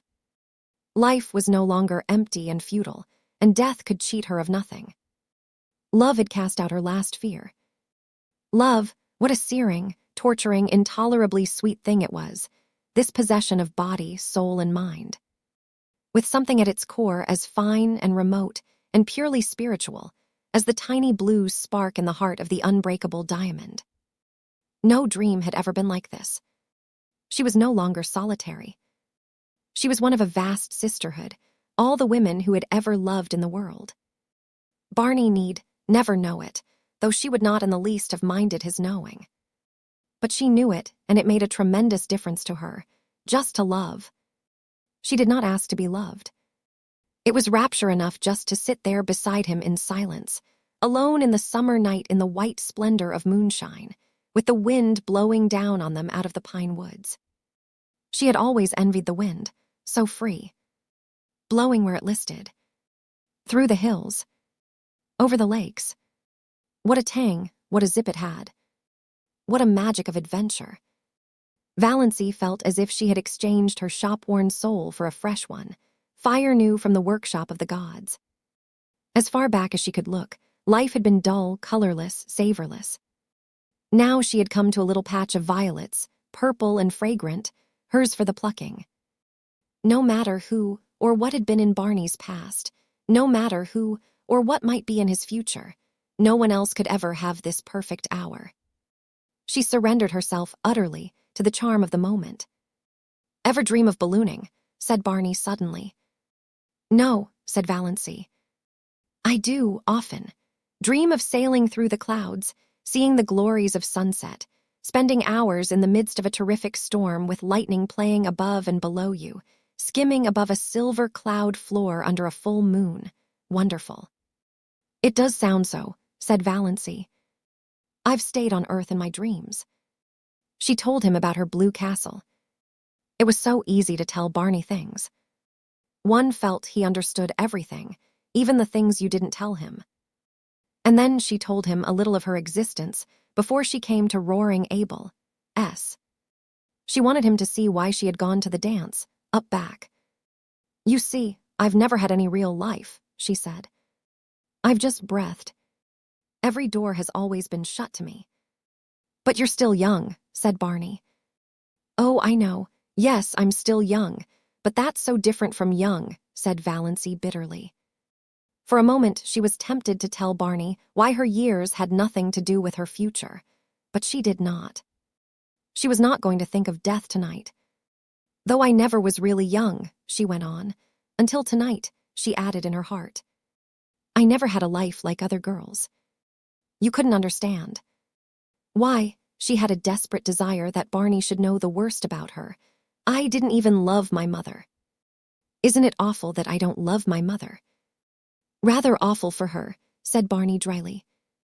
"Oh, she didn't know it. She took my love for granted. And I wasn't any use or comfort to her or anybody. I was just a vegetable. And I got tired of it. That's why I came to keep house for Mr. Gay, and look after Sissy. And I suppose your people thought you'd gone mad. They did and do, literally, said Valancy. But it's a comfort to them. They'd rather believe me mad than bad. There's no other alternative. But I've been living since I came to Mr. Gay's. It's been a delightful experience. I suppose I'll pay for it when I have to go back, but I'll have had it. That's true, said Barney. If you buy your experience, it's your own. So it's no matter how much you pay for it. Somebody else's experience can never be yours. Well, it's a funny old world. Do you think it really is old? Asked Valancy dreamily. I never believed that in June. It seems so young tonight, somehow. In that quivering moonlight, like a young white girl, waiting. Moonlight here on the verge of up back is different from moonlight anywhere else, agreed Barney. It always makes me feel so clean, somehow, body and soul. And of course, the age of gold always comes back in spring. It was 10 o'clock now. A dragon of black cloud ate up the moon. The spring air grew chill. Valancy shivered. Barney reached back into the innards of Lady Jane and clawed up an old, tobacco-scented overcoat. Put that on, he ordered. Don't you want it yourself? Protested Valancy. No, I'm not going to have you catching cold on my hands. Oh, I won't catch cold. I haven't had a cold since I came to Mr. Gay's, though I've done the foolishest things. It's funny, too. I used to have them all the time. I feel so selfish taking your coat. You've sneezed 3 times. No use winding up your experience, up back with grip or pneumonia. He pulled it up tight about her throat and buttoned it on her. Valancy submitted with secret delight. How nice it was to have someone look after you so. She snuggled down into the tobacco folds and wished the night could last forever. 10 minutes later, a car swooped down on them from up back. Barney sprang from Lady Jane and waved his hand. The car came to a stop beside them. Valancy saw Uncle Wellington and Olive gazing at her in horror from it. So Uncle Wellington had got a car. And he must have been spending the evening up at Miss Staw's with Cousin Herbert. Valancy almost laughed aloud at the expression on his face as he recognized her. The pompous, bewhiskered old humbug. Can you let me have enough gas to take me to Deerwood? Barney was asking politely. But Uncle Wellington was not attending to him. Valancy, how came you here? He said sternly. By chance or God's grace, said Valancy. With this jailbird, at 10 o'clock at night, said Uncle Wellington. Valancy turned to Barney. The moon had escaped from its dragon, and in its light, her eyes were full of deviltry. Are you a jailbird? Does it matter? Said Barney, gleams of fun in his eyes. Not to me. I only asked out of curiosity, continued Valancy. Then I won't tell you. I never satisfy curiosity. He turned to Uncle Wellington, and his voice changed subtly. Mr. Stirling, I asked you if you could let me have some gas. If you can, well and good. If not, we are only delaying you unnecessarily. Uncle Wellington was in a horrible dilemma. To give gas to this shameless pair, but not to give it to them. To go away and leave them there in the Mistawas woods, until daylight likely. It was better to give it to them and let them get out of sight before anyone else saw them. Got anything to get gas in, he grunted surlily. Barney produced a 2-gallon measure from Lady Jane. The 2 men went to the rear of the Stirling car and began manipulating the tap. Valancy stole sly glances at Olive over the collar of Barney's coat. Olive was sitting grimly staring straight ahead with an outraged expression. She did not mean to take any notice of Valancy. Olive had her own secret reasons for feeling outraged. Cecil had been in Deerwood lately, and of course had heard all about Valancy. He agreed that her mind was deranged, and was exceedingly anxious to find out once the derangement had been inherited. It was a serious thing to have in the family, a very serious thing.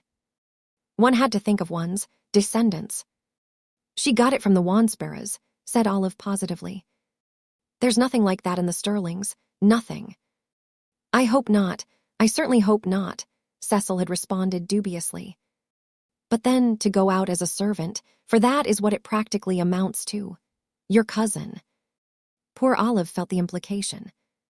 The Port Lawrence Prices were not accustomed to ally themselves with families whose members worked out. Valancy could not resist temptation. She leaned forward. Olive, does it hurt? Olive bit stiffly. Does what hurt? Looking like that.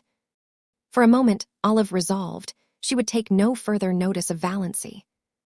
Then duty came uppermost. She must not miss the opportunity. Das, she implored, leaning forward also. Won't you come home tonight? Valancy yawned. You sound like a revival meeting, she said. You really do.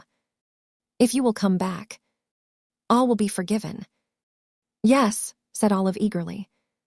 Wouldn't it be splendid if she could induce the prodigal daughter to return?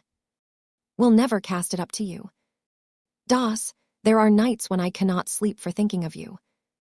And me having the time of my life, said Valancy, laughing. Das, I can't believe you're bad. I've always said you couldn't be bad. I don't believe I can be, said Valancy. I'm afraid I'm hopelessly proper. I've been sitting here for 3 hours with Barney Snaith, and he hasn't even tried to kiss me. I wouldn't have minded if he had, Olive. Valancy was still leaning forward. Her little hat with its crimson rose was tilted down over one eye. Olive stared. In the moonlight, Valancy's eyes, Valancy's smile, what had happened to Valancy? She looked not pretty, Das couldn't be pretty, but provocative, fascinating. Yes, abominably so. Olive drew back. It was beneath her dignity to say more. After all, Valancy must be both mad and bad. Thanks, that's enough, said Barney behind the car. Much obliged, Mr. Stirling. 2 gallons, 70 cents, thank you. Uncle Wellington climbed foolishly and feebly into his car. He wanted to give Snaith a piece of his mind, but dared not. Who knew what the creature might do if provoked? No doubt he carried firearms. Uncle Wellington looked indecisively at Valancy. But Valancy had turned her back on him and was watching Barney pour the gas into Lady Jane's maw. Drive on, said Olive decisively. There's no use in waiting here. Let me tell you what she said to me. The little hussy. The shameless little hussy, said Uncle Wellington. Chapter 22. Next thing the Stirlings heard was that Valancy had been seen with Barney Snaith in a movie theater in Port Lawrence, and after it at supper in a Chinese restaurant there. This was quite true, and no one was more surprised at it than Valancy herself. Barney had come along in Lady Jane one dim twilight and told Valancy unceremoniously if she wanted a drive to hop in. I'm going to the port. Will you go there with me? His eyes were teasing, and there was a bit of defiance in his voice. Valancy, who did not conceal from herself that she would have gone anywhere with him to any place, hopped in without more ado. They tore into and through Deerwood. Mrs. Frederick and Cousin Stickles, taking a little air on the veranda, saw them whirl by in a cloud of dust and sought comfort in each other's eyes. Valancy, who in some dim pre-existence had been afraid of a car, was hatless, and her hair was blowing wildly round her face. She would certainly come down with bronchitis and die at Roaring Abel, S. She wore a low-necked dress, and her arms were bare. That Snaith creature was in his shirt sleeves, smoking a pipe. They were going at the rate of 40 miles an hour, 60, Cousin Stickles averred. Lady Jane could hit the pike when she wanted to. Valancy waved her hand gaily to her relatives. As for Mrs. Frederick, she was wishing she knew how to go into hysterics. Was it for this, she demanded in hollow tones, that I suffered the pangs of motherhood? I will not believe, said Cousin Stickles solemnly, that our prayers will not yet be answered. Who will protect that unfortunate girl when I am gone? Moaned Mrs. Frederick. As for Valancy, she was wondering if it could really be only a few weeks since she had sat there with them on that veranda. Hating the rubber plant. pestered with teasing questions like black flies, always thinking of appearances, cowed because of Aunt Wellington's teaspoons and Uncle Benjamin's money, poverty-stricken, afraid of everybody, envying Olive, a slave to moth-eaten traditions, nothing to hope for or expect. And now every day was a gay adventure. Lady Jane flew over the 15 miles between Deerwood and the port, through the port. The way Barney went past traffic policemen was not holy. The lights were beginning to twinkle out like stars in the clear, lemon-hued twilight air. This was the only time Valancy ever really liked the town, and she was crazy with the delight of speeding. Was it possible she had ever been afraid of a car? She was perfectly happy, riding beside Barney. Not that she deluded herself into thinking it had any significance. She knew quite well that Barney had asked her to go on the impulse of the moment, an impulse born of a feeling of pity for her and her starved little dreams. She was looking tired after a wakeful night with a heart attack, followed by a busy day. She had so little fun. He'd give her an outing for once. Besides, Abel was in the kitchen, at the point of drunkenness where he was declaring he did not believe in God and beginning to sing ribald songs. It was just as well she should be out of the way for a while. Barney knew Roaring Abel's repertoire. They went to the movie. Valancy had never been to a movie. And then, finding a nice hunger upon them, they went and had fried chicken, unbelievably delicious, in the Chinese restaurant. After which they rattled home again, leaving a devastating trail of scandal behind them. Mrs. Frederick gave up going to church altogether. She could not endure her friends, pitying glances and questions. But Cousin Stickles went every Sunday. She said they had been given a cross to bear. Chapter 23. O.N., one of Sissy's wakeful nights, she told Valancy her poor little story.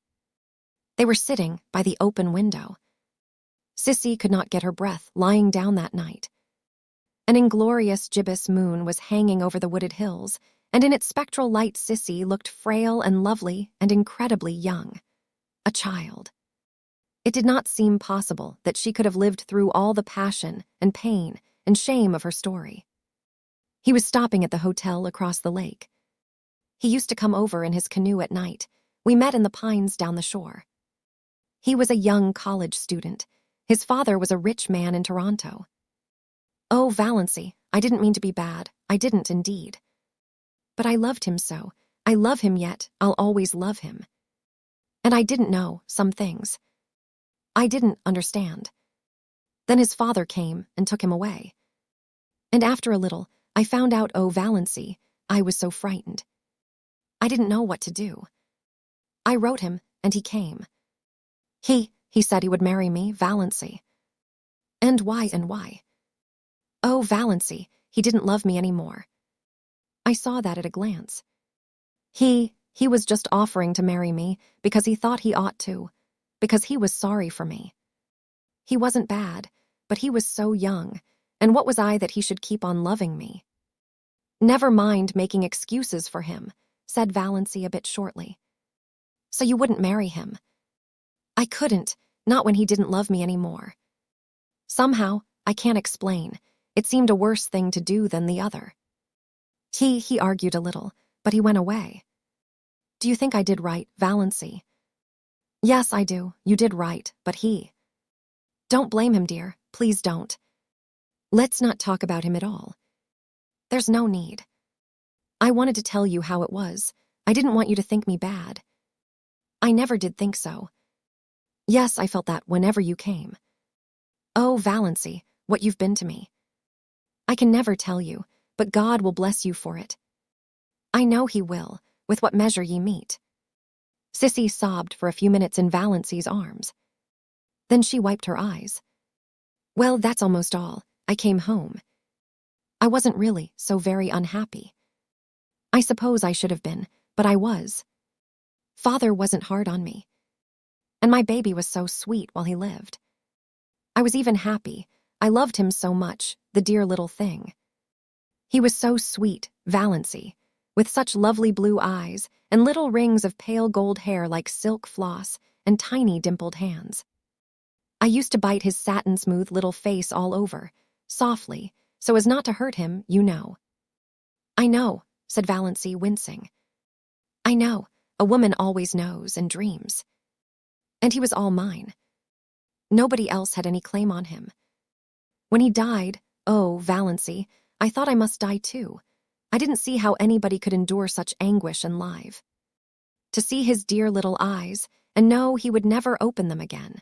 To miss his warm little body nestled against mine at night, and think of him sleeping alone and cold, his wee face under the hard, frozen earth. It was so awful for the first year. After that it was a little easier. One didn't keep thinking this day last year. But I was so glad when I found out I was dying.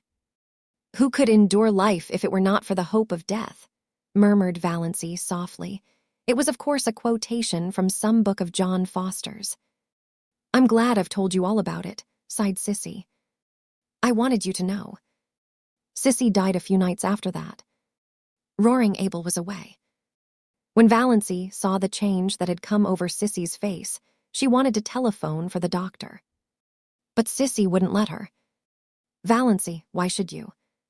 He can do nothing for me. I've known for several days that this was near.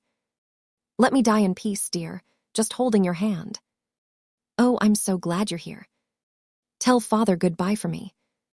He's always been as good to me as he knew how, and Barney. Somehow, I think that Barney.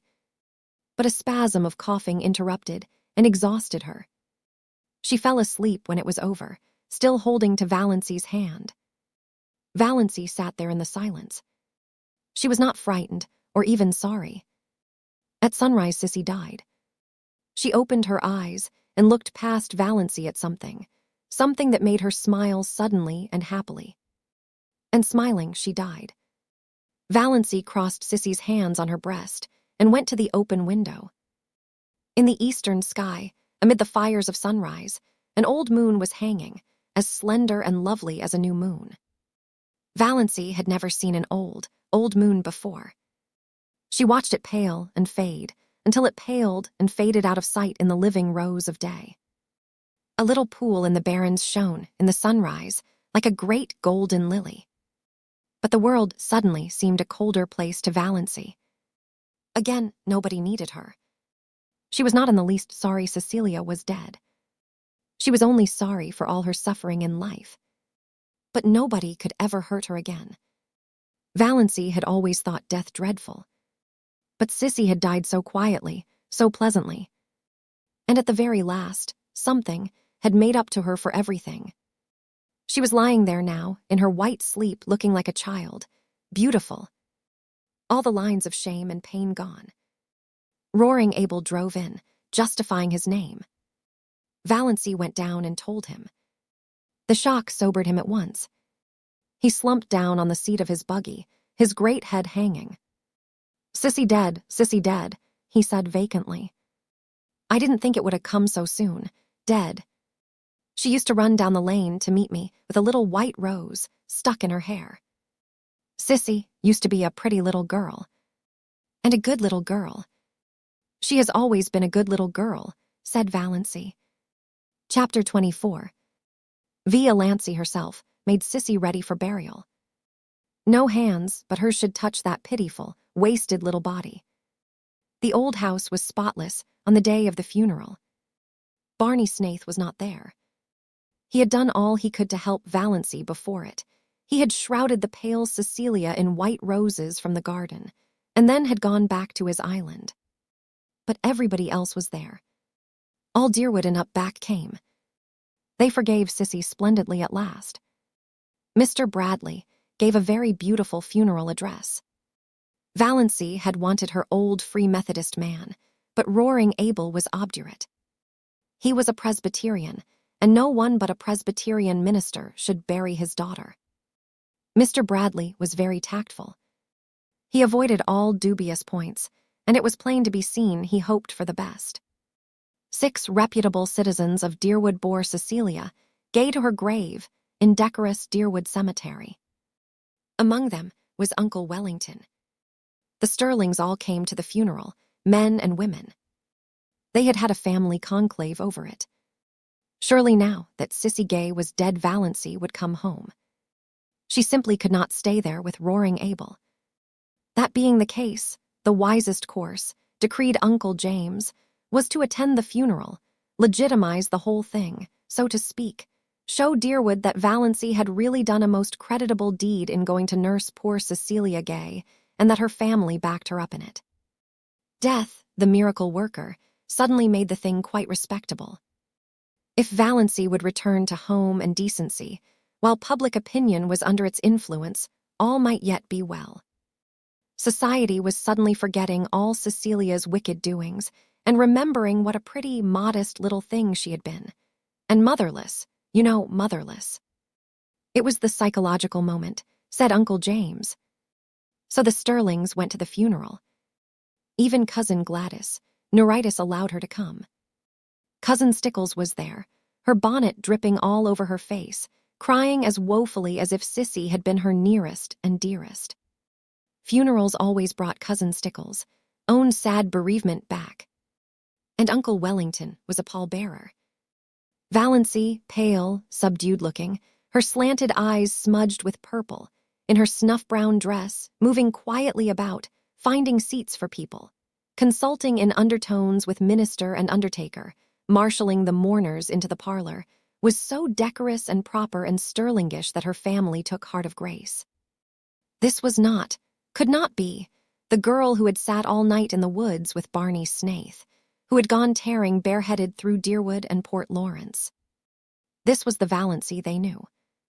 Really, surprisingly capable and efficient. Perhaps she had always been kept down a bit too much. Amelia really was rather strict, hadn't had a chance to show what was in her. So thought the Stirlings. And Edward Beck, from the Port Road, a widower with a large family who was beginning to take notice, took notice of Valancy and thought she might make a mighty fine second wife. No beauty, but a 50-year-old widower, Mr. Beck told himself very reasonably, couldn't expect everything. Altogether, it seemed that Valancy's matrimonial chances were never so bright as they were at Cecilia Gay's funeral.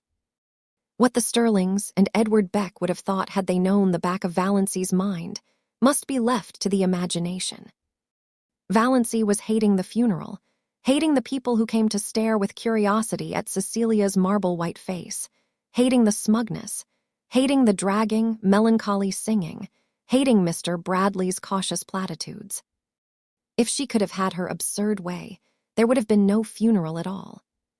She would have covered Sissy over with flowers, shut her away from prying eyes, and buried her beside her nameless little baby in the grassy, burying ground under the pines of the up-back church, with a bit of kindly prayer from the old Free Methodist minister. She remembered Sissy saying once, "I wish I could be buried deep in the heart of the woods where nobody would ever come to say, 'Sissy Gay is buried here,' and tell over my miserable story." But this, however, it would soon be over. Valancy knew, if the Stirlings and Edward Beck didn't, exactly what she intended to do then. She had lain awake all the preceding night thinking about it and finally deciding on it. When the funeral procession had left the house, Mrs. Frederick sought out Valancy in the kitchen. "My child," she said tremulously, "you'll come home now." "Home," said Valancy absently. She was getting on an apron and calculating how much tea she must put to steep for supper. There would be several guests from up back, distant relatives of the Gays, who had not remembered them for years. And she was so tired, she wished she could borrow a pair of legs from the cat. "Yes, home," said Mrs. Frederick with a touch of asperity.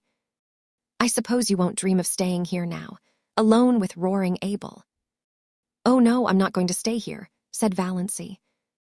"Of course, I'll have to stay for a day or two to put the house in order generally. But that will be all. Excuse me, Mother, won't you?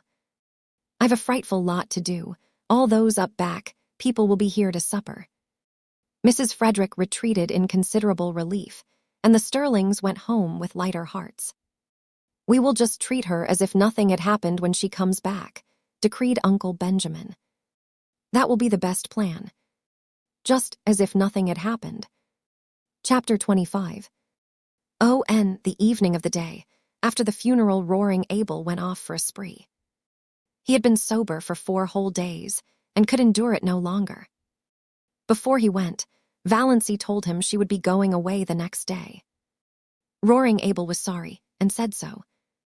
A distant cousin from up back was coming to keep house for him, quite willing to do so now since there was no sick girl to wait on, but Abel was not under any delusions concerning her. She won't be like you, my girl. Well, I'm obliged to you. You helped me out of a bad hole, and I won't forget it. And I won't forget what you did for Sissy. I'm your friend, and if you ever want any of the Stirlings spanked and sought in a corner, send for me. I'm going to wet my whistle. Lord, but I'm dry. Don't reckon I'll be back afore tomorrow night, so if you're going home tomorrow, goodbye now. I may go home tomorrow, said Valancy, but I'm not going back to Deerwood. Not going. You'll find the key on the woodshed nail, interrupted Valancy, politely and unmistakably. The dog will be in the barn, and the cat in the cellar. Don't forget to feed her till your cousin comes. The pantry is full, and I made bread and pies today. Goodbye, Mr. Gay. You have been very kind to me, and I appreciate it. We've had a decent time of it together, and that's a fact, said Roaring Abel. You're the best small sport in the world, and your little finger is worth the whole Stirling clan tied together. Goodbye and good luck. Valancy went out to the garden. Her legs trembled a little, but otherwise she felt and looked composed. She held something tightly in her hand. The garden was lying in the magic of the warm, odorous July twilight. A few stars were out, and the robins were calling through the velvety silences of the barrens. Valancy stood by the gate expectantly. Would he come? If he did not, he was coming. Valancy heard Lady Jane Grey far back in the woods. Her breath came a little more quickly.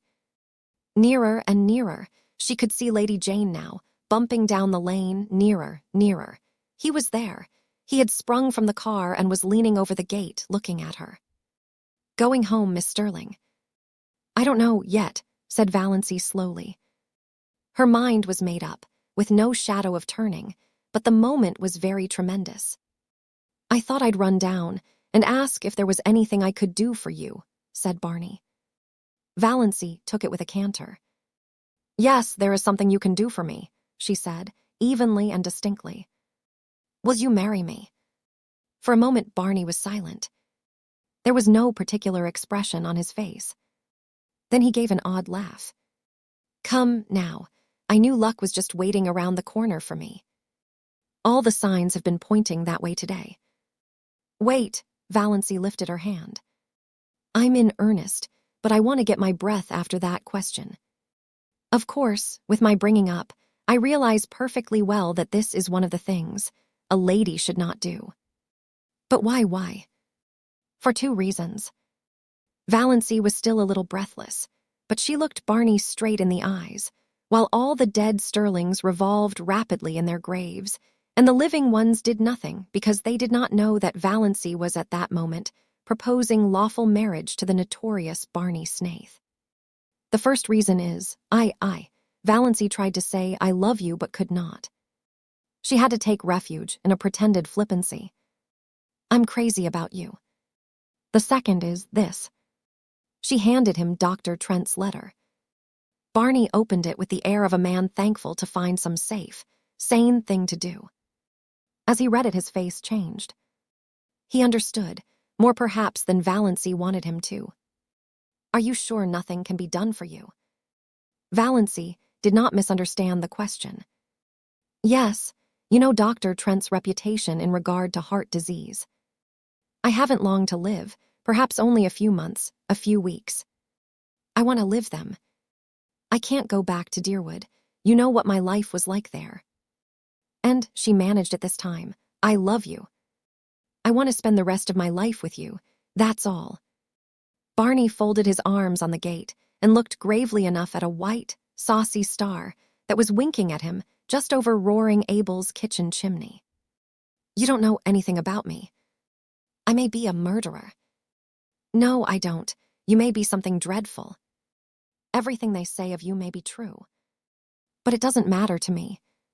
You care that much for me, Valancy, said Barney incredulously, looking away from the star and into her eyes, her strange, mysterious eyes. I care that much, said Valancy in a low voice. She was trembling. He had called her by her name for the first time. It was sweeter than another man's caress could have been just to hear him say her name like that. If we are going to get married, said Barney, speaking suddenly in a casual, matter-of-fact voice, some things must be understood. Everything must be understood, said Valancy. I have things I want to hide, said Barney coolly. You are not to ask me about them. I won't, said Valancy. You must never ask to see my mail. Never. And we are never to pretend anything to each other. We won't, said Valancy. You won't even have to pretend you like me. If you marry me, I know you're only doing it out of pity. And we'll never tell a lie to each other about anything, a big lie or a petty lie. Especially a petty lie, agreed Valancy. And you'll have to live back on my island. I won't live anywhere else. That's partly why I want to marry you, said Valancy. Barney peered at her. I believe you mean it. Well, let's get married then. Thank you, said Valancy, with a sudden return of primness. She would have been much less embarrassed if he had refused her. I suppose I haven't any right to make conditions. But I'm going to make one. You are never to refer to my heart or my liability to sudden death. You are never to urge me to be careful. You are to forget, absolutely forget, that I'm not perfectly healthy. I have written a letter to my mother. Here it is. You are to keep it. I have explained everything in it. If I drop dead suddenly, as I likely will do, it will exonerate me in the eyes of your kindred from the suspicion of having poisoned you, said Barney with a grin. Exactly, Valancy laughed gaily. Dear me, I'm glad this is over. It has been a bit of an ordeal. You see, I'm not in the habit of going about asking men to marry me. It is so nice of you not to refuse me or offer to be a brother. I'll go to the port tomorrow and get a license. We can be married tomorrow evening. Dr. Stirling, I suppose. Heavens no, Valancy shuddered. Besides, he wouldn't do it. He'd shake his forefinger at me, and I'd jilt you at the altar. No, I want my old Mr. Towers to marry me. Will you marry me as I stand? Demanded Barney. A passing car, full of tourists, honked loudly, it seemed derisively. Valancy looked at him. Blue homespun shirt, nondescript hat, muddy overalls, unshaved. Yes, she said.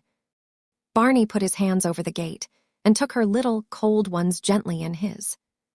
Valancy, he said, trying to speak lightly. Of course I'm not in love with you, never thought of such a thing as being in love. But, do you know, I've always thought you were a bit of a dear. Chapter 26. Teehee next day passed for Valancy like a dream. She could not make herself or anything she did seem real. She saw nothing of Barney, though she expected he must go rattling past on his way to the port for a license. Perhaps he had changed his mind. But at dusk, the lights of Lady Jane suddenly swooped over the crest of the wooded hill beyond the lane. Valancy was waiting at the gate for her bridegroom. She wore her green dress and her green hat because she had nothing else to wear. She did not look or feel at all bride-like. She really looked like a wild elf strayed out of the greenwood. But that did not matter. Nothing at all mattered, except that Barney was coming for her. Ready, said Barney, stopping Lady Jane with some new, horrible noises. Yes, Valancy stepped in and sat down. Barney was in his blue shirt and overalls. But they were clean overalls. He was smoking a villainous-looking pipe, and he was bareheaded. But he had a pair of oddly smart boots on under his shabby overalls. And he was shaved. They clattered into Deerwood and through Deerwood and hit the long, wooded road to the port. Haven't changed your mind, said Barney. No, have you? No. That was their whole conversation on the 15 miles. Everything was more dreamlike than ever. Valancy didn't know whether she felt happy, or terrified, or just plain fool. Then the lights of Port Lawrence were about them. Valancy felt as if she were surrounded by the gleaming, hungry eyes of hundreds of great, stealthy panthers. Barney briefly asked where Mr. Towers lived, and Valancy as briefly told him. They stopped before the shabby little house in an unfashionable street. They went into the small, shabby parlor. Barney produced his license. So he had got it, also a ring. This thing was real. She, Valancy Stirling, was actually on the point of being married. They were standing up together before Mr. Towers. Valancy heard Mr. Towers and Barney saying things. She heard some other person saying things. She herself was thinking of the way she had once planned to be married, a way back in her early teens when such a thing had not seemed impossible. White silk and tulle veil and orange blossoms, no bridesmaid. But one flower girl, in a frock of cream shadow lace over pale pink, with a wreath of flowers in her hair, carrying a basket of roses and lilies of the valley. And the groom, a noble-looking creature, irreproachably clad in whatever the fashion of the day decreed. Valancy lifted her eyes and saw herself and Barney in the little, slanting, distorting mirror over the mantelpiece. She in her odd, unbridled green hat and dress, Barney in shirt and overalls. But it was Barney. That was all that mattered. No veil, no flowers, no guests, no presents, no wedding cake, but just Barney. For all the rest of her life, there would be Barney. "Mrs. Snaith, I hope you will be very happy," Mr. Towers was saying. He had not seemed surprised at their appearance, not even at Barney's overalls. He had seen plenty of queer weddings, up back. He did not know Valancy was one of the Deerwood Stirlings. He did not even know there were Deerwood Stirlings. He did not know Barney Snaith was a fugitive from justice. Really, he was an incredibly ignorant old man. Therefore he married them and gave them his blessing very gently and solemnly, and prayed for them that night after they had gone away. His conscience did not trouble him at all. What a nice way to get married. Barney was saying as he put Lady Jane in gear. No fuss and flubdub. I never supposed it was half so easy. For heaven's sake, said Valancy suddenly, let's forget we are married and talk as if we were. I can't stand another drive like the one we had coming in. Barney howled and threw Lady Jane into high with an infernal noise. And I thought I was making it easy for you, he said. You didn't seem to want to talk. I didn't, but I wanted you to talk. I don't want you to make love to me, but I want you to act like an ordinary human being. Tell me about this island of yours. What sort of a place is it? The jolliest place in the world. You're going to love it. The first time I saw it, I loved it. Old Tom Montgomery owned it then. He built the little shack on it, lived there in winter, and rented it to Toronto people in summer. I bought it from him, became by that one simple transaction a landed proprietor owning a house and an island. There is something so satisfying in owning a whole island. And isn't an uninhabited island a charming idea? I'd wanted to own one ever since I'd read Robinson Crusoe. It seemed too good to be true, and beauty. Most of the scenery belongs to the government, but they don't tax you for looking at it, and the moon belongs to everybody. You won't find my shack very tidy. I suppose you'll want to make it tidy. Yes, said Valancy honestly. I have to be tidy. I don't really want to be. But untidiness hurts me. Yes, I'll have to tidy up your shack. I was prepared for that, said Barney with a hollow groan. But, continued Valancy relentingly, I won't insist on your wiping your feet when you come in. No, you'll only sweep up after me with the air of a martyr, said Barney. Well, anyway, you can't tidy the lean-to. You can't even enter it. The door will be locked, and I shall keep the key. Bluebeard's chamber, said Valancy. I shan't even think of it. I don't care how many wives you have hanging up in it. So long as they're really dead. Dead as doornails. You can do as you like in the rest of the house. There's not much of it, just one big living room and one small bedroom. Well built, though. Old Tom loved his job.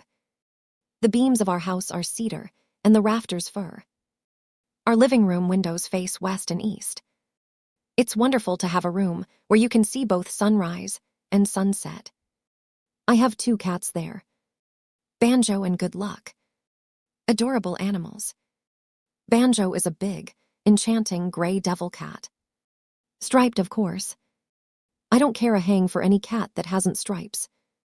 I never knew a cat who could swear as genteelly and effectively as Banjo. His only fault is that he snores horribly when he is asleep. Luck is a dainty little cat, always looking wistfully at you, as if he wanted to tell you something. Maybe he will pull it off sometime. Once in 1,000 years, one cat is allowed to speak. My cats are philosophers. Neither of them ever cries over spilt milk. 2 old crows live in a pine tree on the point and are reasonably neighborly. Call him Nip and Tuck. And I have a demure little tame owl, named Leander. I brought him up from a baby, and he lives over on the mainland and chuckles to himself nights. And bats, it's a great place for bats at night. Scared of bats? No, I like them. So do I. Nice, queer, uncanny, mysterious creatures. Coming from nowhere, going nowhere, swoop. Banjo likes them too, eats them. I have a canoe and a disappearing propeller boat. Went to the port in it today to get my license. Quieter than Lady Jane. I thought you hadn't gone at all, that you had changed your mind, admitted Valancy. Barney laughed, the laugh Valancy did not like, the little bitter, cynical laugh. I never change my mind, he said shortly. They went back through Deerwood. Up the Muskoka Road. Past roaring Abel S. Over the rocky, daisied lane. The dark pine woods swallowed them up. Through the pine woods, where the air was sweet with the incense of the unseen, fragile bells of the lineas that carpeted the banks of the trail. Out to the shore of Mistawis. Lady Jane must be left here. They got out. Barney led the way, down a little path to the edge of the lake. There's our island, he said gloatingly. Valancy looked and looked and looked again. There was a diaphanous, lilac mist on the lake shrouding the island. Through it, the 2 enormous pine trees that clasped hands over Barney's shack loomed out like dark turrets. Behind them was a sky still rose-hued in the afterlight and a pale young moon. Valancy shivered like a tree the wind stirs suddenly. Something seemed to sweep over her soul. My blue castle, she said. Oh, my blue castle. They got into the canoe and paddled out to it. They left behind the realm of everyday and things known and landed on a realm of mystery and enchantment where anything might happen, anything might be true. Barney lifted Valancy out of the canoe and swung her to a lichen-covered rock under a young pine tree. His arms were about her, and suddenly his lips were on hers. Valancy found herself shivering with the rapture of her first kiss. Welcome home, dear, Barney was saying. Chapter 27. See, Cousin Georgiana came down the lane, leading up to her little house. She lived half a mile out of Deerwood, and she wanted to go into Amelia's and find out if Doss had come home yet. Cousin Georgiana was anxious to see Doss. She had something very important to tell her. Something she was sure Doss would be delighted to hear. Poor Doss. She had had rather a dull life of it. Cousin Georgiana owned to herself that she would not like to live under Amelia's thumb. But that would be all changed now. Cousin Georgiana felt tremendously important. For the time being, she quite forgot to wonder which of them would go next. And here was Doss herself, coming along the road from roaring Abel, in such a queer green dress and hat. Talk about luck.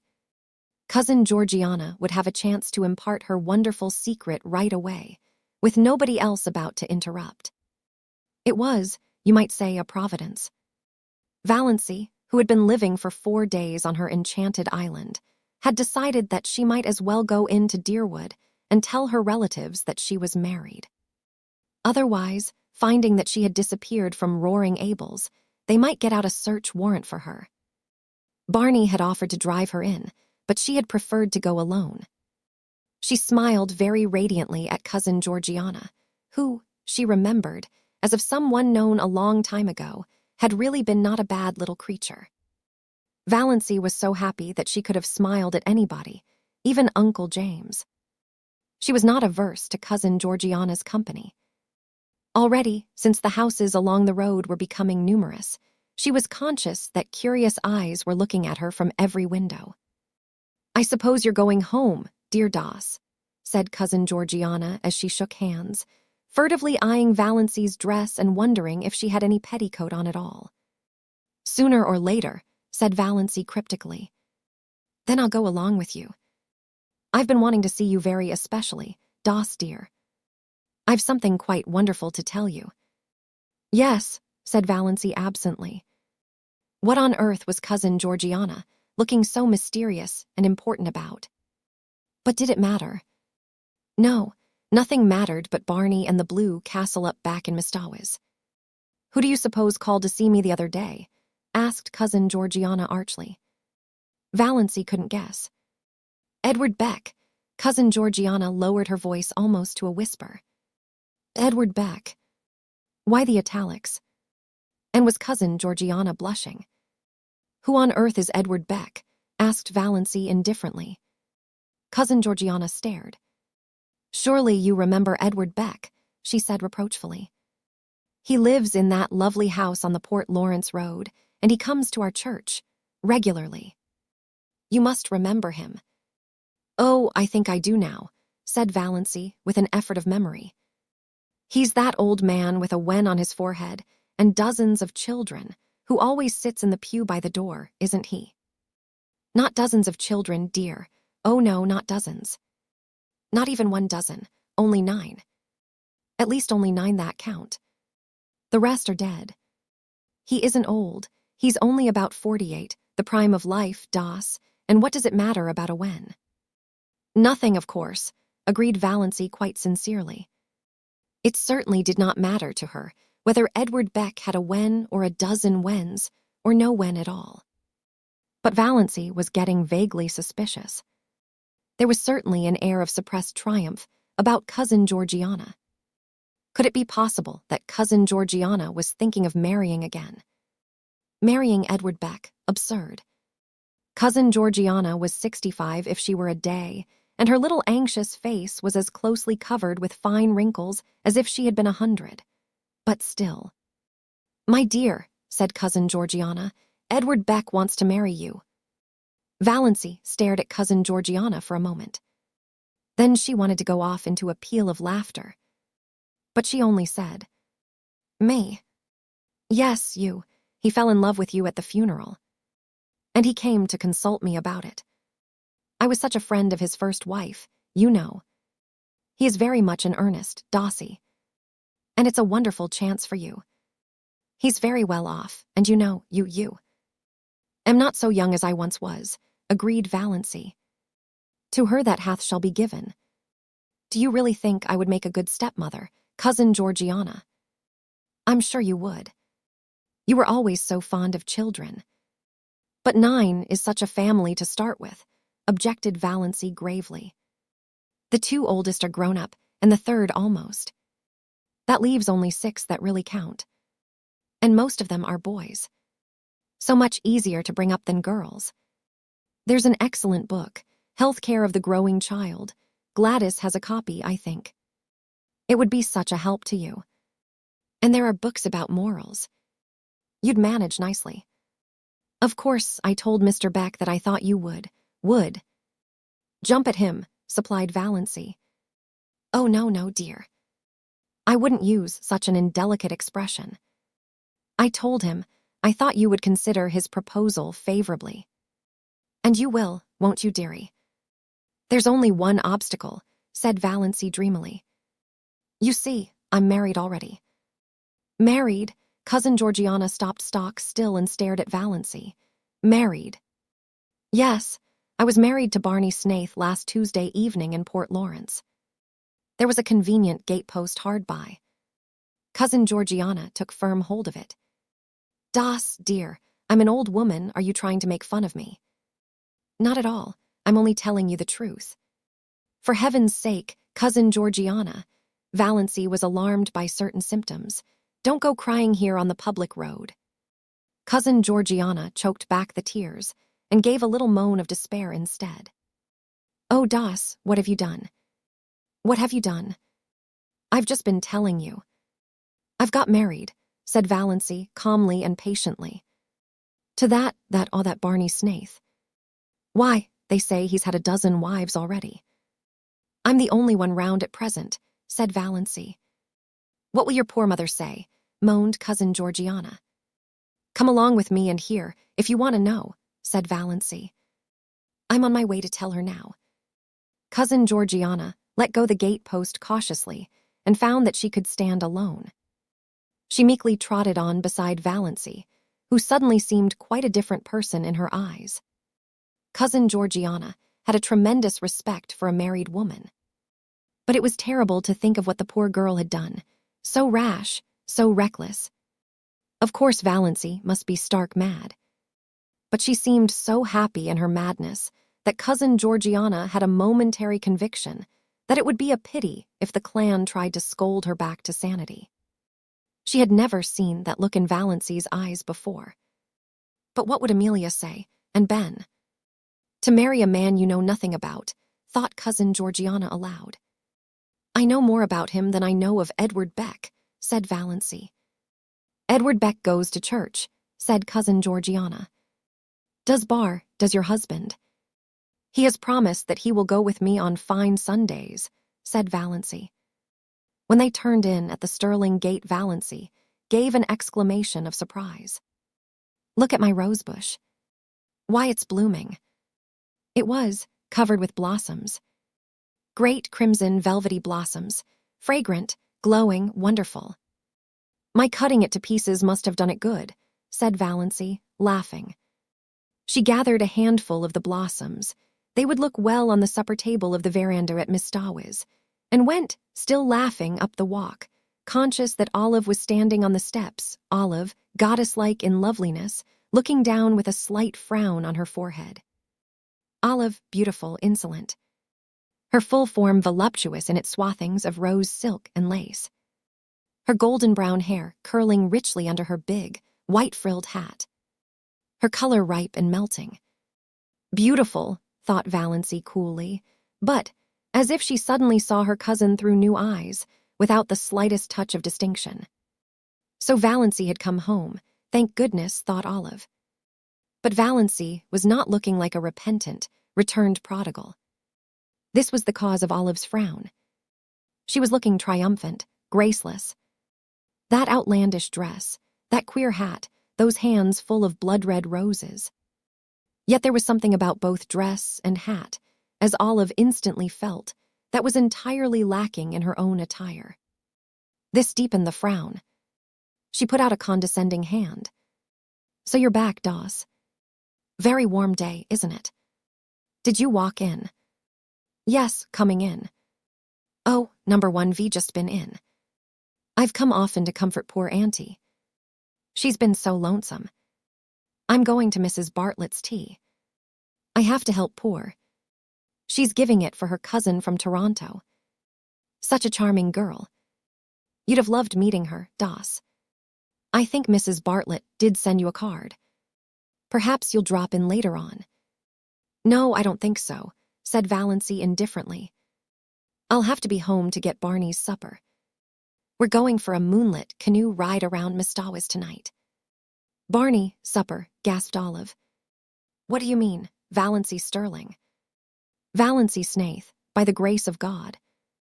Valancy flaunted her wedding ring in Olive's stricken face. Then she nimbly stepped past her and into the house. Cousin Georgiana followed. She would not miss a moment of the great scene, even though Olive did look as if she were going to faint. Olive did not faint. She went stupidly down the street to Mrs. Bartlett's. What did Doss mean? She couldn't have. That ring.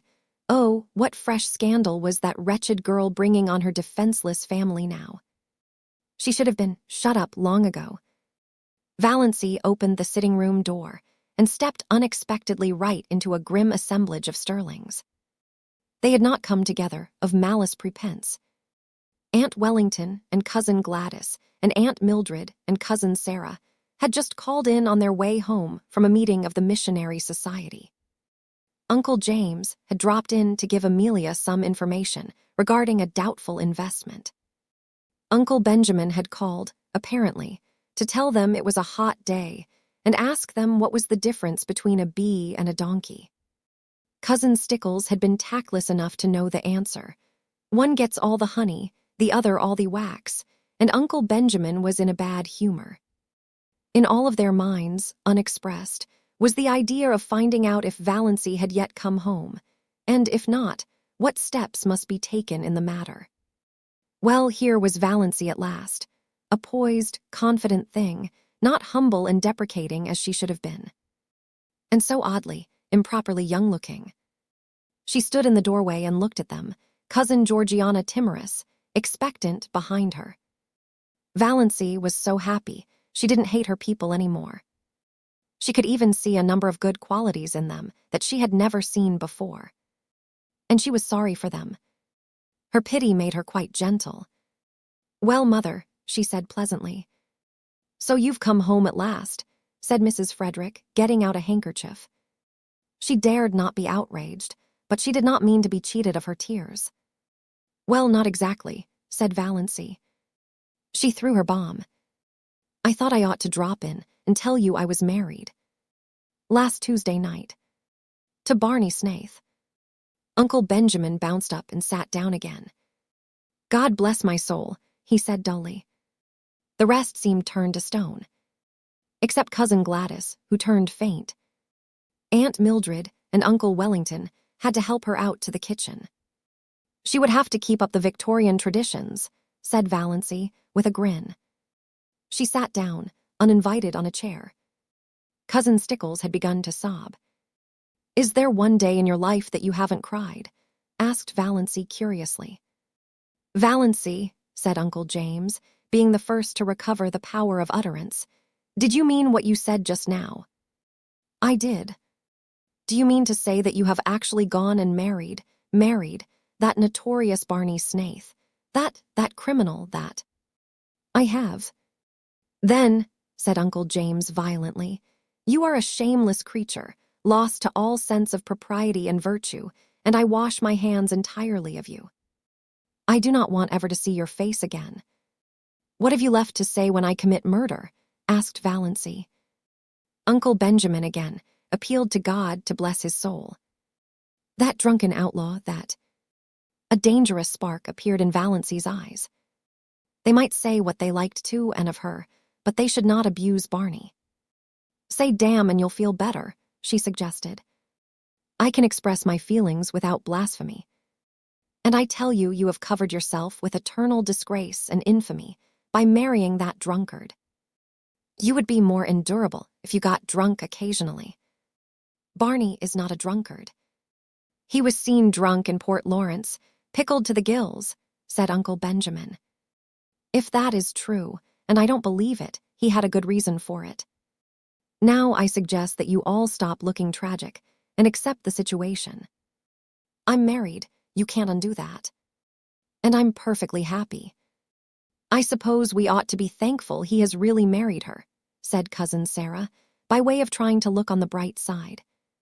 "If he really has," said Uncle James, who had just washed his hands of Valancy.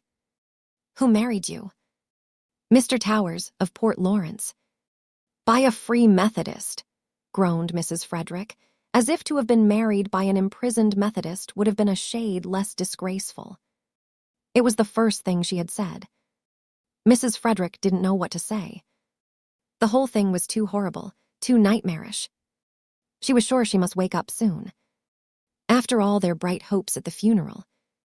"It makes me think of those what-do-you-call-ems," said Uncle Benjamin helplessly. "Those yarns, you know, of fairies taking babies out of their cradles."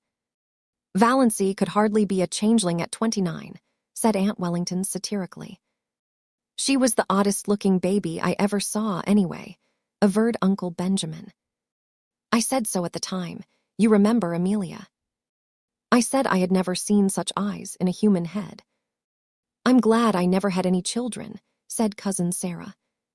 If they don't break your heart in one way, they do it in another. Isn't it better to have your heart broken than to have it wither up? Queried Valancy. Before it could be broken, it must have felt something splendid. That would be worth the pain. Dippy, clean dippy, muttered Uncle Benjamin, with a vague, unsatisfactory feeling that somebody had said something like that before. Valancy, said Mrs. Frederick solemnly, do you ever pray to be forgiven for disobeying your mother? I should pray to be forgiven for obeying you so long, said Valancy stubbornly. But I don't pray about that at all. I just thank God every day for my happiness. I would rather, said Mrs. Frederick, beginning to cry rather belatedly, see you dead before me than listen to what you have told me today. Valancy looked at her mother and aunts, and wondered if they could ever have known anything of the real meaning of love. She felt sorrier for them than ever. They were so very pitiable. And they never suspected it. Barney Snaith is a scoundrel to have deluded you into marrying him, said Uncle James violently. Oh, I did the deluding. I asked him to marry me, said Valancy with a wicked smile. Have you no pride? Demanded Aunt Wellington. Lots of it. I am proud that I have achieved a husband by my own unaided efforts. Cousin Georgiana here wanted to help me to Edward Beck. Edward Beck is worth $20,000 and has the finest house between here and Port Lawrence, said Uncle Benjamin. That sounds very fine, said Valancy scornfully, but it isn't worth that. She snapped her fingers, compared to feeling Barney's arms around me and his cheek against mine. Oh, Doss, said Cousin Stickles. Cousin Sarah said, oh, Doss. Aunt Wellington said, Valancy, you need not be indecent. Why, it surely isn't indecent to like to have your husband put his arm around you. I should think it would be indecent if you didn't. Why expect decency from her? Inquired Uncle James sarcastically. She has cut herself off from decency forevermore.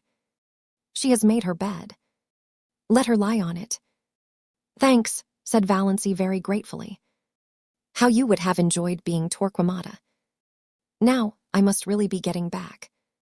Mother, may I have those 3 woolen cushions I worked last winter?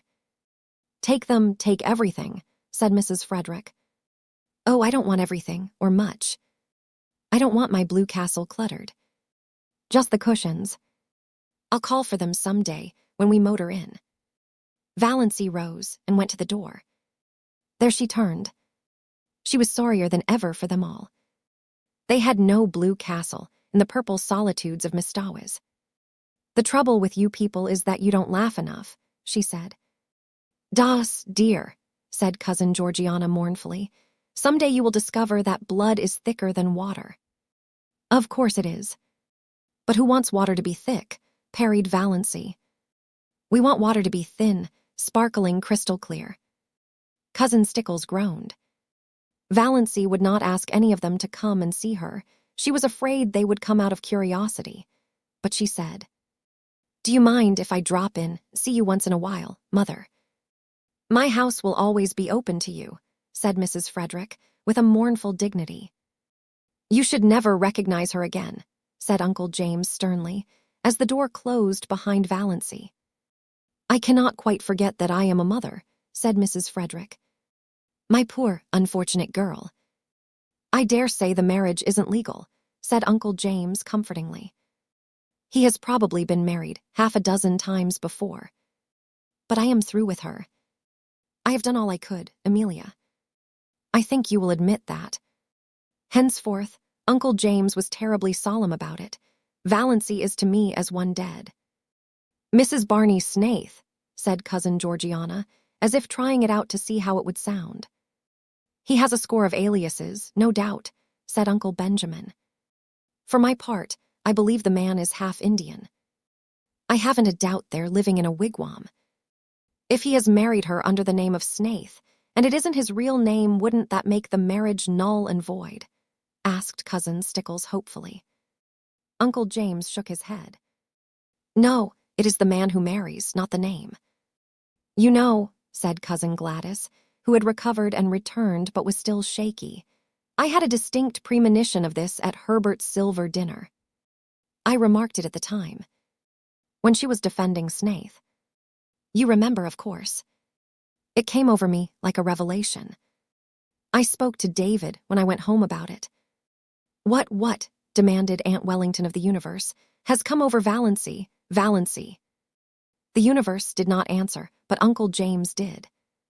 Isn't there something coming up of late about secondary personalities cropping out? I don't hold with many of those newfangled notions, but there may be something in this one. It would account for her incomprehensible conduct. Valancy is so fond of mushrooms, sighed Cousin Georgiana. I'm afraid she'll get poisoned eating toadstools by mistake living up back in the woods. There are worse things than death, said Uncle James, believing that it was the first time in the world that such a statement had been made. Nothing can ever be the same again, sobbed Cousin Stickles. Valancy, hurrying along the dusty road, back to cool Mistawiz and her purple island, had forgotten all about them, just as she had forgotten that she might drop dead at any moment if she hurried. Chapter 28. As summer passed by, the Stirling clan, with the insignificant exception of Cousin Georgiana, had tacitly agreed to follow Uncle James' example and look upon Valancy as one dead. To be sure, Valancy had an unquiet, ghostly habit of recurring resurrections when she and Barney clattered through Deerwood and out to the port in that unspeakable car. Valancy, bareheaded with stars in her eyes. Barney, bareheaded, smoking his pipe, but shaved. Always shaved now, if any of them had noticed it. They even had the audacity to go into Uncle Benjamin's store to buy groceries. Twice Uncle Benjamin ignored them. Was not Valancy one of the dead? While Snaith had never existed. But the third time he told Barney he was a scoundrel who should be hung for luring an unfortunate, weak-minded girl away from her home and friends. Barney's one straight eyebrow went up. I have made her happy, he said coolly, and she was miserable with her friends. So that's that. Uncle Benjamin stared. It had never occurred to him that women had to be, or ought to be, made happy. You pup, he said. Why be so unoriginal? Queried Barney amiably. Anybody could call me a pup. Why not think of something worthy of the Stirlings? Besides, I'm not a pup. I'm really quite a middle-aged dog. 35, if you're interested in knowing. Uncle Benjamin remembered just in time that Valancy was dead. He turned his back on Barney.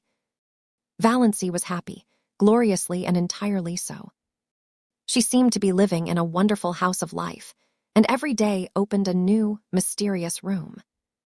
It was in a world which had nothing in common with the one she had left behind, a world where time was not, which was young with immortal youth, where there was neither past nor future, but only the present. She surrendered herself utterly to the charm of it. The absolute freedom of it all was unbelievable. They could do exactly as they liked. No Mrs. Grundy, no traditions, no relatives or in-laws. Peace, perfect peace with loved ones far away, as Barney quoted shamelessly. Valancy had gone home once and got her cushions. And Cousin Georgiana had given her one of her famous candlewick spreads of most elaborate design. For your spare room bed, dear, she said. But I haven't got any spare room, said Valancy. Cousin Georgiana looked horrified. A house without a spare room was monstrous to her. But it's a lovely spread, said Valancy with a kiss, and I'm so glad to have it. I'll put it on my own bed. Barney's old patchwork quilt is getting ragged. I don't see how you can be contented to live up back, sighed Cousin Georgiana. It's so out of the world.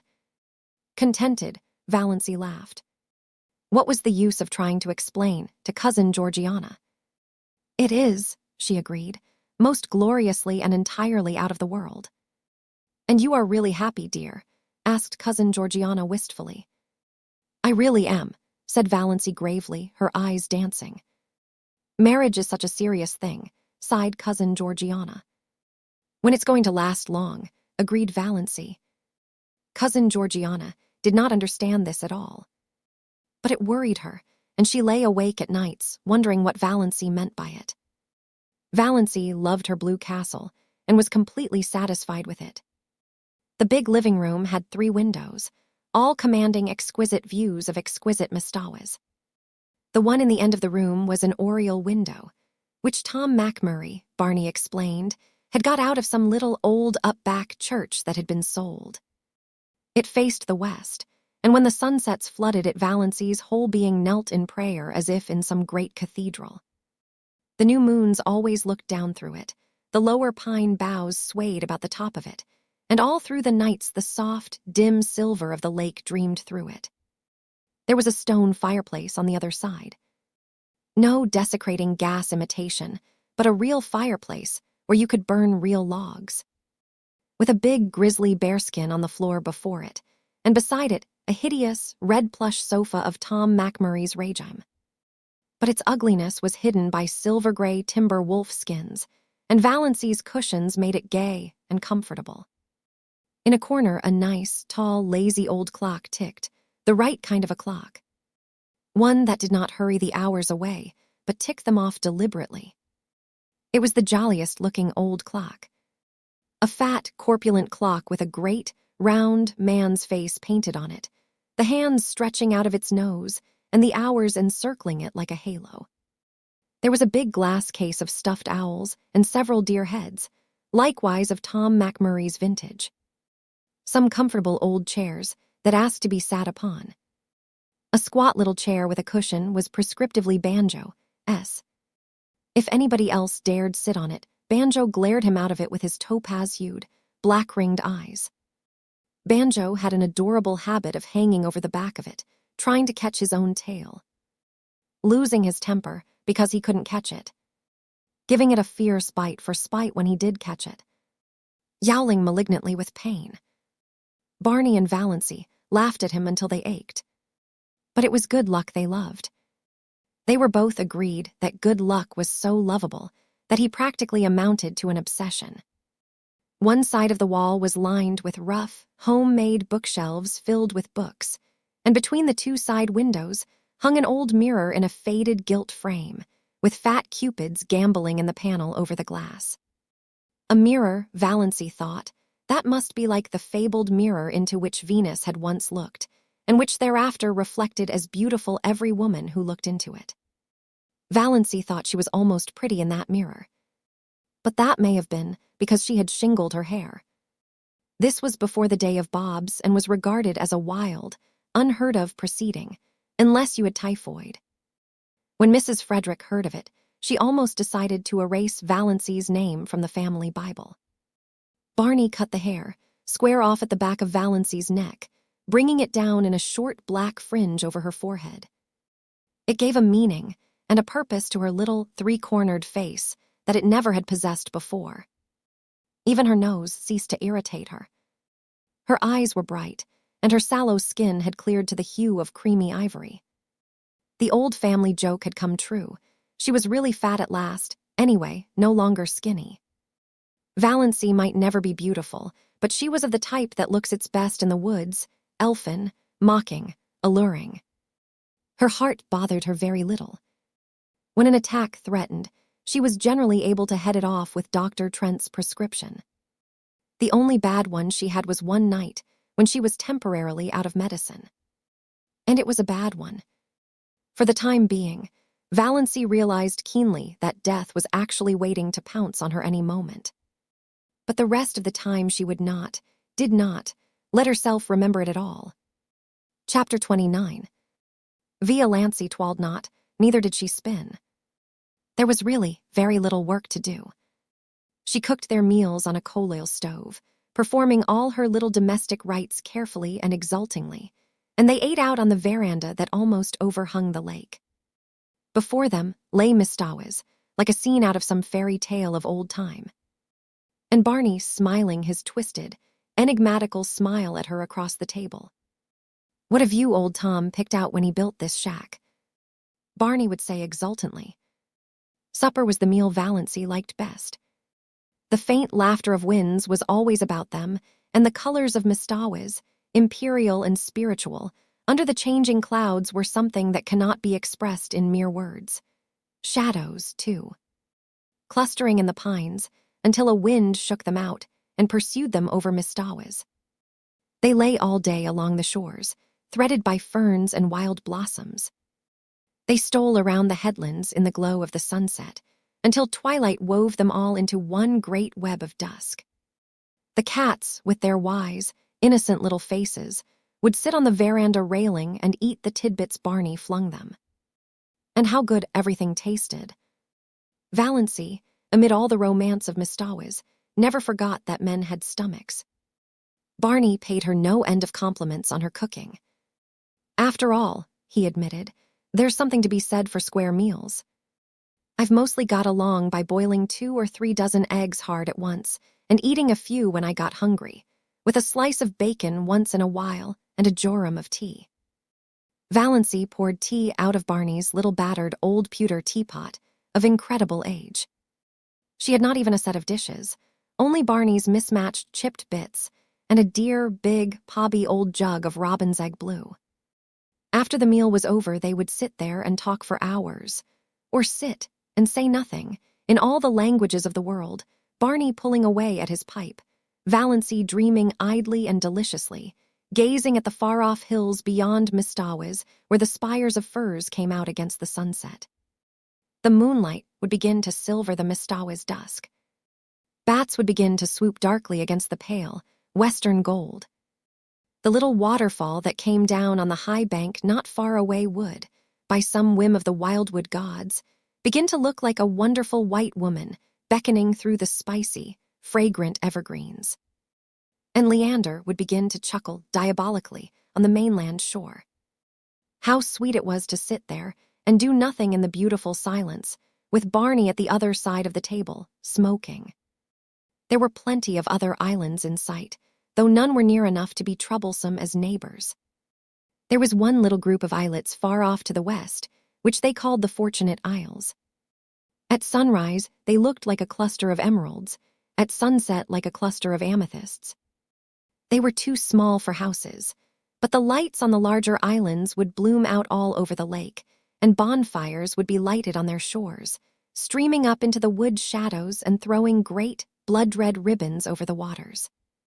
Music would drift to them alluringly from boats here and there, or from the verandas on the big house of the millionaire on the biggest island. "Would you like a house like that, Moonlight?" Barney asked once, waving his hand at it.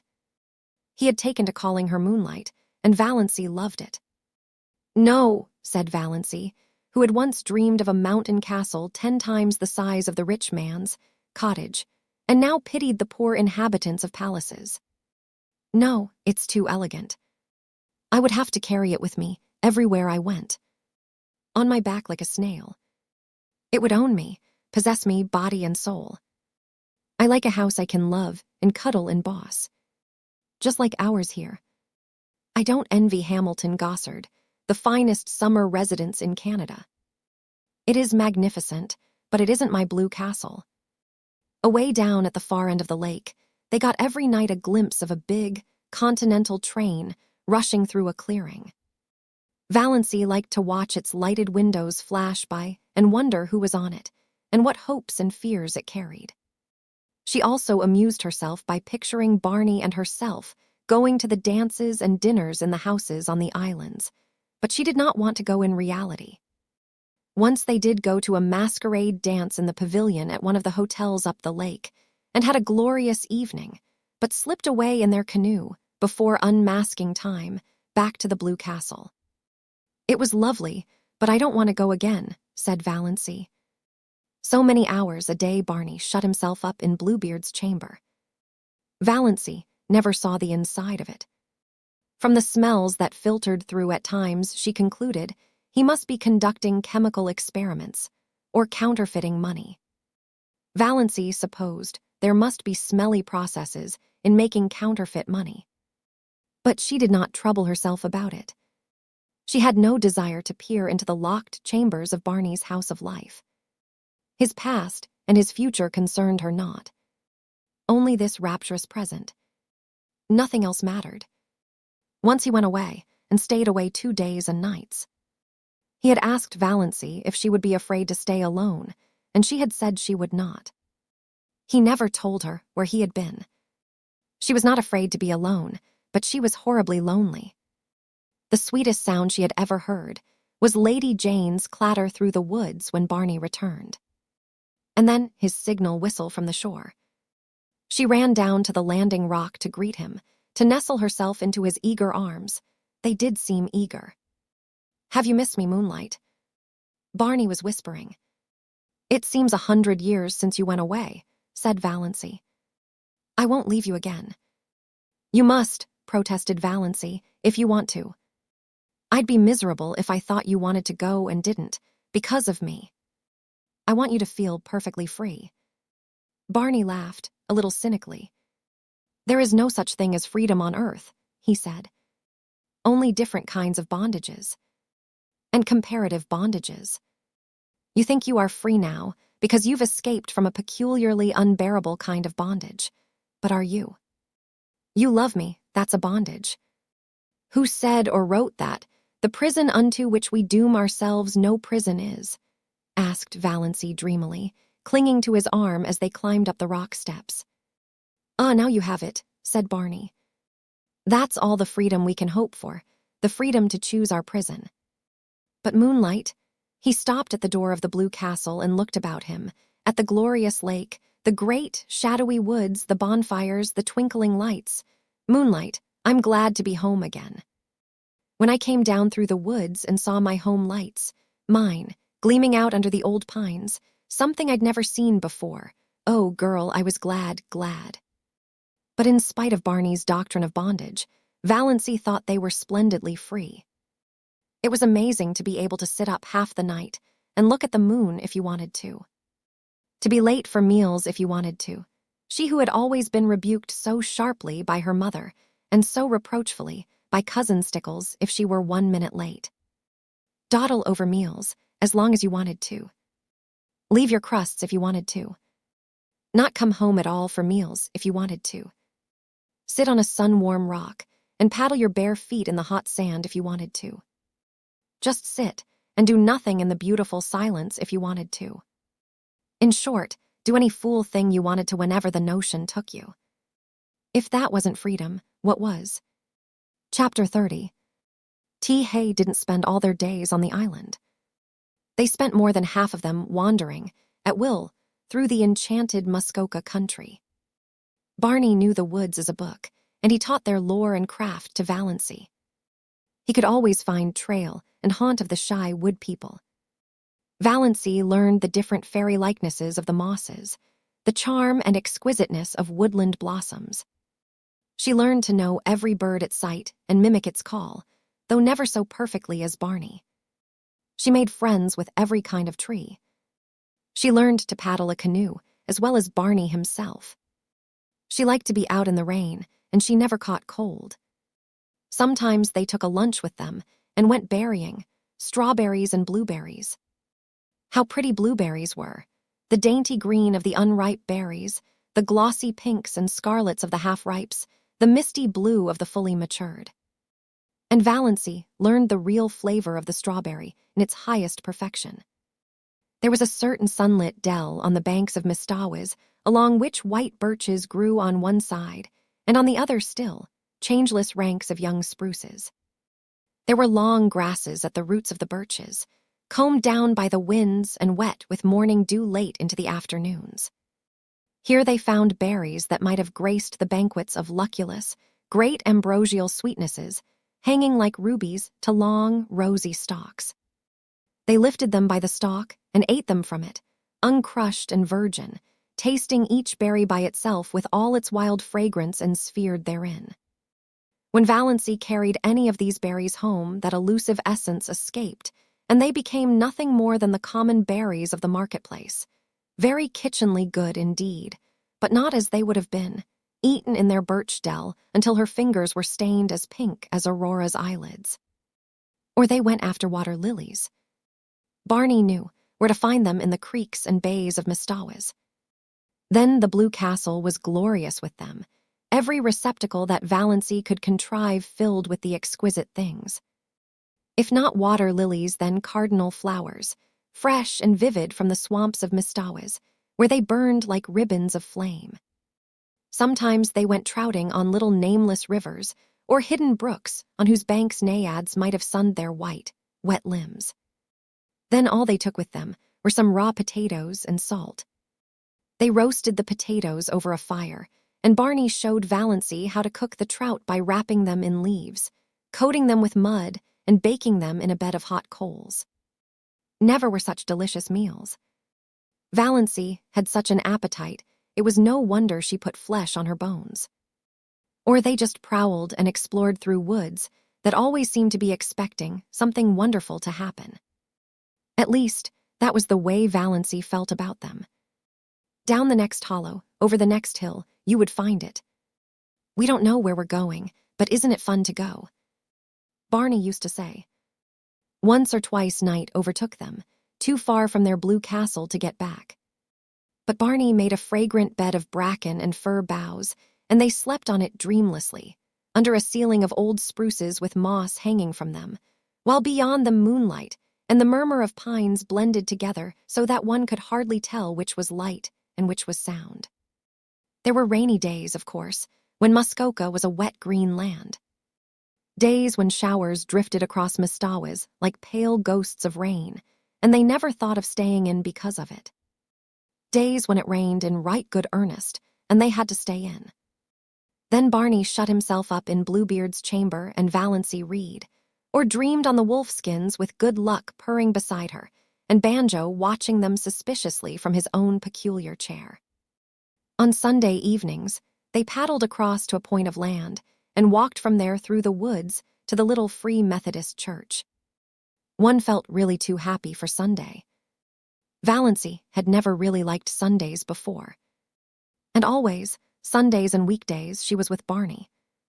Nothing else really mattered. And what a companion he was. How understanding, how jolly. How Barney-like. That summed it all up. Valancy had taken some of her $200 out of the bank and spent it in pretty clothes. She had a little smoke blue chiffon, which she always put on when they spent the evening at home, smoke blue with touches of silver about it. It was after she began wearing it that Barney began calling her Moonlight. Moonlight and blue twilight, that is what you look like in that dress. I like it. It belongs to you. You aren't exactly pretty, but you have some adorable beauty spots. Your eyes. And that little kissable dent just between your collar bones. You have the wrist and ankle of an aristocrat.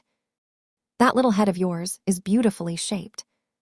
And when you look backward over your shoulder, you're maddening, especially in twilight or moonlight. An elf maiden, a wood sprite. You belong to the woods, Moonlight. You should never be out of them.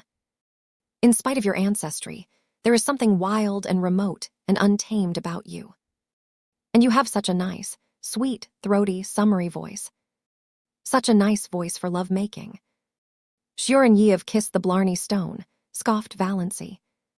But she tasted these compliments for weeks.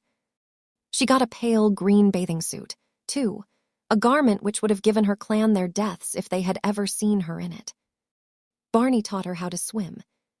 Sometimes she put her bathing dress on when she got up and didn't take it off until she went to bed, running down to the water for a plunge whenever she felt like it and sprawling on the sun-warm rocks to dry.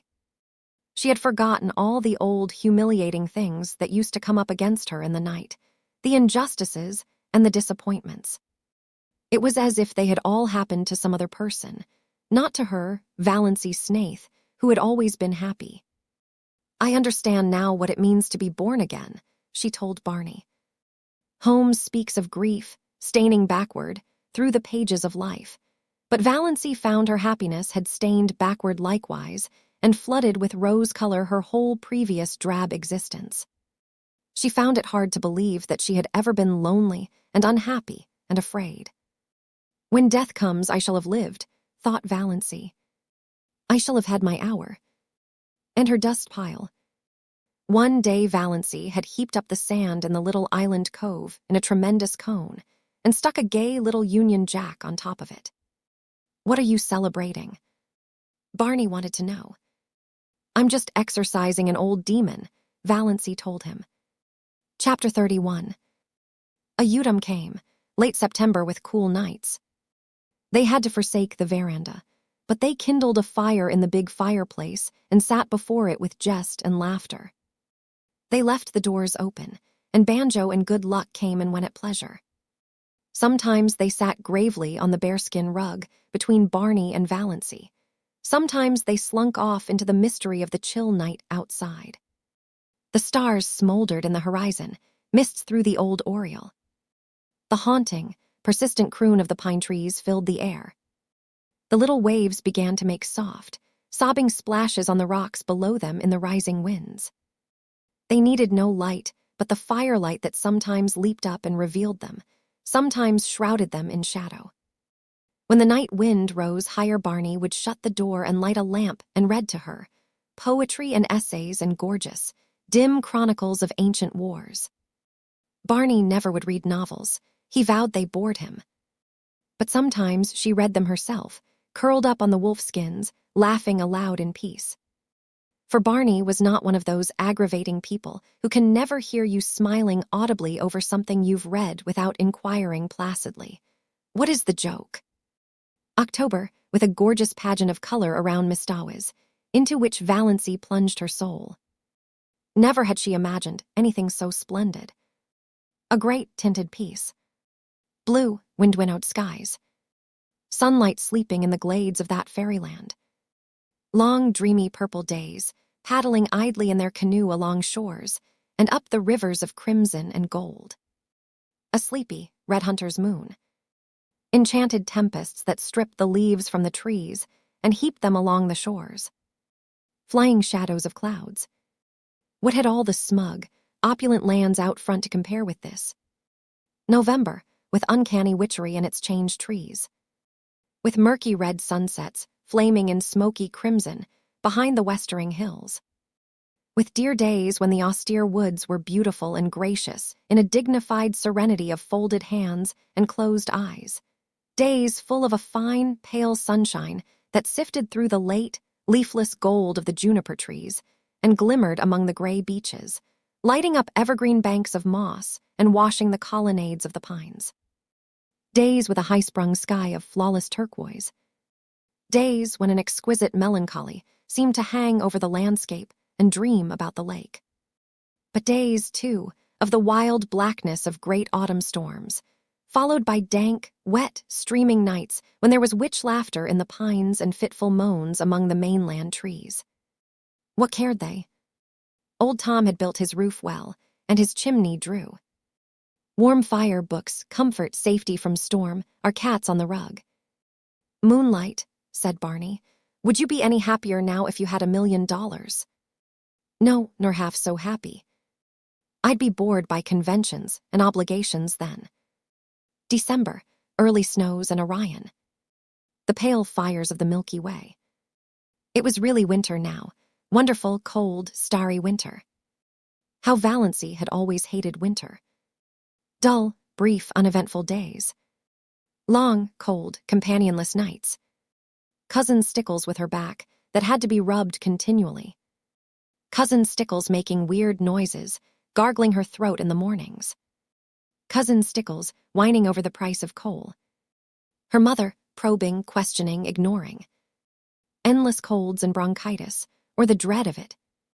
Redfern's liniment and purple pills. But now she loved winter. Winter was beautiful, up back, almost intolerably beautiful. Days of clear brilliance. Evenings that were like cups of glamour, the purest vintage of winter's wine. Nights with their fire of stars. Cold, exquisite winter sunrises. Lovely ferns of ice all over the windows of the blue castle. Moonlight on birches in a silver thaw. Ragged shadows on windy evenings, torn, twisted, fantastic shadows. Great silences, austere and searching. Jeweled, barbaric hills. The sun, suddenly breaking through gray clouds over long white mistawas. Icy gray twilights, broken by snow squalls, when their cozy living room, with its goblins of firelight and inscrutable cats, seemed cozier than ever. Every hour brought a new revelation and wonder. Barney ran Lady Jane into roaring Abel's barn and taught Valancy how to snowshoe.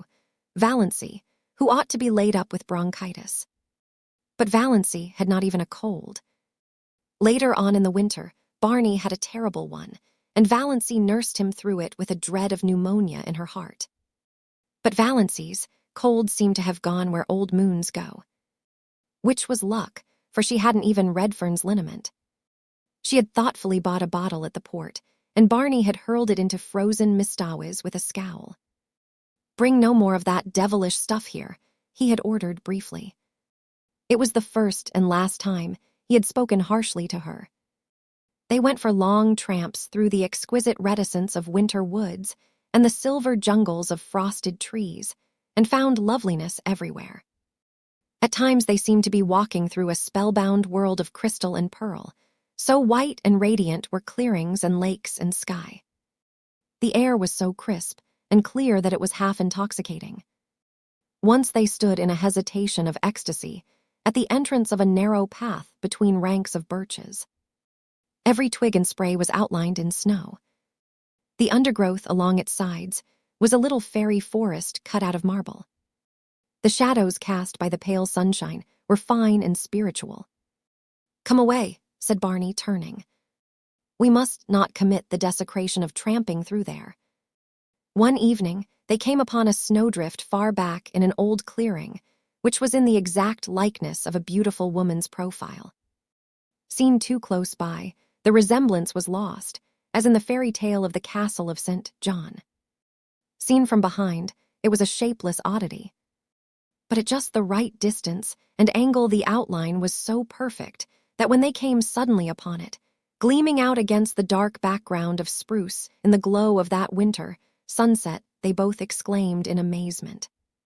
There was a low, noble brow, a straight, classic nose, lips and chin and cheek curve modeled as if some goddess of old time had sat to the sculptor, and a breast of such cold, swelling purity as the very spirit of the winter woods might display. "All the beauty that old Greece and Rome, sung painted, taught," quoted Barney. "And to think no human eyes save ours have seen or will see it," breathed Valancy, who felt at times as if she were living in a book by John Foster. As she looked around her, she recalled some passages she had marked in the new Foster book Barney had brought her from the port, with an adjuration not to expect him to read or listen to it. "All the tintings of winter woods are extremely delicate and elusive," recalled Valancy. "When the brief afternoon wanes and the sun just touches the tops of the hills, there seems to be all over the woods an abundance, not of color, but of the spirit of color. There is really nothing but pure white after all, but one has the impression of fairy-like blendings of rose and violet, opal and heliotrope on the slopes, in the dingles, and along the curves of the forest land. You feel sure the tint is there, but when you look at it directly, it is gone. From the corner of your eye, you are aware that it is lurking over yonder in a spot where there was nothing but pale purity a moment ago. Only just when the sun is setting is there a fleeting moment of real color. Then the redness streams out over the snow and incarnadines the hills and rivers and smites the crest of the pines with flame. Just a few minutes of transfiguration and revelation, and it is gone. I wonder if John Foster ever spent a winter in Mistawas, said Valancy. Not likely, scoffed Barney. People who write tosh like that generally write it in a warm house on some smug city street. You are too hard on John Foster, said Valancy severely. No one could have written that little paragraph I read you last night without having seen it first. You know he couldn't. I didn't listen to it, said Barney morosely. You know I told you I wouldn't. Then you've got to listen to it now, persisted Valancy. She made him stand still on his snowshoes while she repeated it. She is a rare artist, this old Mother Nature, who works for the joy of working and not in any spirit of vain show. Today the fir woods are a symphony of greens and grays, so subtle that you cannot tell where one shade begins to be the other. Gray trunk, green bough, gray-green moss above the white, gray-shadowed floor. Yet the old gypsy doesn't like unrelieved monotones. She must have a dash of color, see it. A broken dead fir bough, of a beautiful red-brown, swinging among the beards of moss. "Good Lord, do you learn all that fellow's books by heart?" was Barney's disgusted reaction as he strode off. "John Foster's books were all that saved my soul alive the past 5 years, averred Valancy. "Oh, Barney, look at that exquisite filigree of snow in the furrows of that old elm tree trunk." When they came out to the lake, they changed from snowshoes to skates and skated home. For a wonder Valancy had learned, when she was a little schoolgirl, to skate on the pond behind the Deerwood School. She never had any skates of her own, but some of the other girls had lent her theirs, and she seemed to have a natural knack of it. Uncle Benjamin had once promised her a pair of skates for Christmas, but when Christmas came, he had given her rubbers instead. She had never skated since she grew up, but the old trick came back quickly, and glorious were the hours she and Barney spent skimming over the white lakes and past the dark islands where the summer cottages were closed and silent. Tonight they flew down Mistawis before the wind, in an exhilaration that crimsoned Valancy's cheeks under her white tam. And at the end was her dear little house, on the island of pines, with a coating of snow on its roof, sparkling in the moonlight. Its windows glinted impishly at her in the stray gleams. "Looks exactly like a picture book, doesn't it?" said Barney. They had a lovely Christmas, no rush, no scramble. No niggling attempts to make ends meet. No wild effort to remember whether she hadn't given the same kind of present to the same person 2 Christmases before. No mob of last-minute shoppers. No dreary family reunions, where she sat mute and unimportant. No attacks of nerves. They decorated the blue castle with pine boughs, and Valancy made delightful little tinsel stars and hung them up amid the greenery. She cooked a dinner to which Barney did full justice, while Good Luck and Banjo picked the bones. "A land that can produce a goose like that is an admirable land," vowed Barney. "Canada forever."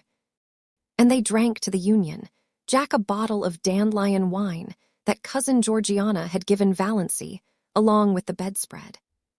"One never knows," Cousin Georgiana had said solemnly, "when one may need a little stimulant." Barney had asked Valancy what she wanted for a Christmas present. "Something frivolous and unnecessary," said Valancy, who had got a pair of galoshes last Christmas and 2 long-sleeved, woolen undervests the year before. And so on back. To her delight, Barney gave her a necklace of pearl beads. Valancy had wanted a string of milky pearl beads, like congealed moonshine, all her life. And these were so pretty. All that worried her was that they were really too good. They must have cost a great deal, $15 at least. Could Barney afford that? She didn't know a thing about his finances. She had refused to let him buy any of her clothes. She had enough for that, she told him, as long as she would need clothes. In a round, black jar on the chimney-piece Barney put money for their household expenses, always enough. The jar was never empty, though Valancy never caught him replenishing it. He couldn't have much, of course, and that necklace, but Valancy tossed care aside. She would wear it and enjoy it. It was the first pretty thing she had ever had. Chapter 32. New Year. The old, shabby, inglorious, outlived calendar came down. The new one went up. January was a month of storms. It snowed for 3 weeks on end. The thermometer went miles below zero and stayed there. But, as Barney and Valancy pointed out to each other, there were no mosquitoes. And the roar and crackle of their big fire drowned the howls of the north wind. Good Luck and Banjo waxed fat and developed resplendent coats of thick, silky fur. Nip and Tuck had gone. "But they'll come back in spring," promised Barney. There was no monotony. Sometimes they had dramatic little private spats that never even thought of becoming quarrels. Sometimes roaring Abel dropped in for an evening or a whole day, with his old tartan cap and his long red beard coated with snow. He generally brought his fiddle and played for them, to the delight of all except Banjo, who would go temporarily insane and retreat under Valancy's bed. Sometimes Abel and Barney talked while Valancy made candy for them. Sometimes they sat and smoked in silence a la Tennyson and Carlyle until the blue castle reeked and Valancy fled to the open. Sometimes they played checkers fiercely and silently the whole night through. Sometimes they all ate the russet apples Abel had brought, while the jolly old clock ticked the delightful minutes away. A plate of apples, an open fire, and a jolly good book whereon to look are a fair substitute for heaven, vowed Barney. Anyone can have the streets of gold. Let's have another whack at Carmen. It was easier now for the Stirlings to believe Valancy of the dead. Not even dim rumors of her having been over at the port came to trouble them, though she and Barney used to skate there occasionally to see a movie and eat hot dogs shamelessly at the corner stand afterwards. Presumably none of the Stirlings ever thought about her, except cousin Georgiana, who used to lie awake worrying about poor Doss. Did she have enough to eat? Was that dreadful creature good to her? Was she warm enough at nights? Valancy was quite warm at nights. She used to wake up and revel silently in the coziness of those winter nights on that little island in the frozen lake. The nights of other winters had been so cold and long. Valancy hated to wake up in them and think about the bleakness and emptiness of the day that had passed and the bleakness and emptiness of the day that would come. Now she almost counted that night lost on which she didn't wake up and lie awake for half an hour just being happy, while Barney's regular breathing went on beside her, and through the open door the smoldering brands in the fireplace winked at her in the gloom. It was very nice to feel a little lucky cat jump up on your bed in the darkness and snuggle down at your feet, purring. But Banjo would be sitting dourly by himself out in front of the fire like a brooding demon. At such moments Banjo was anything but canny, but Valancy loved his uncanniness. The side of the bed had to be right against the window. There was no other place for it in the tiny room. Valancy, lying there, could look out of the window, through the big pine boughs that actually touched it, away up Mistawa's, white and lustrous as a pavement of pearl, or dark and terrible in the storm. Sometimes the pine boughs tapped against the panes with friendly signals. Sometimes she heard the little hissing whisper of snow against them right at her side. Some nights the whole outer world seemed given over to the empery of silence. Then came nights when there would be a majestic sweep of wind in the pines, nights of dear starlight when it whistled freakishly and joyously around the blue castle, brooding nights before storm when it crept along the floor of the lake with a low, wailing cry of boding and mystery. Valancy wasted many perfectly good sleeping hours in these delightful communings. But she could sleep as long in the morning as she wanted to. Nobody cared. Barney cooked his own breakfast of bacon and eggs, and then shut himself up in Bluebeard's chamber till supper time. Then they had an evening of reading and talk.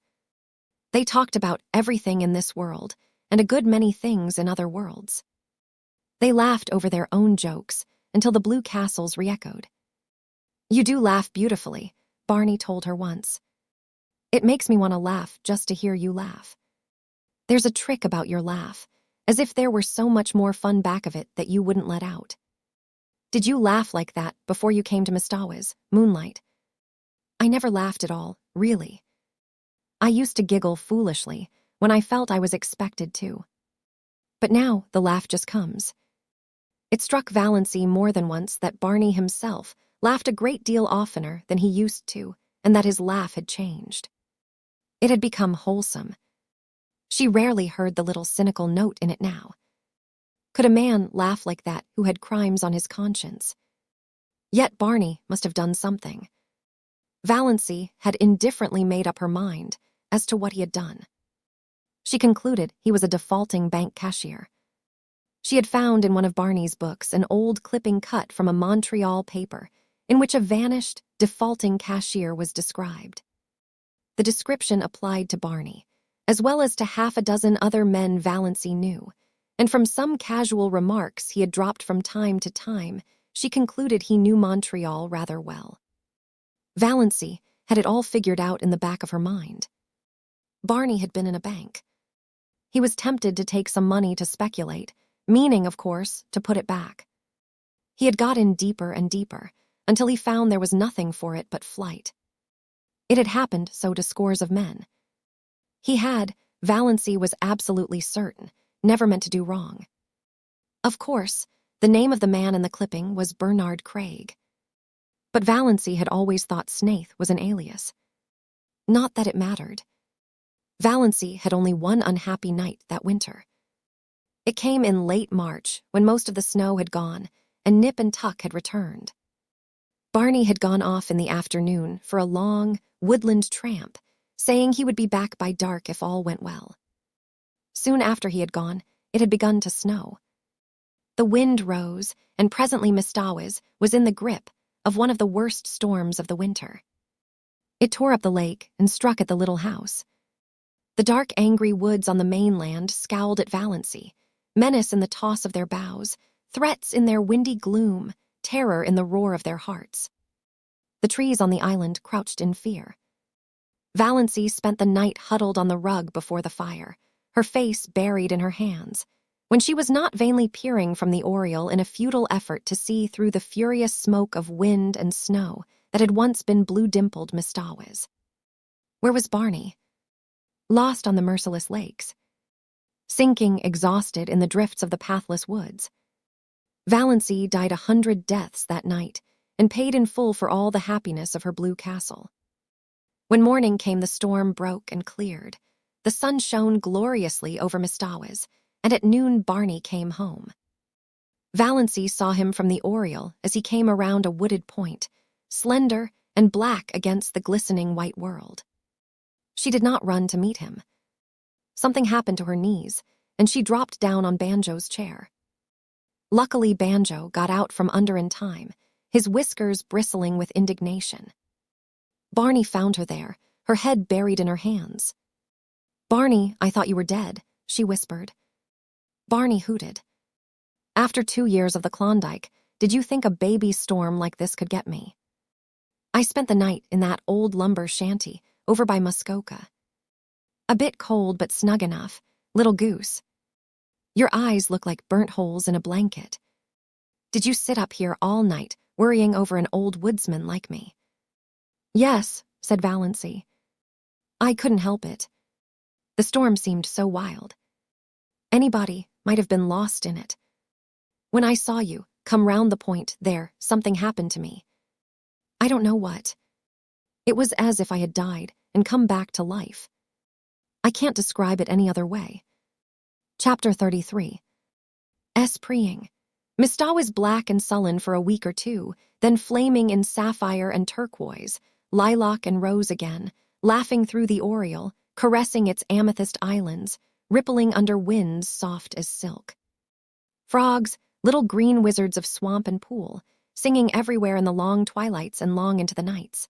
Islands fairy-like in a green haze, the evanescent beauty of wild young trees in early leaf, frost-like loveliness of the new foliage of juniper trees, the woods putting on a fashion of spring flowers, dainty, spiritual things akin to the soul of the wilderness, red mist on the maples, willows decked out with glossy silver pusses, all the forgotten violets of Mistawis blooming again.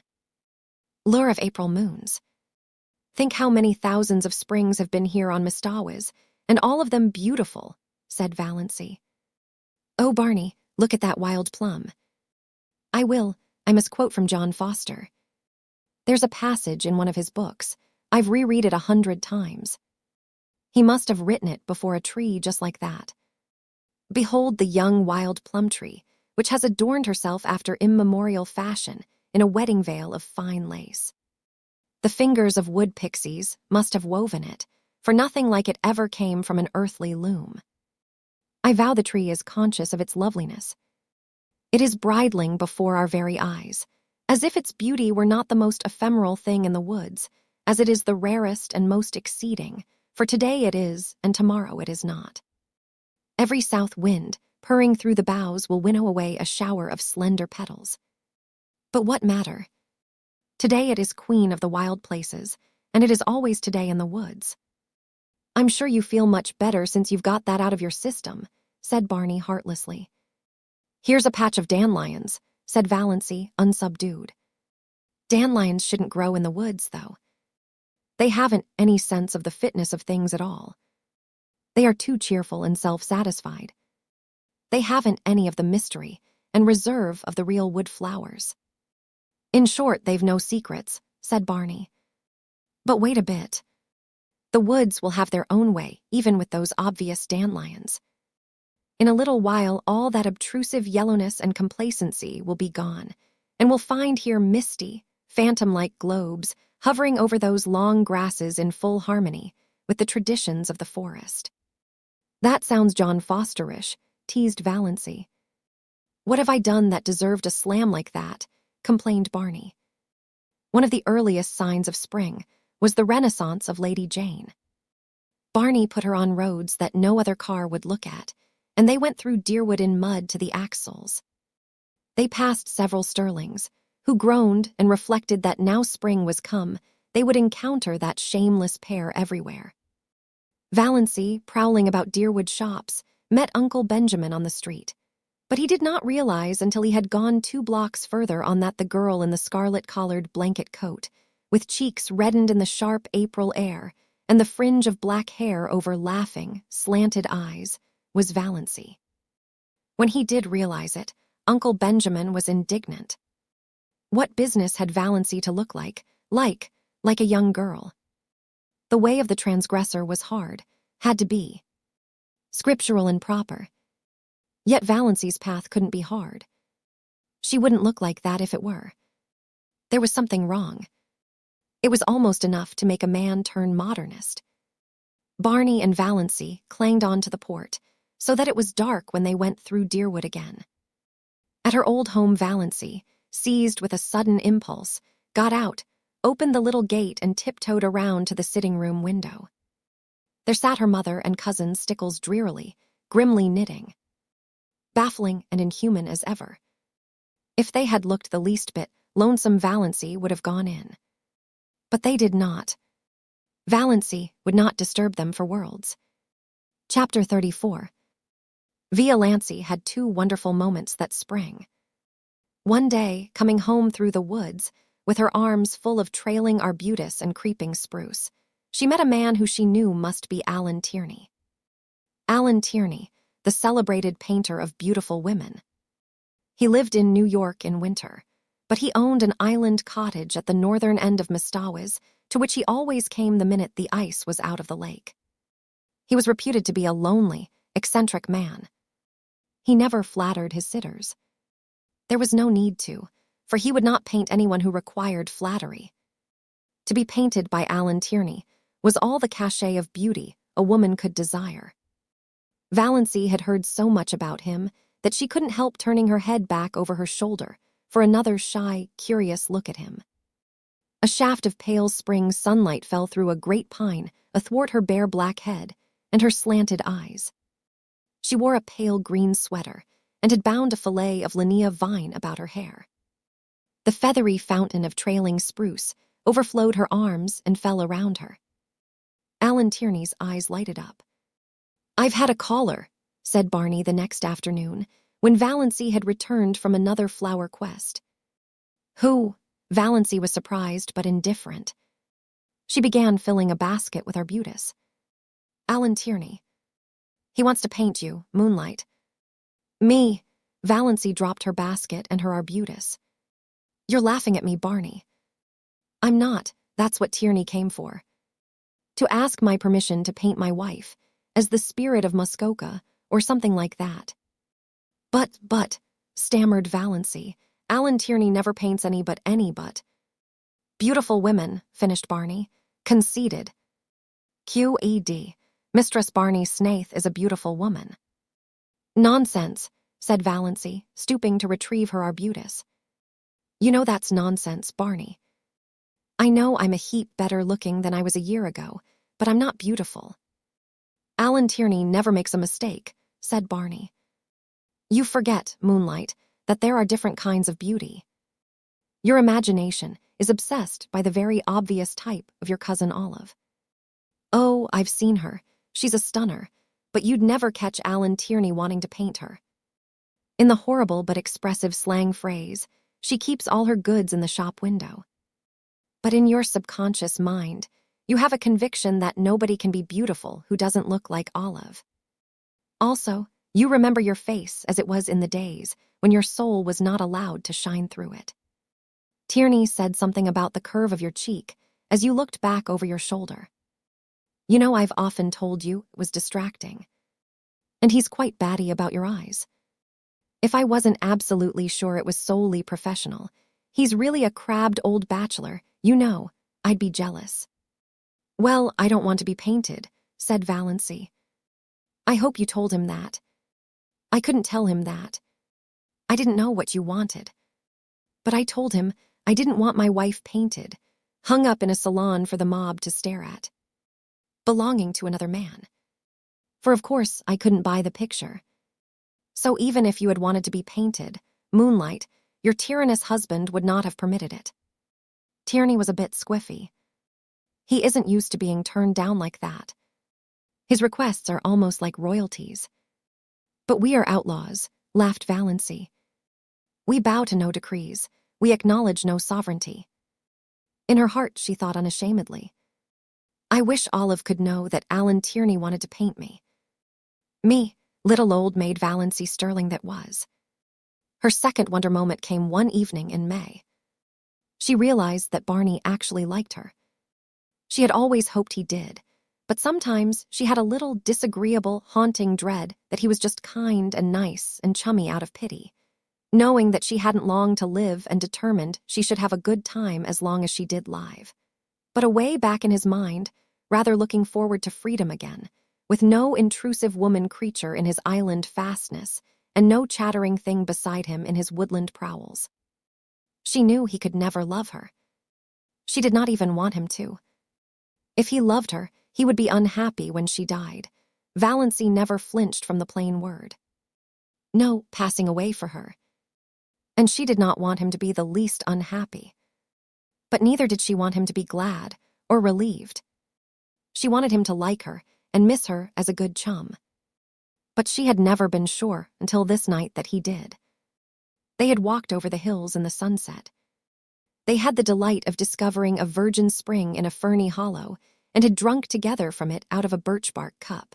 They had come to an old tumble-down rail fence and sat on it for a long time. They didn't talk much, but Valancy had a curious sense of oneness. She knew that she couldn't have felt that if he hadn't liked her. "You nice little thing," said Barney suddenly. "Oh, you nice little thing. Sometimes I feel you're too nice to be real, that I'm just dreaming you. Why can't I die now, this very minute when I am so happy?" thought Valancy. Well, it couldn't be so very long now.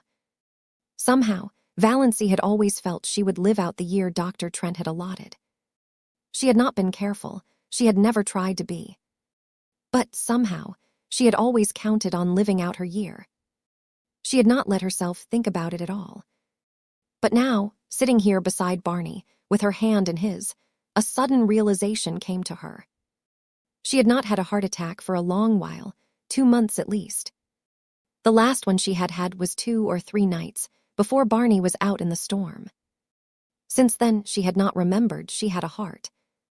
Well, no doubt, it betokened the nearness of the end. Nature had given up the struggle. There would be no more pain. I'm afraid heaven will be very dull after this past year, thought Valancy. But perhaps one will not remember. Would that be nice? No. I don't want to forget Barney. I'd rather be miserable in heaven, remembering him, than happy forgetting him.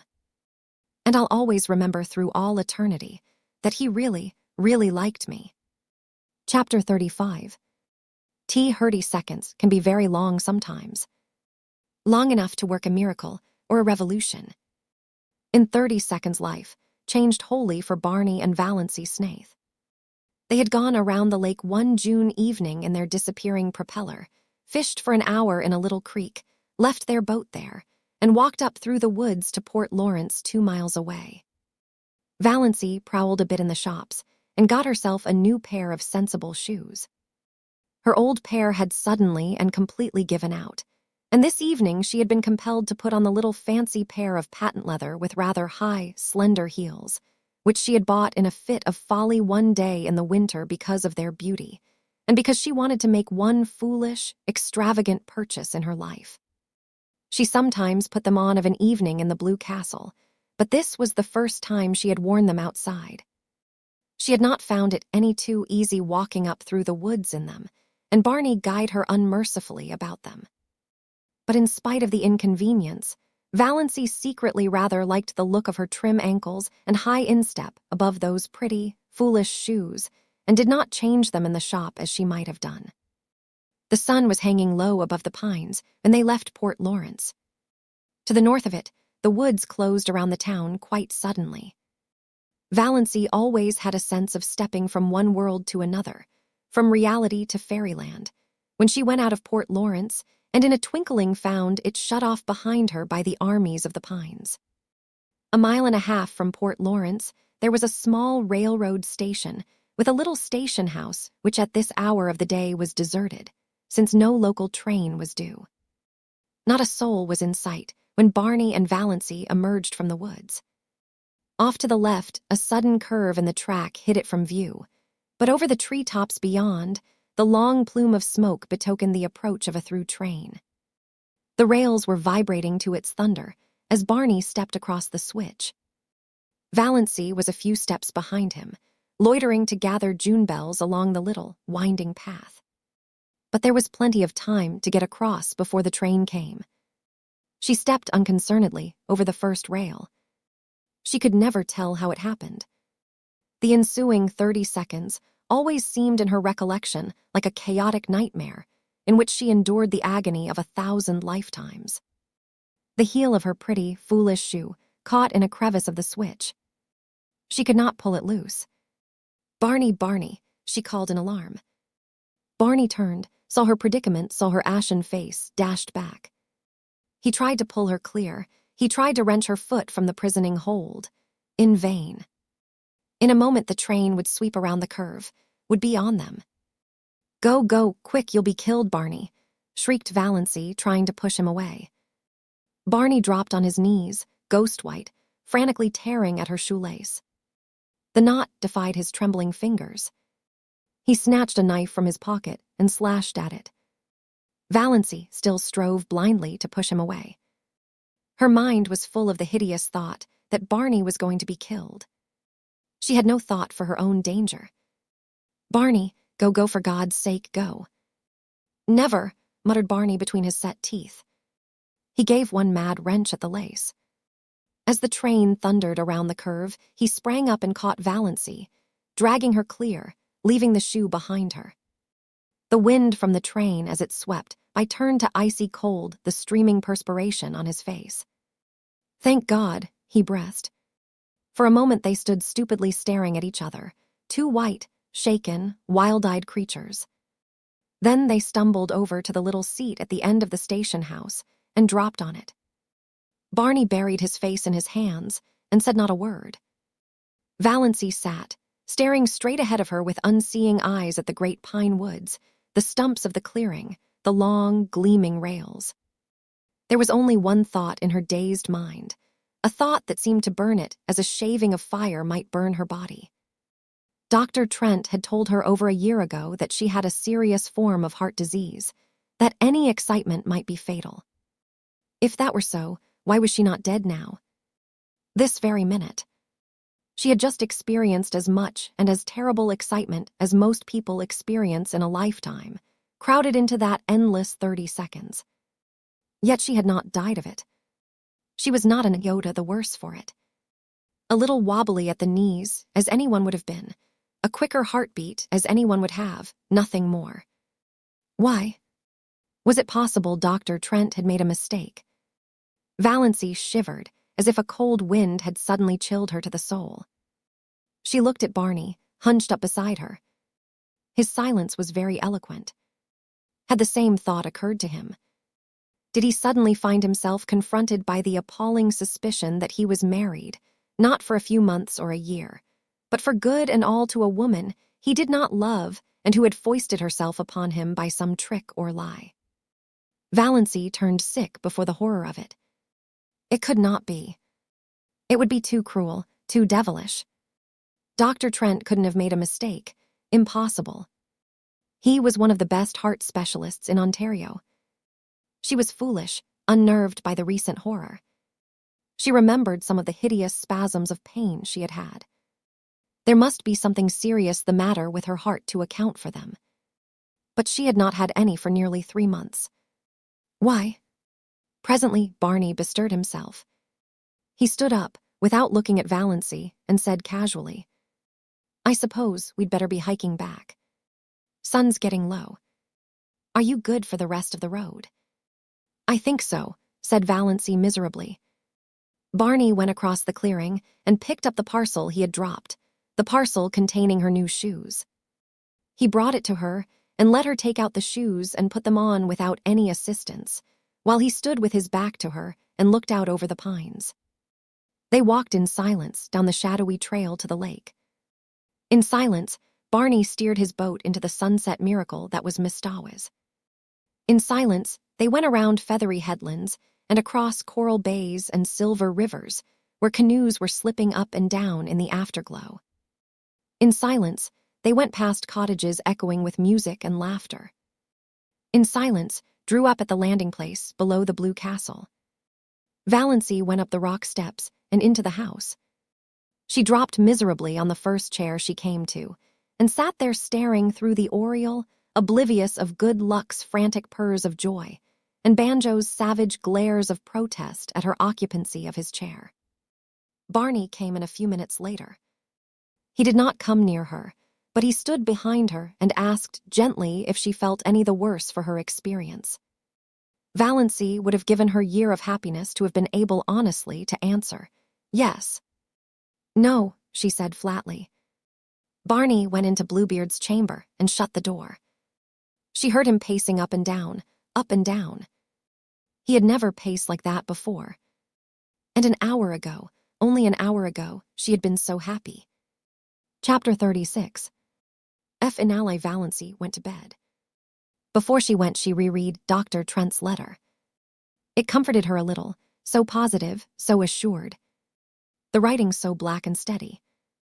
Not the writing of a man who didn't know what he was writing about. But she could not sleep. She pretended to be asleep when Barney came in. Barney pretended to go to sleep. But Valancy knew perfectly well he wasn't sleeping any more than she was. She knew he was lying there, staring through the darkness. Thinking of what? Trying to face what? Valancy, who had spent so many happy, wakeful hours of night lying by that window, now paid the price of them all in this one night of misery. A horrible, portentous fact was slowly looming out before her from the nebula of surmise and fear. She could not shut her eyes to it, push it away, ignore it. There could be nothing seriously wrong with her heart, no matter what Dr. Trent had said. If there had been, those 30 seconds would have killed her. It was no use to recall Dr. Trent's letter and reputation. The greatest specialists made mistakes sometimes. Dr. Trent had made one. Towards morning, Valancy fell into a fitful doze with ridiculous dreams.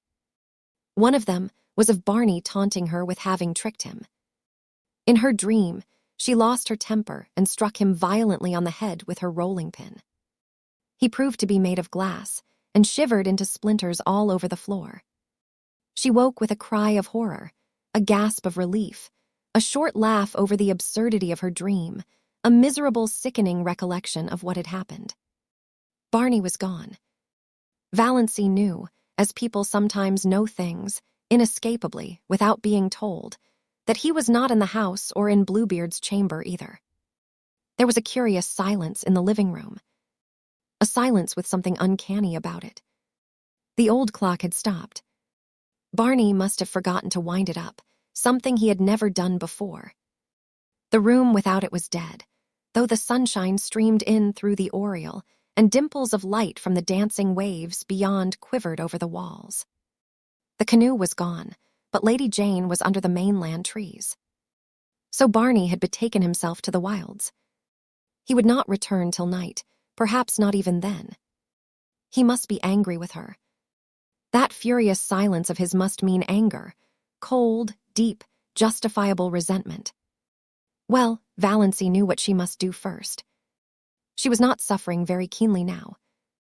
Yet the curious numbness that pervaded her being was in a way worse than pain. It was as if something in her had died. She forced herself to cook and eat a little breakfast. Mechanically, she put the Blue Castle in perfect order. Then she put on her hat and coat, locked the door and hid the key in the hollow of the old pine, and crossed to the mainland in the motor boat. She was going into Deerwood to see Dr. Trent. She must know. Chapter 37. D.R. Trent looked at her blankly and fumbled among his recollections.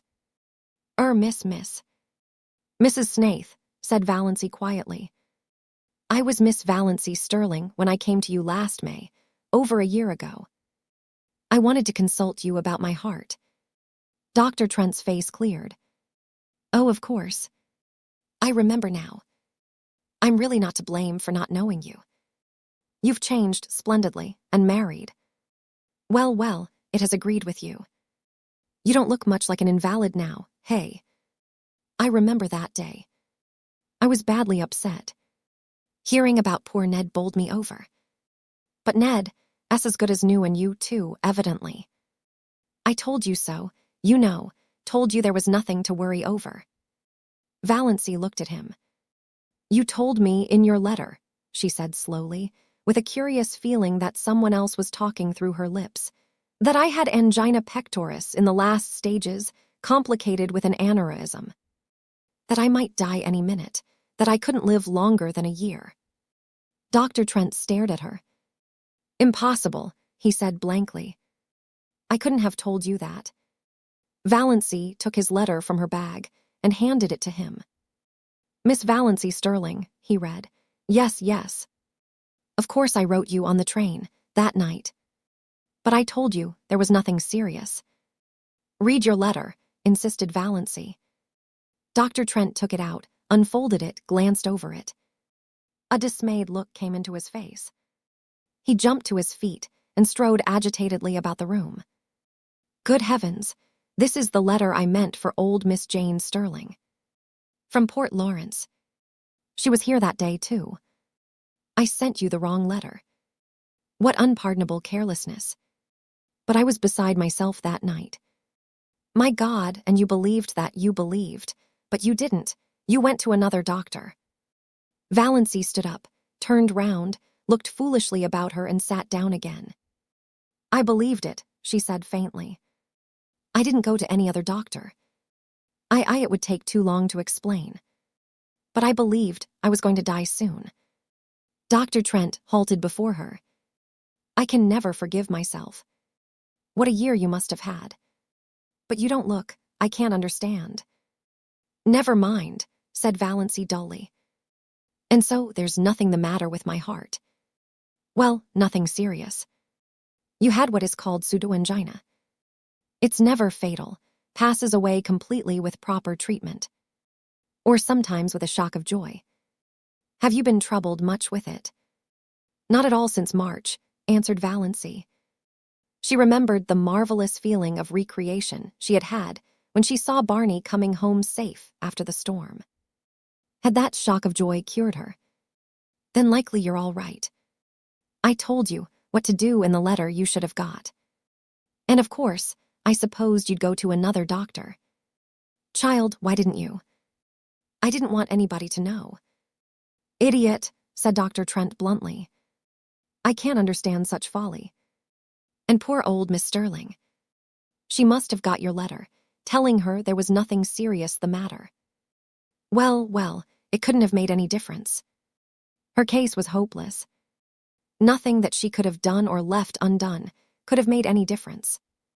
I was surprised she lived as long as she did, 2 months. She was here that day, not long before you. I hated to tell her the truth. You think I'm a blunt old curmudgeon, and my letters are blunt enough. I can't soften things. But I'm a sniveling coward when it comes to telling a woman face to face that she's got to die soon. I told her I'd look up some features of the case I wasn't quite sure of and let her know next day. But you got her letter. Look here. Dear Miss Sterling. Yes, I noticed that. But I thought it a mistake. I didn't know there were any Stirlings in Port Lawrence. She was the only one. A lonely old soul. Lived by herself with only a little home girl. She died 2 months after she was here, died in her sleep. My mistake couldn't have made any difference to her, but you. I can't forgive myself for inflicting a year's misery on you. It's time I retired, all right, when I do things like that, even if my son was supposed to be fatally injured. Can you ever forgive me? A year of misery. Valancy smiled a tortured smile as she thought of all the happiness Dr. Trent's mistake had bought her. But she was paying for it now. Oh, she was paying. If to feel was to live, she was living with a vengeance. She let Dr. Trent examine her and answered all his questions. When he told her she was fit as a fiddle and would probably live to be 100, she got up and went away silently. She knew that there were a great many horrible things outside waiting to be thought over. Dr. Trent thought she was odd. Anybody would have thought from her hopeless eyes and woebegone face that he had given her a sentence of death instead of life. Snaith. Who the devil had she married? He had never heard of Snaiths in Deerwood. And she had been such a sallow, faded, little old maid. Gad, but marriage had made a difference in her anyhow, whoever Snaith was. Snaith. Dr. Trent remembered. That rapscallion up back. Had Valancy Stirling married him? And her clan had let her.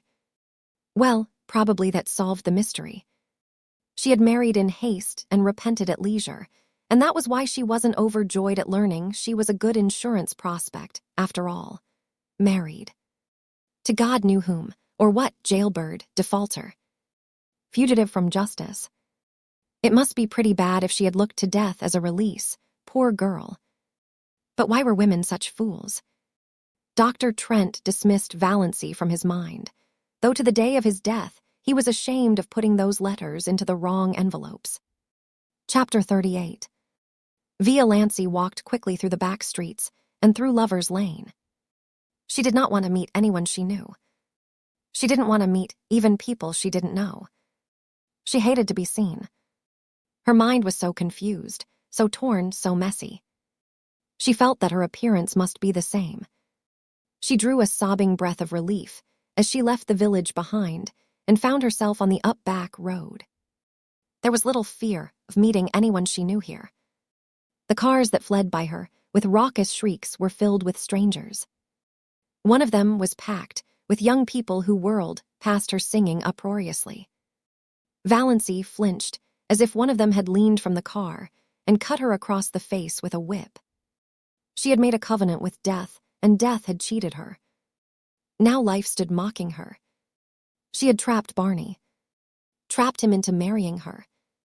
And divorce was so hard to get in Ontario, so expensive. And Barney was poor. With life, fear had come back into her heart. Sickening fear. Fear of what Barney would think, would say. Fear of the future that must be lived without him. Fear of her insulted, repudiated clan. She had had one draught from a divine cup, and now it was dashed from her lips. With no kind, friendly death to rescue her. She must go on living and longing for it. Everything was spoiled, smirched, defaced. Even that year in the Blue Castle. Even her unashamed love for Barney. It had been beautiful because death waited. Now it was only sordid because death was gone. How could anyone bear an unbearable thing? She must go back and tell him. Make him believe she had not meant to trick him. She must make him believe that. She must say goodbye to her Blue Castle and return to the brick house on Elm Street. Back to everything she had thought left behind forever. The old bondage, the old fears. But that did not matter. All that mattered now was that Barney must somehow be made to believe she had not consciously tricked him. When Valancy reached the Pines, By the lake, she was brought out of her daze of pain by a startling sight. There, parked by the side of old, battered, ragged Lady Jane, was another car. A wonderful car, a purple car. Not a dark, royal purple, but a blatant, screaming purple. It shone like a mirror, and its interior plainly indicated the car cast of Vere de Vere. On the driver's seat sat a haughty chauffeur in livery. And in the tonneau sat a man who opened the door and bounced out nimbly as Valancy came down the path to the landing place. He stood under the pines waiting for her, and Valancy took in every detail of him. A stout, short, pudgy man with a broad, rubicund, good-humored face, a clean-shaven face, though an unparalyzed little imp at the back of Valancy's paralyzed mind suggested the thought. Such a face should have a fringe of white whisker around it. Old-fashioned, steel-rimmed spectacles on prominent blue eyes. A pursy mouth, a little round, knobby nose. Where groped Valancy had she seen that face before? It seemed as familiar to her as her own. The stranger wore a green hat and a light fawn overcoat over a suit of a loud check pattern. His tie was a brilliant green of lighter shade. On the plump hand he outstretched to intercept Valancy, an enormous diamond winked at her. But he had a pleasant, fatherly smile, and in his hearty, unmodulated voice was a ring of something that attracted her. "Can you tell me, miss, if that house yonder belongs to a Mr. Redfern? And if so, how can I get to it?" Redfern, a vision of bottles seemed to dance before Valancy's eyes, long bottles of bitters, round bottles of hair tonic, square bottles of liniment, short, corpulent little bottles of purple pills, and all of them bearing that very prosperous, beaming moon face and steel-rimmed spectacles on the label. "Dr. Redfern." "No," said Valancy faintly. "No, that house belongs to Mr. Snaith." Dr. Redfern nodded. "Yes, I understand Bernie's been calling himself Snaith." "Well, it's his middle name. Was his poor mother S. Bernard Snaith Redfern, that's him. And now, miss, you can tell me how to get over to that island. Nobody seems to be home there. I've done some waving and yelling. Henry there wouldn't yell. He's a one-job man. But old Doc Redfern can yell with the best of them yet, and ain't above doing it. Raised nothing but a couple of crows. Guess Bernie's out for the day." "He was away when I left this morning," said Valancy. "I suppose he hasn't come home yet." She spoke flatly and tonelessly. This last shock had temporarily bereft her of whatever little power of reasoning had been left her by Dr. Trent's revelation. In the back of her mind, the aforesaid little imp was jeeringly repeating a silly old proverb. It never rains, but it pours. But she was not trying to think. What was the use? Dr. Redfern was gazing at her in perplexity. "When you left this morning, do you live over there?" He waved his diamond at the blue castle. "Of course," said Valancy stupidly. "I'm his wife." Dr. Redfern took out a yellow silk handkerchief, removed his hat and mopped his brow. He was very bald, and Valancy's imp whispered, "Why be bald? Why lose your manly beauty? Try Redfern's hair vigor. It keeps you young." "Excuse me," said Dr. Redfern. "This is a bit of a shock. Shocks seem to be in the air this morning." The imp said this out loud, before Valancy could prevent it. "I didn't know Bernie was married. I didn't think he would have got married without telling his old dad." Were Dr. Redfern's eyes misty? Amid her own dull ache of misery and fear and dread, Valancy felt a pang of pity for him. "Don't blame him," she said hurriedly. It wasn't his fault. It was all my doing." "You didn't ask him to marry you, I suppose," twinkled Dr. Redfern. "He might have let me know. I'd have got acquainted with my daughter-in-law before this, if he had. But I'm glad to meet you now, my dear, very glad. You look like a sensible young woman. I used to sorter fear Barney'd pick out some pretty bit of fluff just because she was good-looking. They were all after him, of course. Wanted his money. Didn't like the pills and the bitters, but liked the dollars. wanted to dip their pretty little fingers in old Doc's millions. Millions, said Valancy faintly. She wished she could sit down somewhere. She wished she could have a chance to think. She wished she and the Blue Castle could sink to the bottom of Mistawiz and vanish from human sight forevermore. Millions, said Dr. Redfern complacently. And Bernie chucks them for that. Again, he shook the diamond contemptuously at the Blue Castle. Wouldn't you think he'd have more sense? And all on account of a white bit of a girl. He must have got over that feeling anyhow, since he's married. You must persuade him to come back to civilization. All nonsense, wasting his life like this. Ain't you going to take me over to your house, my dear? I suppose you've some way of getting there. Of course, said Valancy stupidly. She led the way down to the little cove, where the disappearing propeller boat was snuggled. Does your man want to come too? Who? Henry, not he. Look at him, sitting there disapproving. Disapproves of the whole expedition. The trail up from the road nearly gave him a conniption. Well, it was a devilish road to put a car on. Whose old bus is that up there? Barney's. Good Lord, does Bernie Redfern ride in a thing like that? It looks like the great-great-grandmother of all the Fords. It isn't a Ford. It's a gray Slauson, said Valancy spiritedly. For some occult reason, Dr. Redfern's good-humored ridicule of dear old Lady Jane stung her to life. A life that was all pain but still life. Better than the horrible half-deadened half-aliveness of the past few minutes, or years. She waved Dr. Redfern curtly into the boat and took him over to the Blue Castle. The key was still in the old pine, the house still silent and deserted. Valancy took the doctor through the living room to the western veranda. She must at least be out where there was air. It was still sunny, but in the southwest a great thundercloud, with white crests and gorges of purple shadow, was slowly rising over Mistawiz. The doctor dropped with a gasp on a rustic chair and mopped his brow again. Warm, eh? Lord, what a view. Wonder if it would soften Henry if he could see it. Have you a dinner? Asked Valancy. Yes, my dear, had it before we left Port Lawrence. Didn't know what sort of wild hermit's hollow we were coming to, you see. Hadn't any idea I was going to find a nice little daughter-in-law here all ready to toss me up a meal. Cats, eh? Puss, puss, see that. Cats love me. Bernie was always fond of cats. It's about the only thing he took from me. He's his poor mother's boy. Valancy had been thinking idly that Barney must resemble his mother.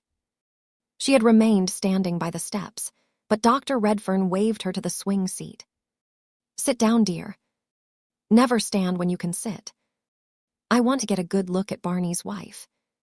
Well, I like your face. No beauty, you don't mind my saying that. You've sense enough to know it, I reckon. Sit down. Valancy sat down. To be obliged to sit still, when mental agony urges us to stride up and down, is the refinement of torture. Every nerve in her being was crying out to be alone, to be hidden. But she had to sit and listen to Dr. Redfern, who didn't mind talking at all. When do you think Bernie will be back?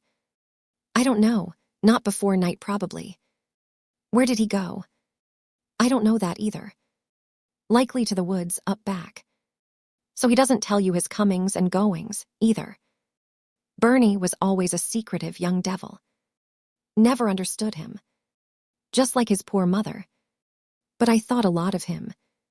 It hurt me when he disappeared as he did. 11 years ago. I haven't seen my boy for 11 years. 11 years.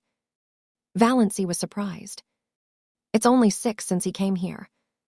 Oh, he was in the Klondike before that, and all over the world.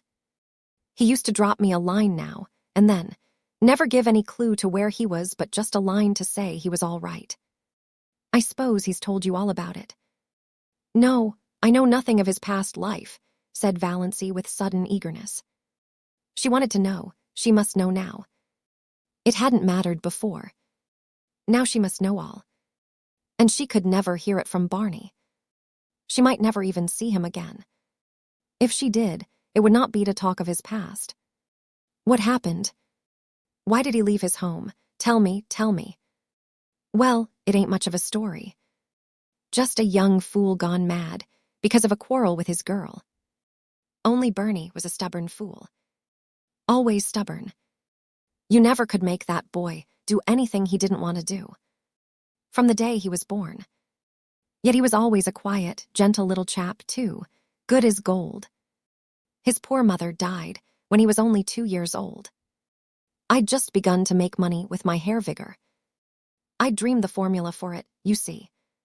Some dream that. The cash rolled in. Bernie had everything he wanted. I sent him to the best schools, private schools. I meant to make a gentleman of him. Never had any chance myself. Many should have every chance. He went through McGill. Got honors and all that. I wanted him to go in for law. He hankered after journalism and stuff like that. Wanted me to buy a paper for him, or back him in publishing what he called a real, worthwhile, honest-to-goodness Canadian magazine. I suppose I'd have done it. I always did what he wanted me to do. Wasn't he all I had to live for? I wanted him to be happy. And he never was happy. Can you believe it? Not that he said so. But I'd always a feeling that he wasn't happy. Everything he wanted, all the money he could spend, his own bank account, travel, seeing the world, but he wasn't happy. Not till he fell in love with Ethel Traverse. Then he was happy for a little while.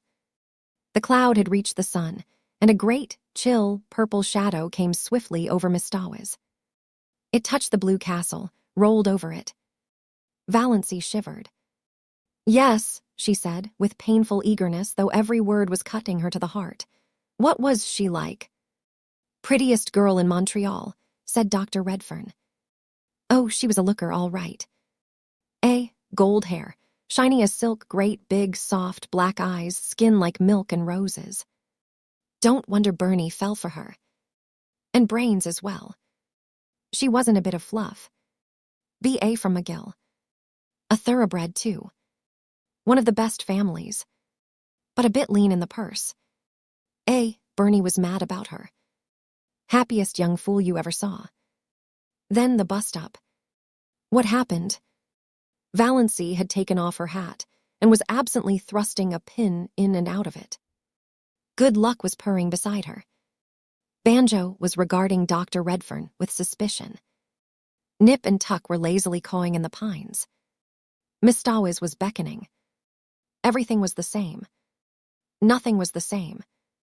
It was 100 years since yesterday. Yesterday, at this time, she and Barney had been eating a belated dinner here with laughter. Laughter. Valancy felt that she had done with laughter forever. And with tears, for that matter. She had no further use for either of them.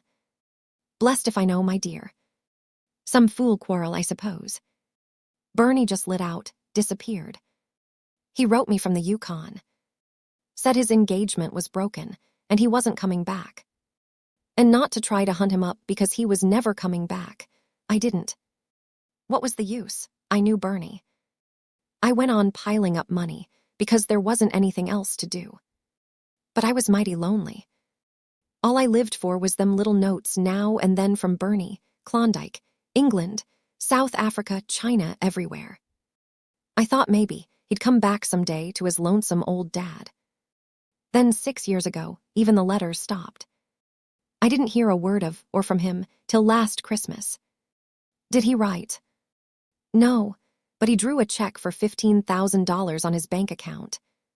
The bank manager is a friend of mine, one of my biggest shareholders. He'd always promised me he'd let me know if Bernie drew any checks. Bernie had $50,000 there. And he'd never touched a cent of it till last Christmas. The check was made out to Ainsley's, Toronto. Ainsley S. Valancy heard herself saying Ainsley S. She had a box on her dressing table with the Ainsley trademark. Yes, the big jewelry house there.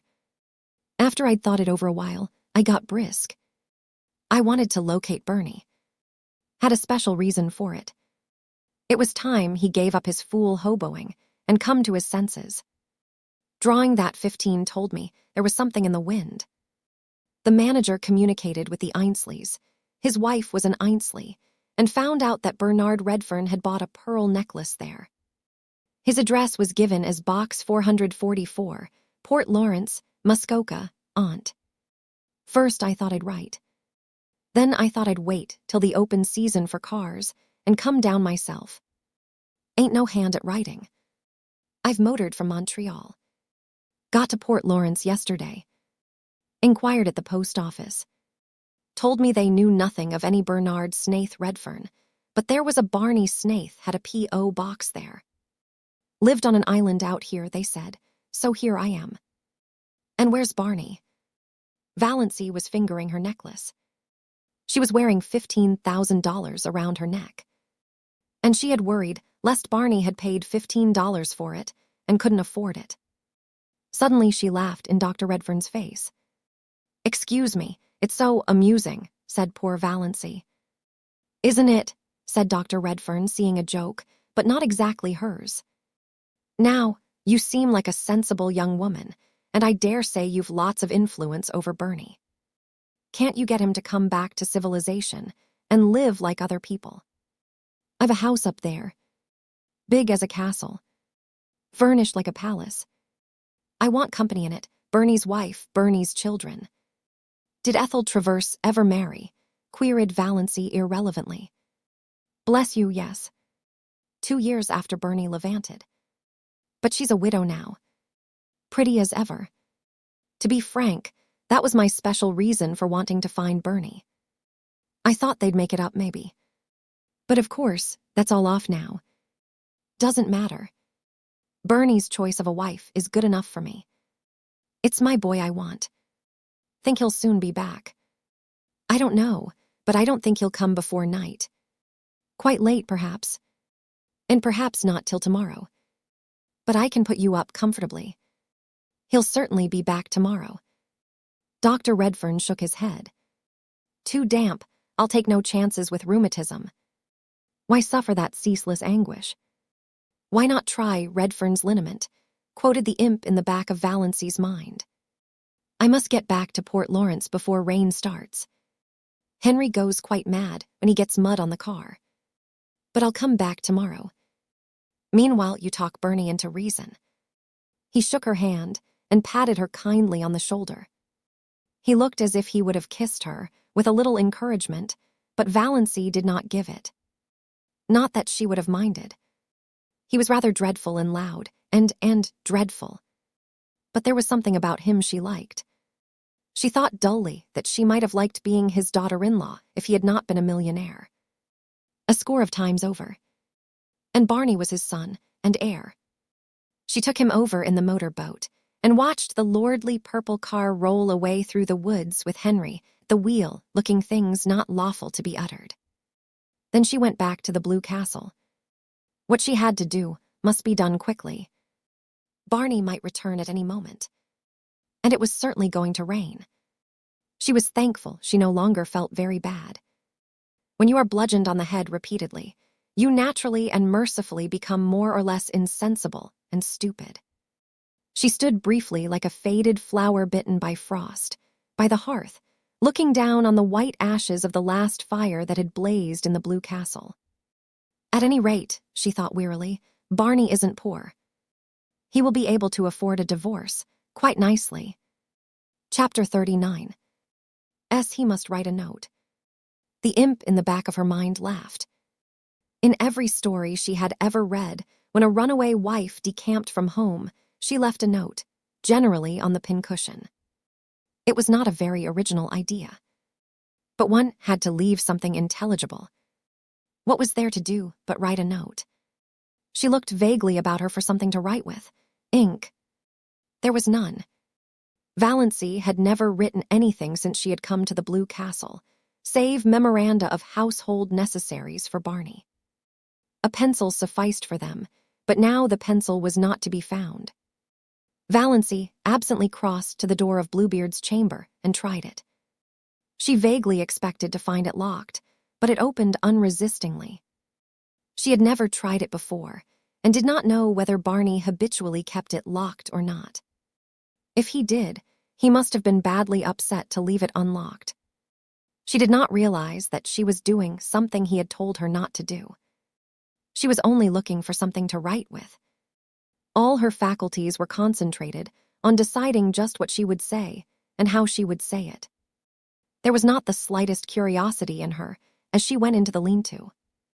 There were no beautiful women hanging by their hair on the walls.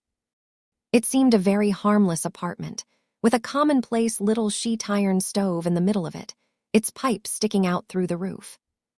At one end was a table or counter crowded with odd-looking utensils, used no doubt by Barney in his smelly operations. Chemical experiments, probably, she reflected dully. At the other end was a big writing desk and swivel chair. The side walls were lined with books. Valancy went blindly to the desk. There she stood motionless for a few minutes, looking down at something that lay on it. A bundle of galley proofs. The page on top bore the title Wild Honey, and under the title were the words by John Foster. The opening sentence, "Pines are the trees of myth and legend."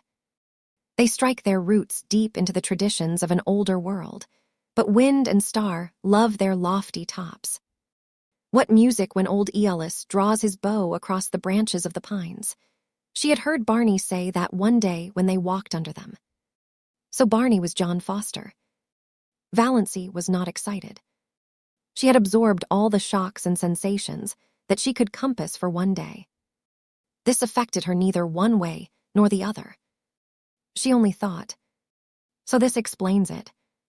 It was a small matter that had, somehow, stuck in her mind more persistently than its importance seemed to justify. Soon after Barney had brought her John Foster's latest book, she had been in a Port Lawrence bookshop and heard a customer ask the proprietor for John Foster's new book. The proprietor had said curtly, "Not out yet. Won't be out till next week."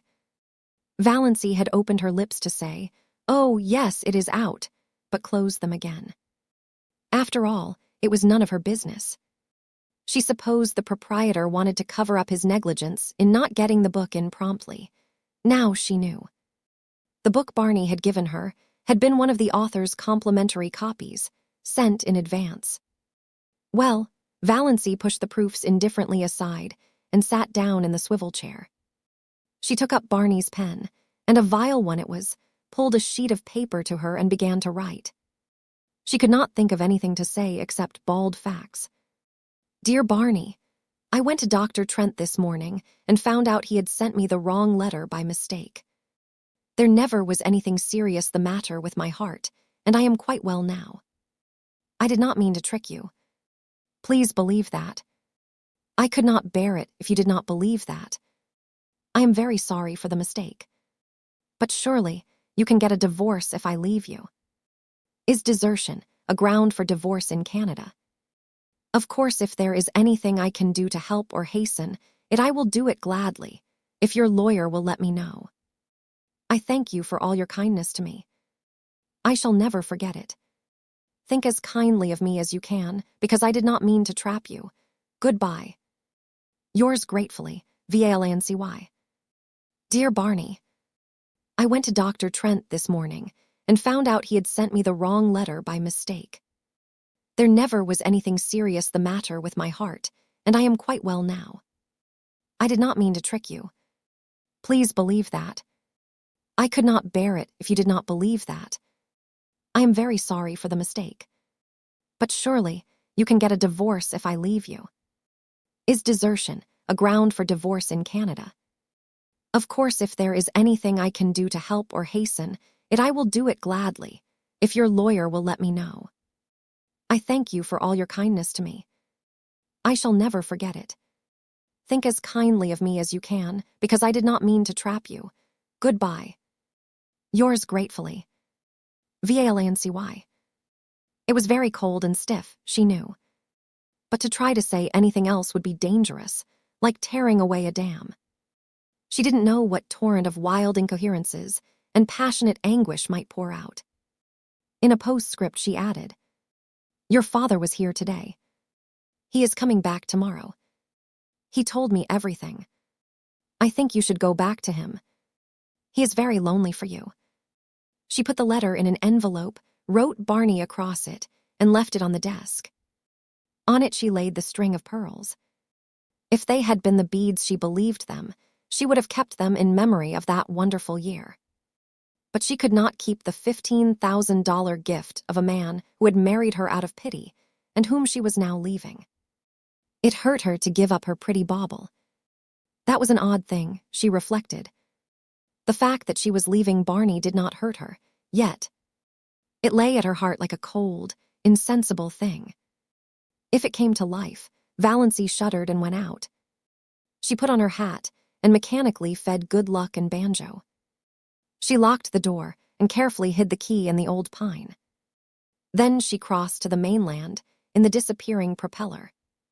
She stood for a moment on the bank, looking at her blue castle.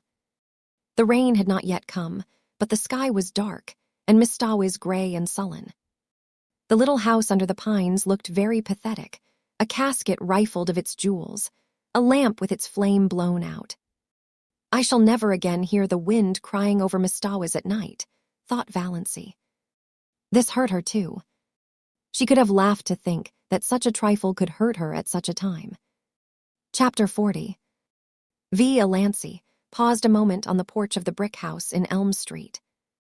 She felt that she ought to knock like a stranger. Her rosebush, she idly noticed, was loaded with buds. The rubber plant stood beside the prim door. A momentary horror overcame her, a horror of the existence to which she was returning. Then she opened the door and walked in. I wonder if the prodigal son ever felt really at home again, she thought. Mrs. Frederick and Cousin Stickles were in the sitting room. Uncle Benjamin was there, too. They looked blankly at Valancy, realizing at once that something was wrong.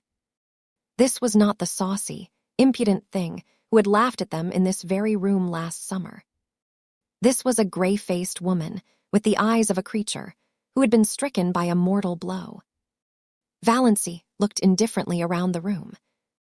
She had changed so much, and it had changed so little. The same pictures hung on the walls. The little orphan who knelt at her never-finished prayer by the bed whereon reposed the black kitten that never grew up into a cat. The gray steel engraving of Quatre Bras, where the British regiment forever stood at bay. The crayon enlargement of the boyish father she had never known. There they all hung in the same places. The green cascade of Wandering Jew still tumbled out of the old granite saucepan on the window stand. The same elaborate, never-used pitcher stood at the same angle on the sideboard shelf. The blue and gilt vases that had been among her mother's wedding presents still primly adorned the mantelpiece, flanking the china clock of berosed and besprayed where that never went. The chairs in exactly the same places. Her mother and Cousin Stickles, likewise unchanged, regarding her with stony unwelcome. Valancy had to speak first. "I've come home, Mother," she said tiredly. "So I see." Mrs. Frederick's voice was very icy. She had resigned herself to Valancy's desertion. She had almost succeeded in forgetting there was a Valancy. She had rearranged and organized her systematic life without any reference to an ungrateful, rebellious child.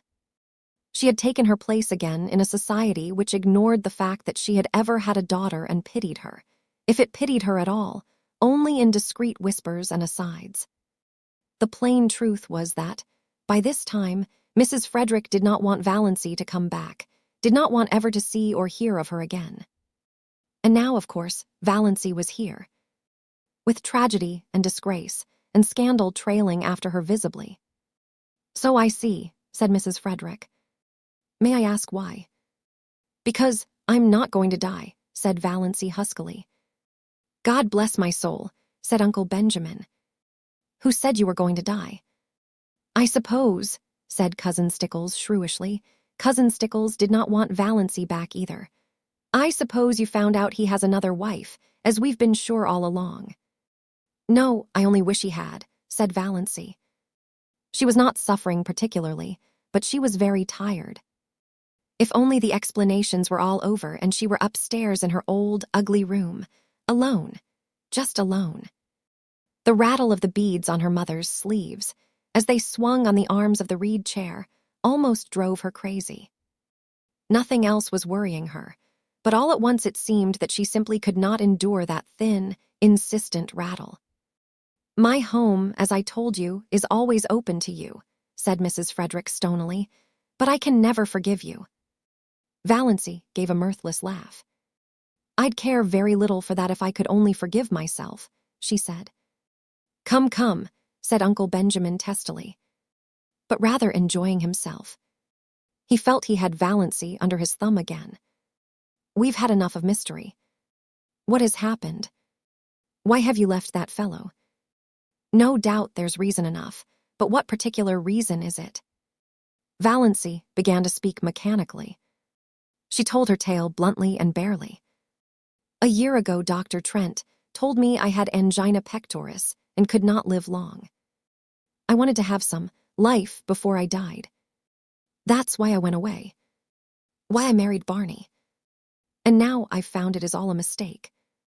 There is nothing wrong with my heart. I've got to live, and Barney only married me out of pity. So I have to leave him free." "God bless me," said Uncle Benjamin. Cousin Stickles began to cry. "Valancy, if you'd only had confidence in your own mother." Yes, I know," said Valancy impatiently.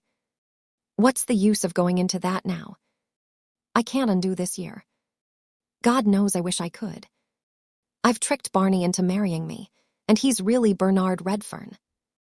Dr. Redfern's son, of Montreal. And his father wants him to go back to him." Uncle Benjamin made a queer sound. Cousin Stickles took her black-bordered handkerchief away from her eyes and stared at Valancy. A queer gleam suddenly shot into Mrs. Frederick's stone-gray orbs. "Dr. Redfern, not the purple pill man," she said. Valancy nodded. "He's John Foster, too, the writer of those nature books." But, Mrs. Frederick was visibly agitated, though not over the thought that she was the mother-in-law of John Foster. "Dr. Redfern is a millionaire." Uncle Benjamin shut his mouth with a snap. 10 times over, he said. Valancy nodded. "Yes, Barney left home years ago because of some trouble, some disappointment. Now he will likely go back. So you see, I had to come home. He doesn't love me.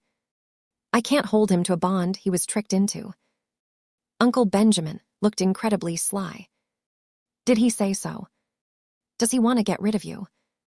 "No, I haven't seen him since I found out. But I tell you, he only married me out of pity, because I asked him to, because he thought it would only be for a little while." Mrs. Frederick and Cousin Stickles both tried to speak, but Uncle Benjamin waved a hand at them and frowned portentously. "Let me handle this," wave and frown seemed to say, to Valancy. Well, dear, we'll talk it all over later. You see, we don't quite understand everything yet. As Cousin Stickles says, you should have confided in us before.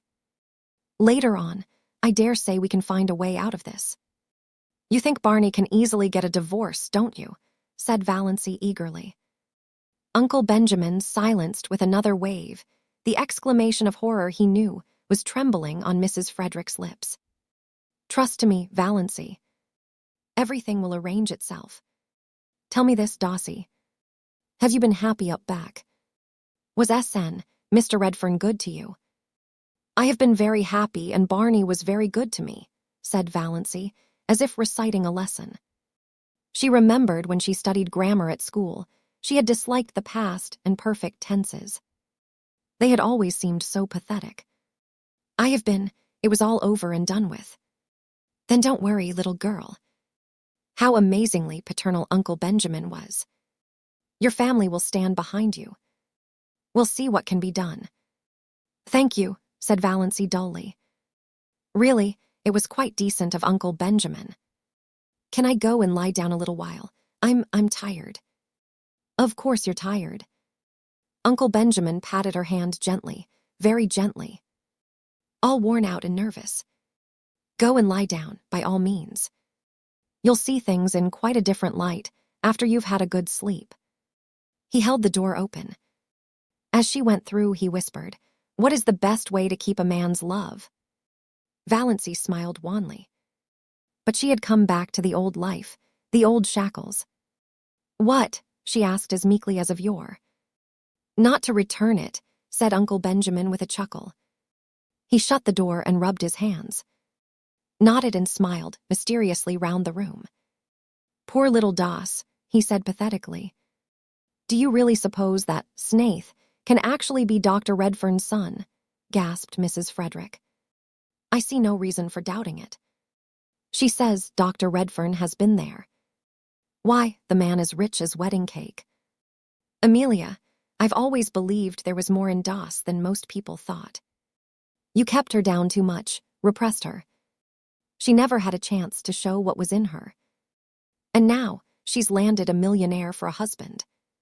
But, hesitated Mrs. Frederick, he told terrible tales about him. All gossip and invention, all gossip and invention. It's always been a mystery to me why people should be so ready to invent and circulate slanders about other people they know absolutely nothing about. I can't understand why you paid so much attention to gossip and surmise. Just because he didn't choose to mix up with everybody, people resented it. I was surprised to find what a decent fellow he seemed to be that time he came into my store with Valancy. I discounted all the yarns then and there. But he was seen dead drunk in Port Lawrence once, said Cousin Stickles. Doubtfully, yet as one very willing to be convinced to the contrary. Who saw him? Demanded Uncle Benjamin truculently. Who saw him? Old Jimmy Strang said he saw him. I wouldn't take old Jimmy Strang's word on oath. He's too drunk himself half the time to see straight. He said he saw him lying drunk on a bench in the park. Pshaw. Redfern's been asleep there. Don't worry over that. But his clothes, and that awful old car, said Mrs. Frederick uncertainly. Eccentricities of genius, declared Uncle Benjamin. You heard Doss say he was John Foster. I'm not up in literature myself, but I heard a lecturer from Toronto say that John Foster's books had put Canada on the literary map of the world. I suppose we must forgive her, yielded Mrs. Frederick. Forgive her, Uncle Benjamin snorted. Really, Amelia was an incredibly stupid woman. No wonder poor Doss had gone sick and tired of living with her. Well, yes, I think you'd better forgive her. The question is, will Snaith forgive us? What if she persists in leaving him? You've no idea how stubborn she can be, said Mrs. Frederick. Leave it all to me, Amelia. Leave it all to me. You women have muddled it enough. This whole affair has been bungled from start to finish. If you had put yourself to a little trouble years ago, Amelia, she would not have bolted over the traces as she did. Just let her alone. Don't worry her with advice or questions till she's ready to talk. She's evidently run away in a panic, because she's afraid he'd be angry with her for fooling him. Most extraordinary thing of Trent, to tell her such a yarn. That's what comes of going to strange doctors. Well, we mustn't blame her too harshly, poor child. Redfern will come after her. If he doesn't, I'll hunt him up and talk to him as man to man. He may be a millionaire, but Valancy is a Stirling. He can't repudiate her just because she was mistaken about her heart disease. Not likely he'll want to. Doss is a little overstrung. Bless me, I must get in the habit of calling her Valancy. She isn't a baby any longer. Now, remember, Amelia. Be very kind and sympathetic. It was something of a large order to expect Mrs. Frederick to be kind and sympathetic. But she did her best. When supper was ready, she went up and asked Valancy if she wouldn't like a cup of tea. Valancy, lying on her bed, declined. She just wanted to be left alone for a while. Mrs. Frederick left her alone. She did not even remind Valancy that her plight was the outcome of her own lack of daughterly respect and obedience. One could not, exactly, say things like that to the daughter-in-law of a millionaire. Chapter 41. Valancy looked dully about her old room. It, too, was so exactly the same that it seemed almost impossible to believe in the changes that had come to her since she had last slept in it. It seemed, somehow, indecent that it should be so much the same. There was Queen Louise everlastingly coming down the stairway, and nobody had let the forlorn puppy in out of the rain. Here was the purple paper blind and the greenish mirror. Outside, the old carriage shop with its blatant advertisements. Beyond it, the station with the same derelicts and flirtatious flappers. Here the old life waited for her, like some grim ogre that bided his time and licked his chops. A monstrous horror of it suddenly possessed her. When night fell and she had undressed and got into bed, the merciful numbness passed away, and she lay in anguish and thought of her island under the stars. The campfires, all their little household jokes and phrases and catchwords, their furry beautiful cats, the lights agleam on the fairy islands, canoes skimming over Mistawis in the magic of morning, white birches shining among the dark spruces like beautiful women's bodies, winter snows and rose-red sunset fires, lakes drunken with moonshine, all the delights of her lost paradise. She would not let herself think of Barney, only of these lesser things. She could not endure to think of Barney. Then she thought of him inescapably. She ached for him. She wanted his arms around her, his face against hers, his whispers in her ear. She recalled all his friendly looks and quips and jests, his little compliments, his caresses. She counted them all over as a woman might count her jewels. Not one did she miss from the first day they had met. These memories were all she could have now. She shut her eyes and prayed. Let me remember everyone, God. Let me never forget one of them. Yet it would be better to forget. This agony of longing and loneliness would not be so terrible if one could forget. And Ethel Traverse, that shimmering witch woman with her white skin and black eyes and shining hair. The woman Barney had loved. The woman whom he still loved. Hadn't he told her he never changed his mind? Who was waiting for him in Montreal? Who was the right wife for a rich and famous man? Barney would marry her, of course, when he got his divorce. How Valancy hated her. And envied her. Barney had said, "I love you," to her. Valancy had wondered what tone Barney would say, "I love you," in, how his dark blue eyes would look when he said it. Ethel Traverse knew. Valancy hated her for the knowledge, hated and envied her. She can never have those hours in the Blue Castle. They are mine, thought Valancy savagely.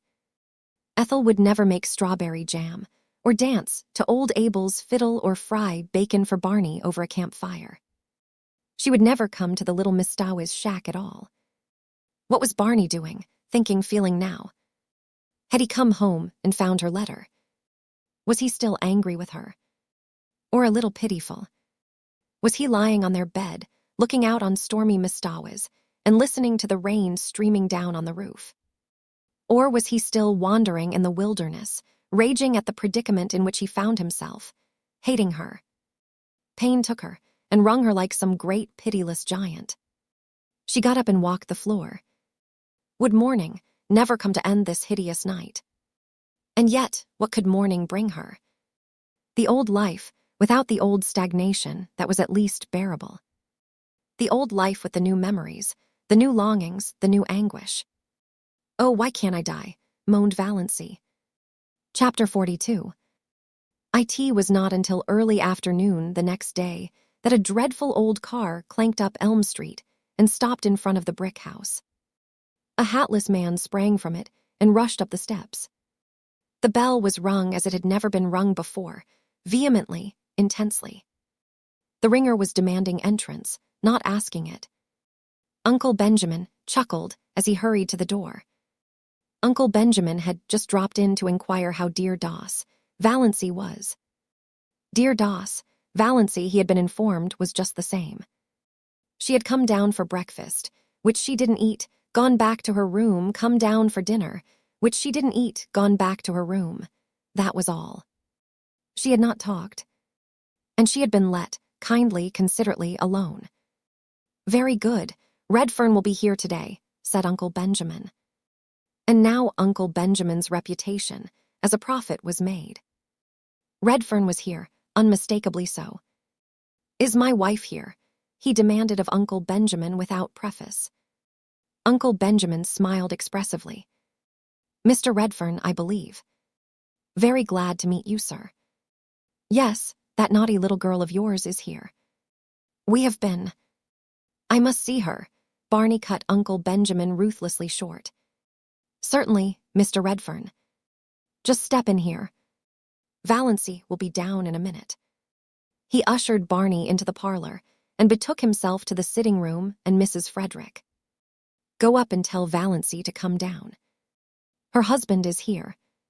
But so dubious was Uncle Benjamin as to whether Valancy could really come down in a minute, or at all, that he followed Mrs. Frederick on tiptoe up the stairs and listened in the hall. "Valancy, dear," said Mrs. Frederick tenderly, "your husband is in the parlor asking for you." "Oh, Mother!" Valancy got up from the window and wrung her hands. "I cannot see him, I cannot. Tell him to go away, ask him to go away. I can't see him." "Tell her," hissed Uncle Benjamin through the keyhole, "that Redfern says he won't go away until he has seen her."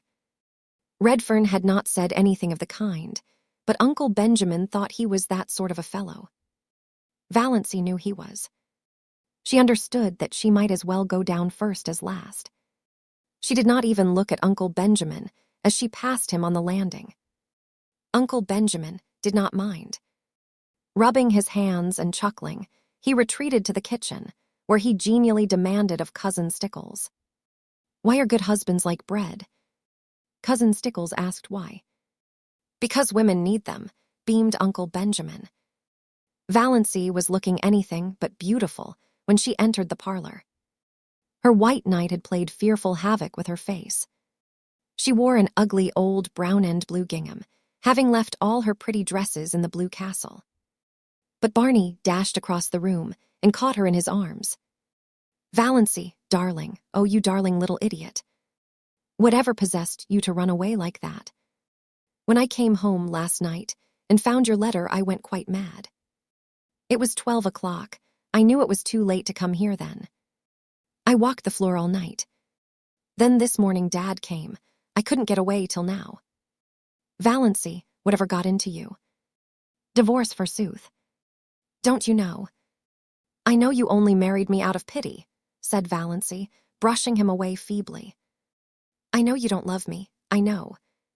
"You've been lying awake at 3 o'clock too long," said Barney, shaking her. "That's all that's the matter with you. Love you. Oh, don't I love you? My girl, when I saw that train coming down on you, I knew whether I loved you or not." "Oh, I was afraid you would try to make me think you cared," cried Valancy passionately. Don't, I know. I know all about Ethel Traverse. Your father told me everything." "Oh, Barney, don't torture me. I can never go back to you." Barney released her and looked at her for a moment.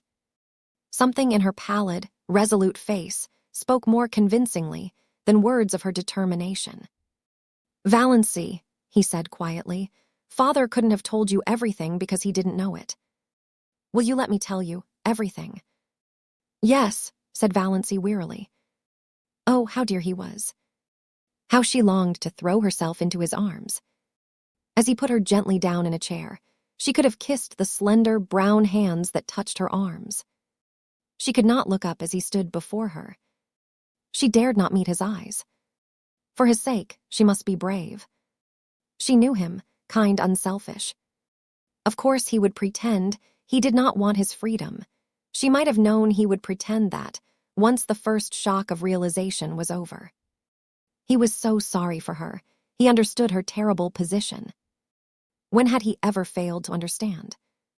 But she would never accept his sacrifice. Never. "You've seen Dad, and you know I'm Bernard Redfern. And I suppose you've guessed that I'm John Foster, since you went into Bluebeard's chamber." "Yes, but I didn't go in out of curiosity. I forgot you had told me not to go in. I forgot." "Never mind. I'm not going to kill you and hang you up on the wall, so there's no need to call for Sister Anne. I'm only going to tell you my story from the beginning. I came back last night, intending to do it. Yes, I'm old Doc. Redfern's son, of Purple Pills and Bitters fame. Oh, don't I know it? Wasn't it rubbed into me for years? Barney laughed bitterly and strode up and down the room a few times. Uncle Benjamin, tiptoeing through the hall, heard the laugh and frowned. Surely Doss wasn't going to be a stubborn little fool.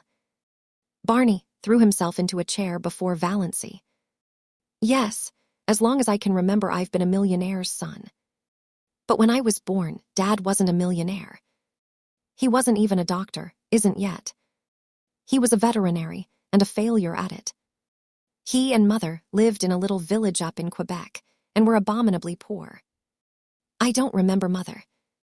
Haven't even a picture of her. She died when I was 2 years old. She was 15 years younger than Father, a little school teacher.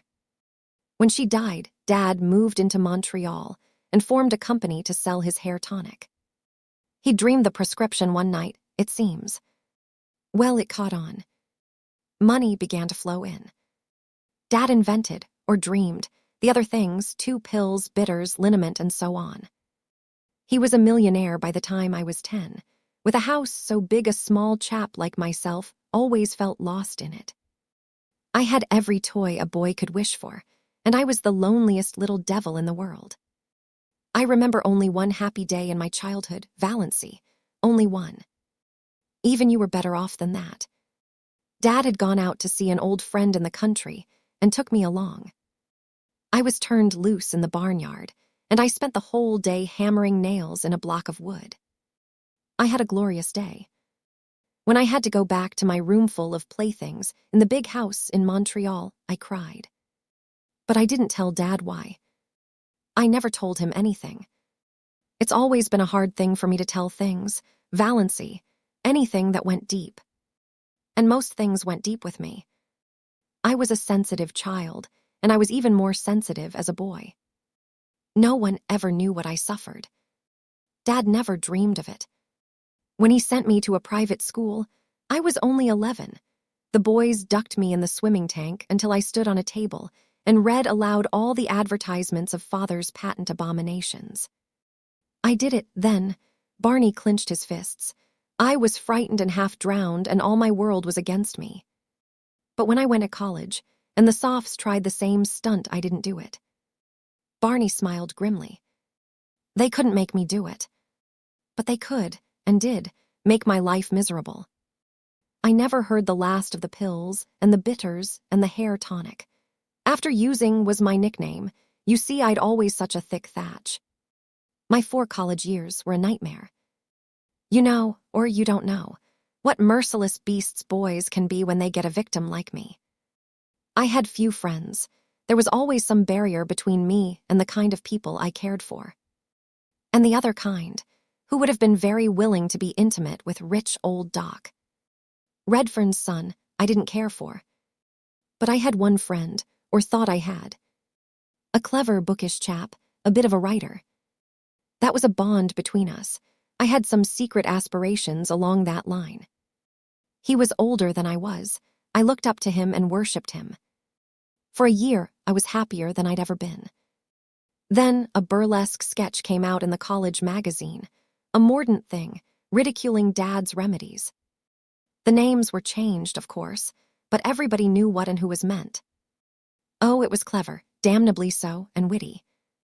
McGill rocked with laughter over it. I found out he had written it. Oh, were you sure? Valancy's dull eyes flamed with indignation. Yes, he admitted it when I asked him. Said a good idea was worth more to him than a friend, any time. And he added a gratuitous thrust. You know, Redfern, there are some things money won't buy. For instance, it won't buy you a grandfather. Well, it was a nasty slam. I was young enough to feel cut up. And it destroyed a lot of my ideals and illusions, which was the worst thing about it. I was a young misanthrope after that. Didn't want to be friends with anyone. And then, the year after I left college, I met Ethel Traverse. Valancy shivered. Barney, his hands stuck in his pockets, was regarding the floor moodily and didn't notice it. Dad told you about her, I suppose. She was very beautiful. And I loved her. Oh, yes, I loved her. I won't deny it or belittle it now. It was a lonely, romantic boy's first passionate love, and it was very real. And I thought she loved me. I was fool enough to think that. I was wildly happy when she promised to marry me. For a few months. Then I found out she didn't. I was an involuntary eavesdropper on a certain occasion for a moment. That moment was enough. The proverbial fate of the eavesdropper overtook me. A girlfriend of hers was asking her how she could stomach Doc. Redfern's son and the patent medicine background. His money will gild the pills and sweeten the bitters, said Ethel, with a laugh. Mother told me to catch him if I could. We're on the rocks, but Pa. I smell turpentine whenever he comes near me. Oh, Barney, cried Valancy, wrung with pity for him. She had forgotten all about herself and was filled with compassion for Barney and rage against Ethel Traverse. How dared she? Well, Barney got up and began pacing round the room. That finished me, completely. I left civilization and those accursed dopes behind me and went to the Yukon. For 5 years I knocked about the world, in all sorts of outlandish places. I earned enough to live on. I wouldn't touch a cent of Dad's money. Then one day I woke up to the fact that I no longer cared a hang about Ethel, one way or another. She was somebody I'd known in another world, that was all. But I had no hankering to go back to the old life. None of that for me. I was free, and I meant to keep so. I came to Mistawis, saw Tom McMurray's Island. My first book had been published the year before and made a hit. I had a bit of money from my royalties. I bought my island. But I kept away from people. I had no faith in anybody. I didn't believe there was such a thing as real friendship or true love in the world. Not for me, anyhow, the son of purple pills. I used to revel in all the wild yarns they told of me. In fact, I'm afraid I suggested a few of them myself. By mysterious remarks, which people interpreted in the light of their own prepossessions. Then you came. I had to believe you loved me, really loved me, not my father's millions. There was no other reason why you should want to marry a penniless devil with my supposed record. And I was sorry for you.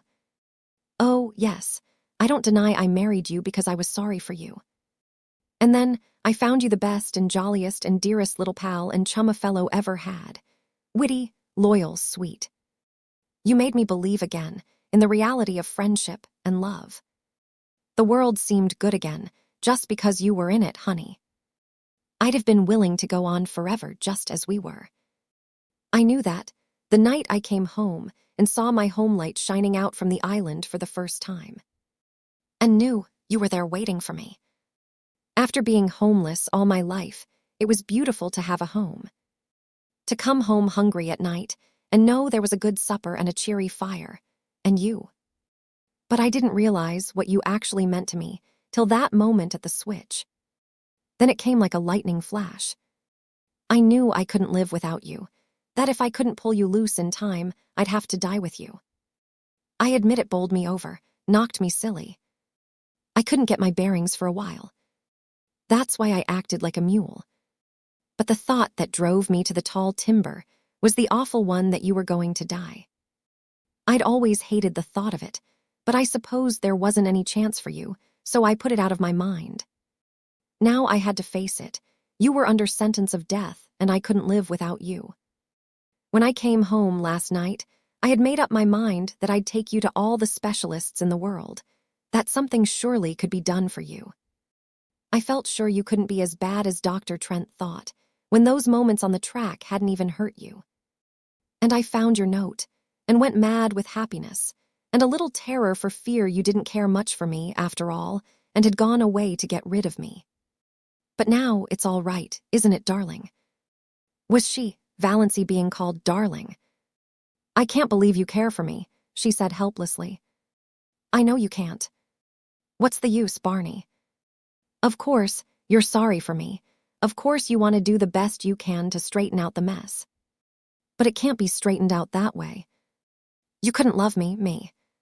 She stood up and pointed tragically to the mirror over the mantel.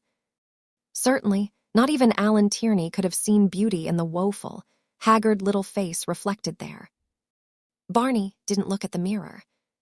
He looked at Valancy as if he would like to snatch her or beat her. Love you, girl, you're in the very core of my heart. I hold you there like a jewel. Didn't I promise you I'd never tell you a lie? Love you. I love you with all there is of me to love. Heart, soul, brain. Every fiber of body and spirit thrilling to the sweetness of you. There's nobody in the world for me but you, Valancy. You're a good actor, Barney, said Valancy with a wan little smile. Barney looked at her. So you don't believe me, yet? I can't. Oh, damn, said Barney violently. Valancy looked up startled. She had never seen this Barney, scowling. Eyes black with anger, sneering lips. Dead white face.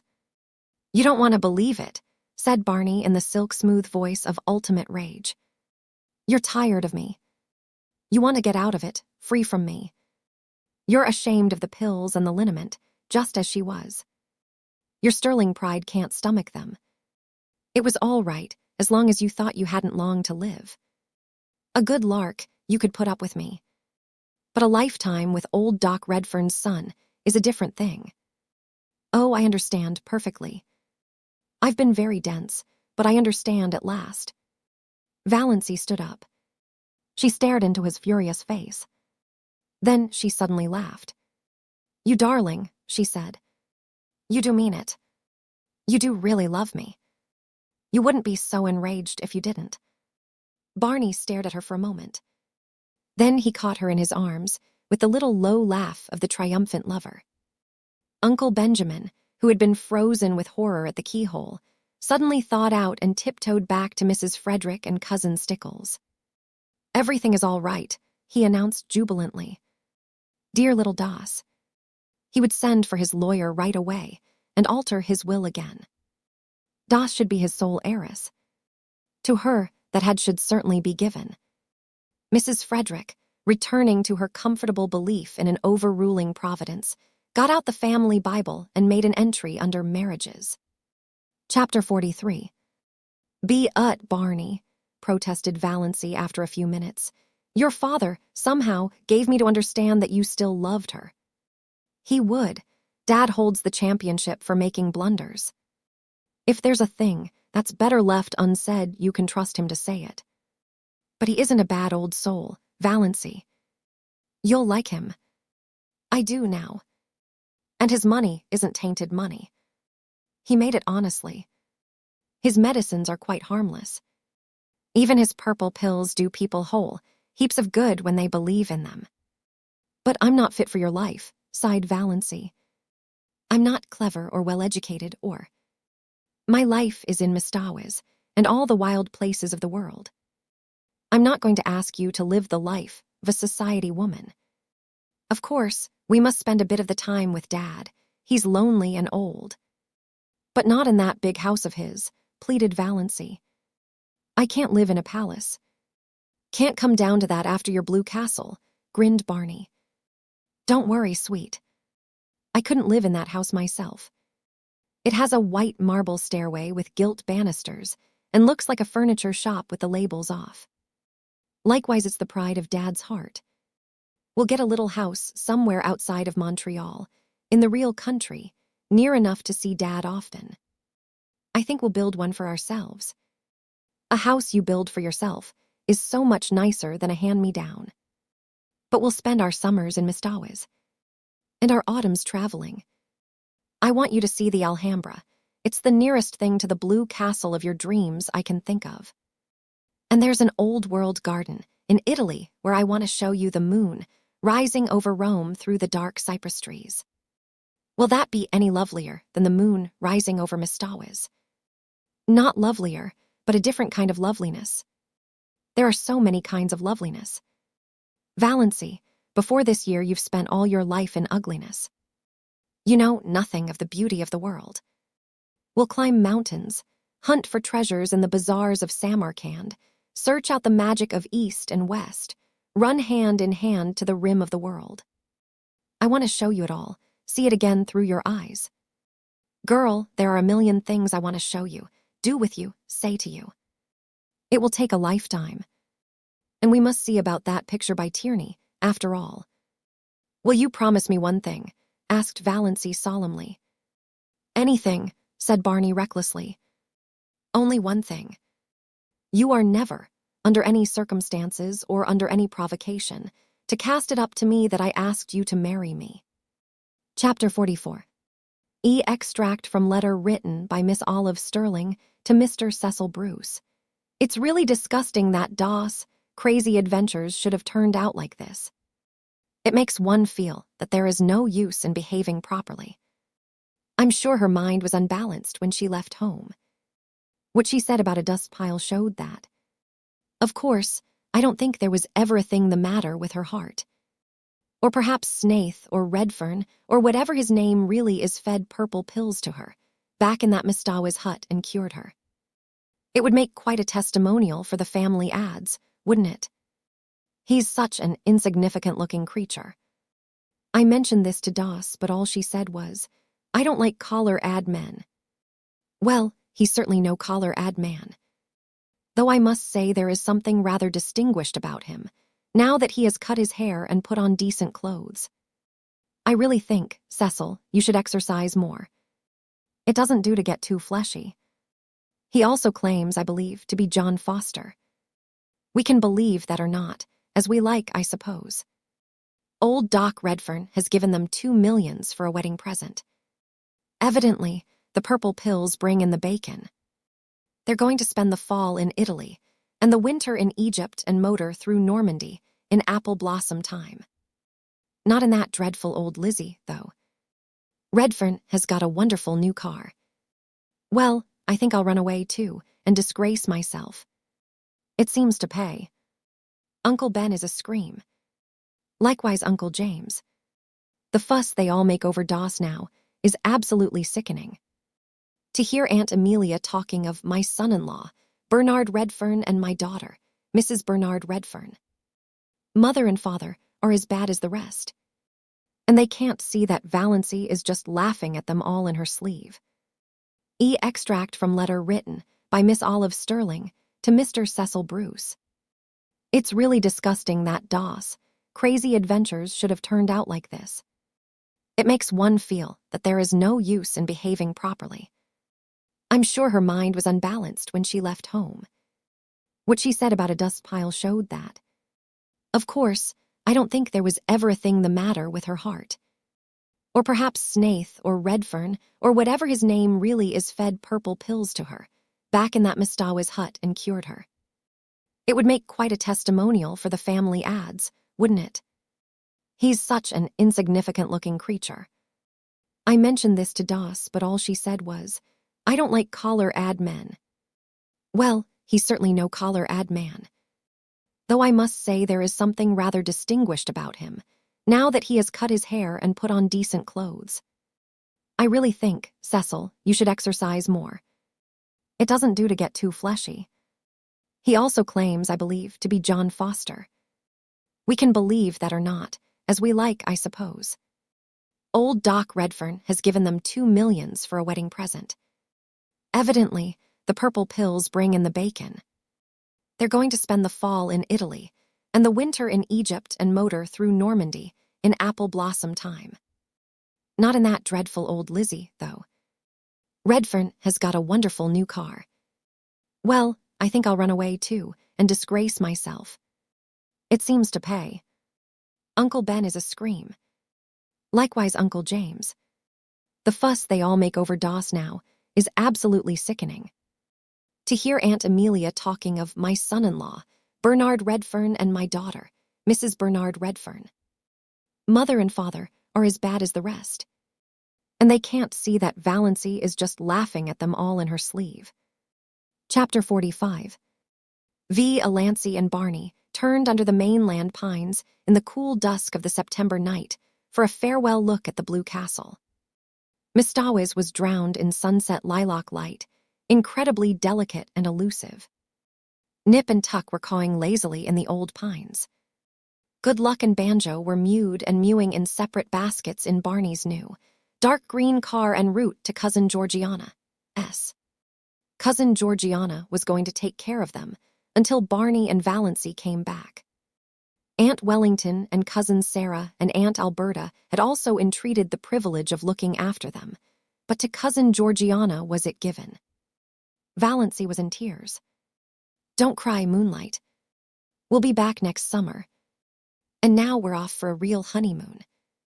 Valancy smiled through her tears. She was so happy that her happiness terrified her. But despite the delights before her, the glory that was Greece and the grandeur that was Rome, lure of the ageless Nile, glamour of the Riviera, mosque and palace and minaret, she knew perfectly well that no spot or place or home in the world could ever possess the sorcery of her blue castle. The end.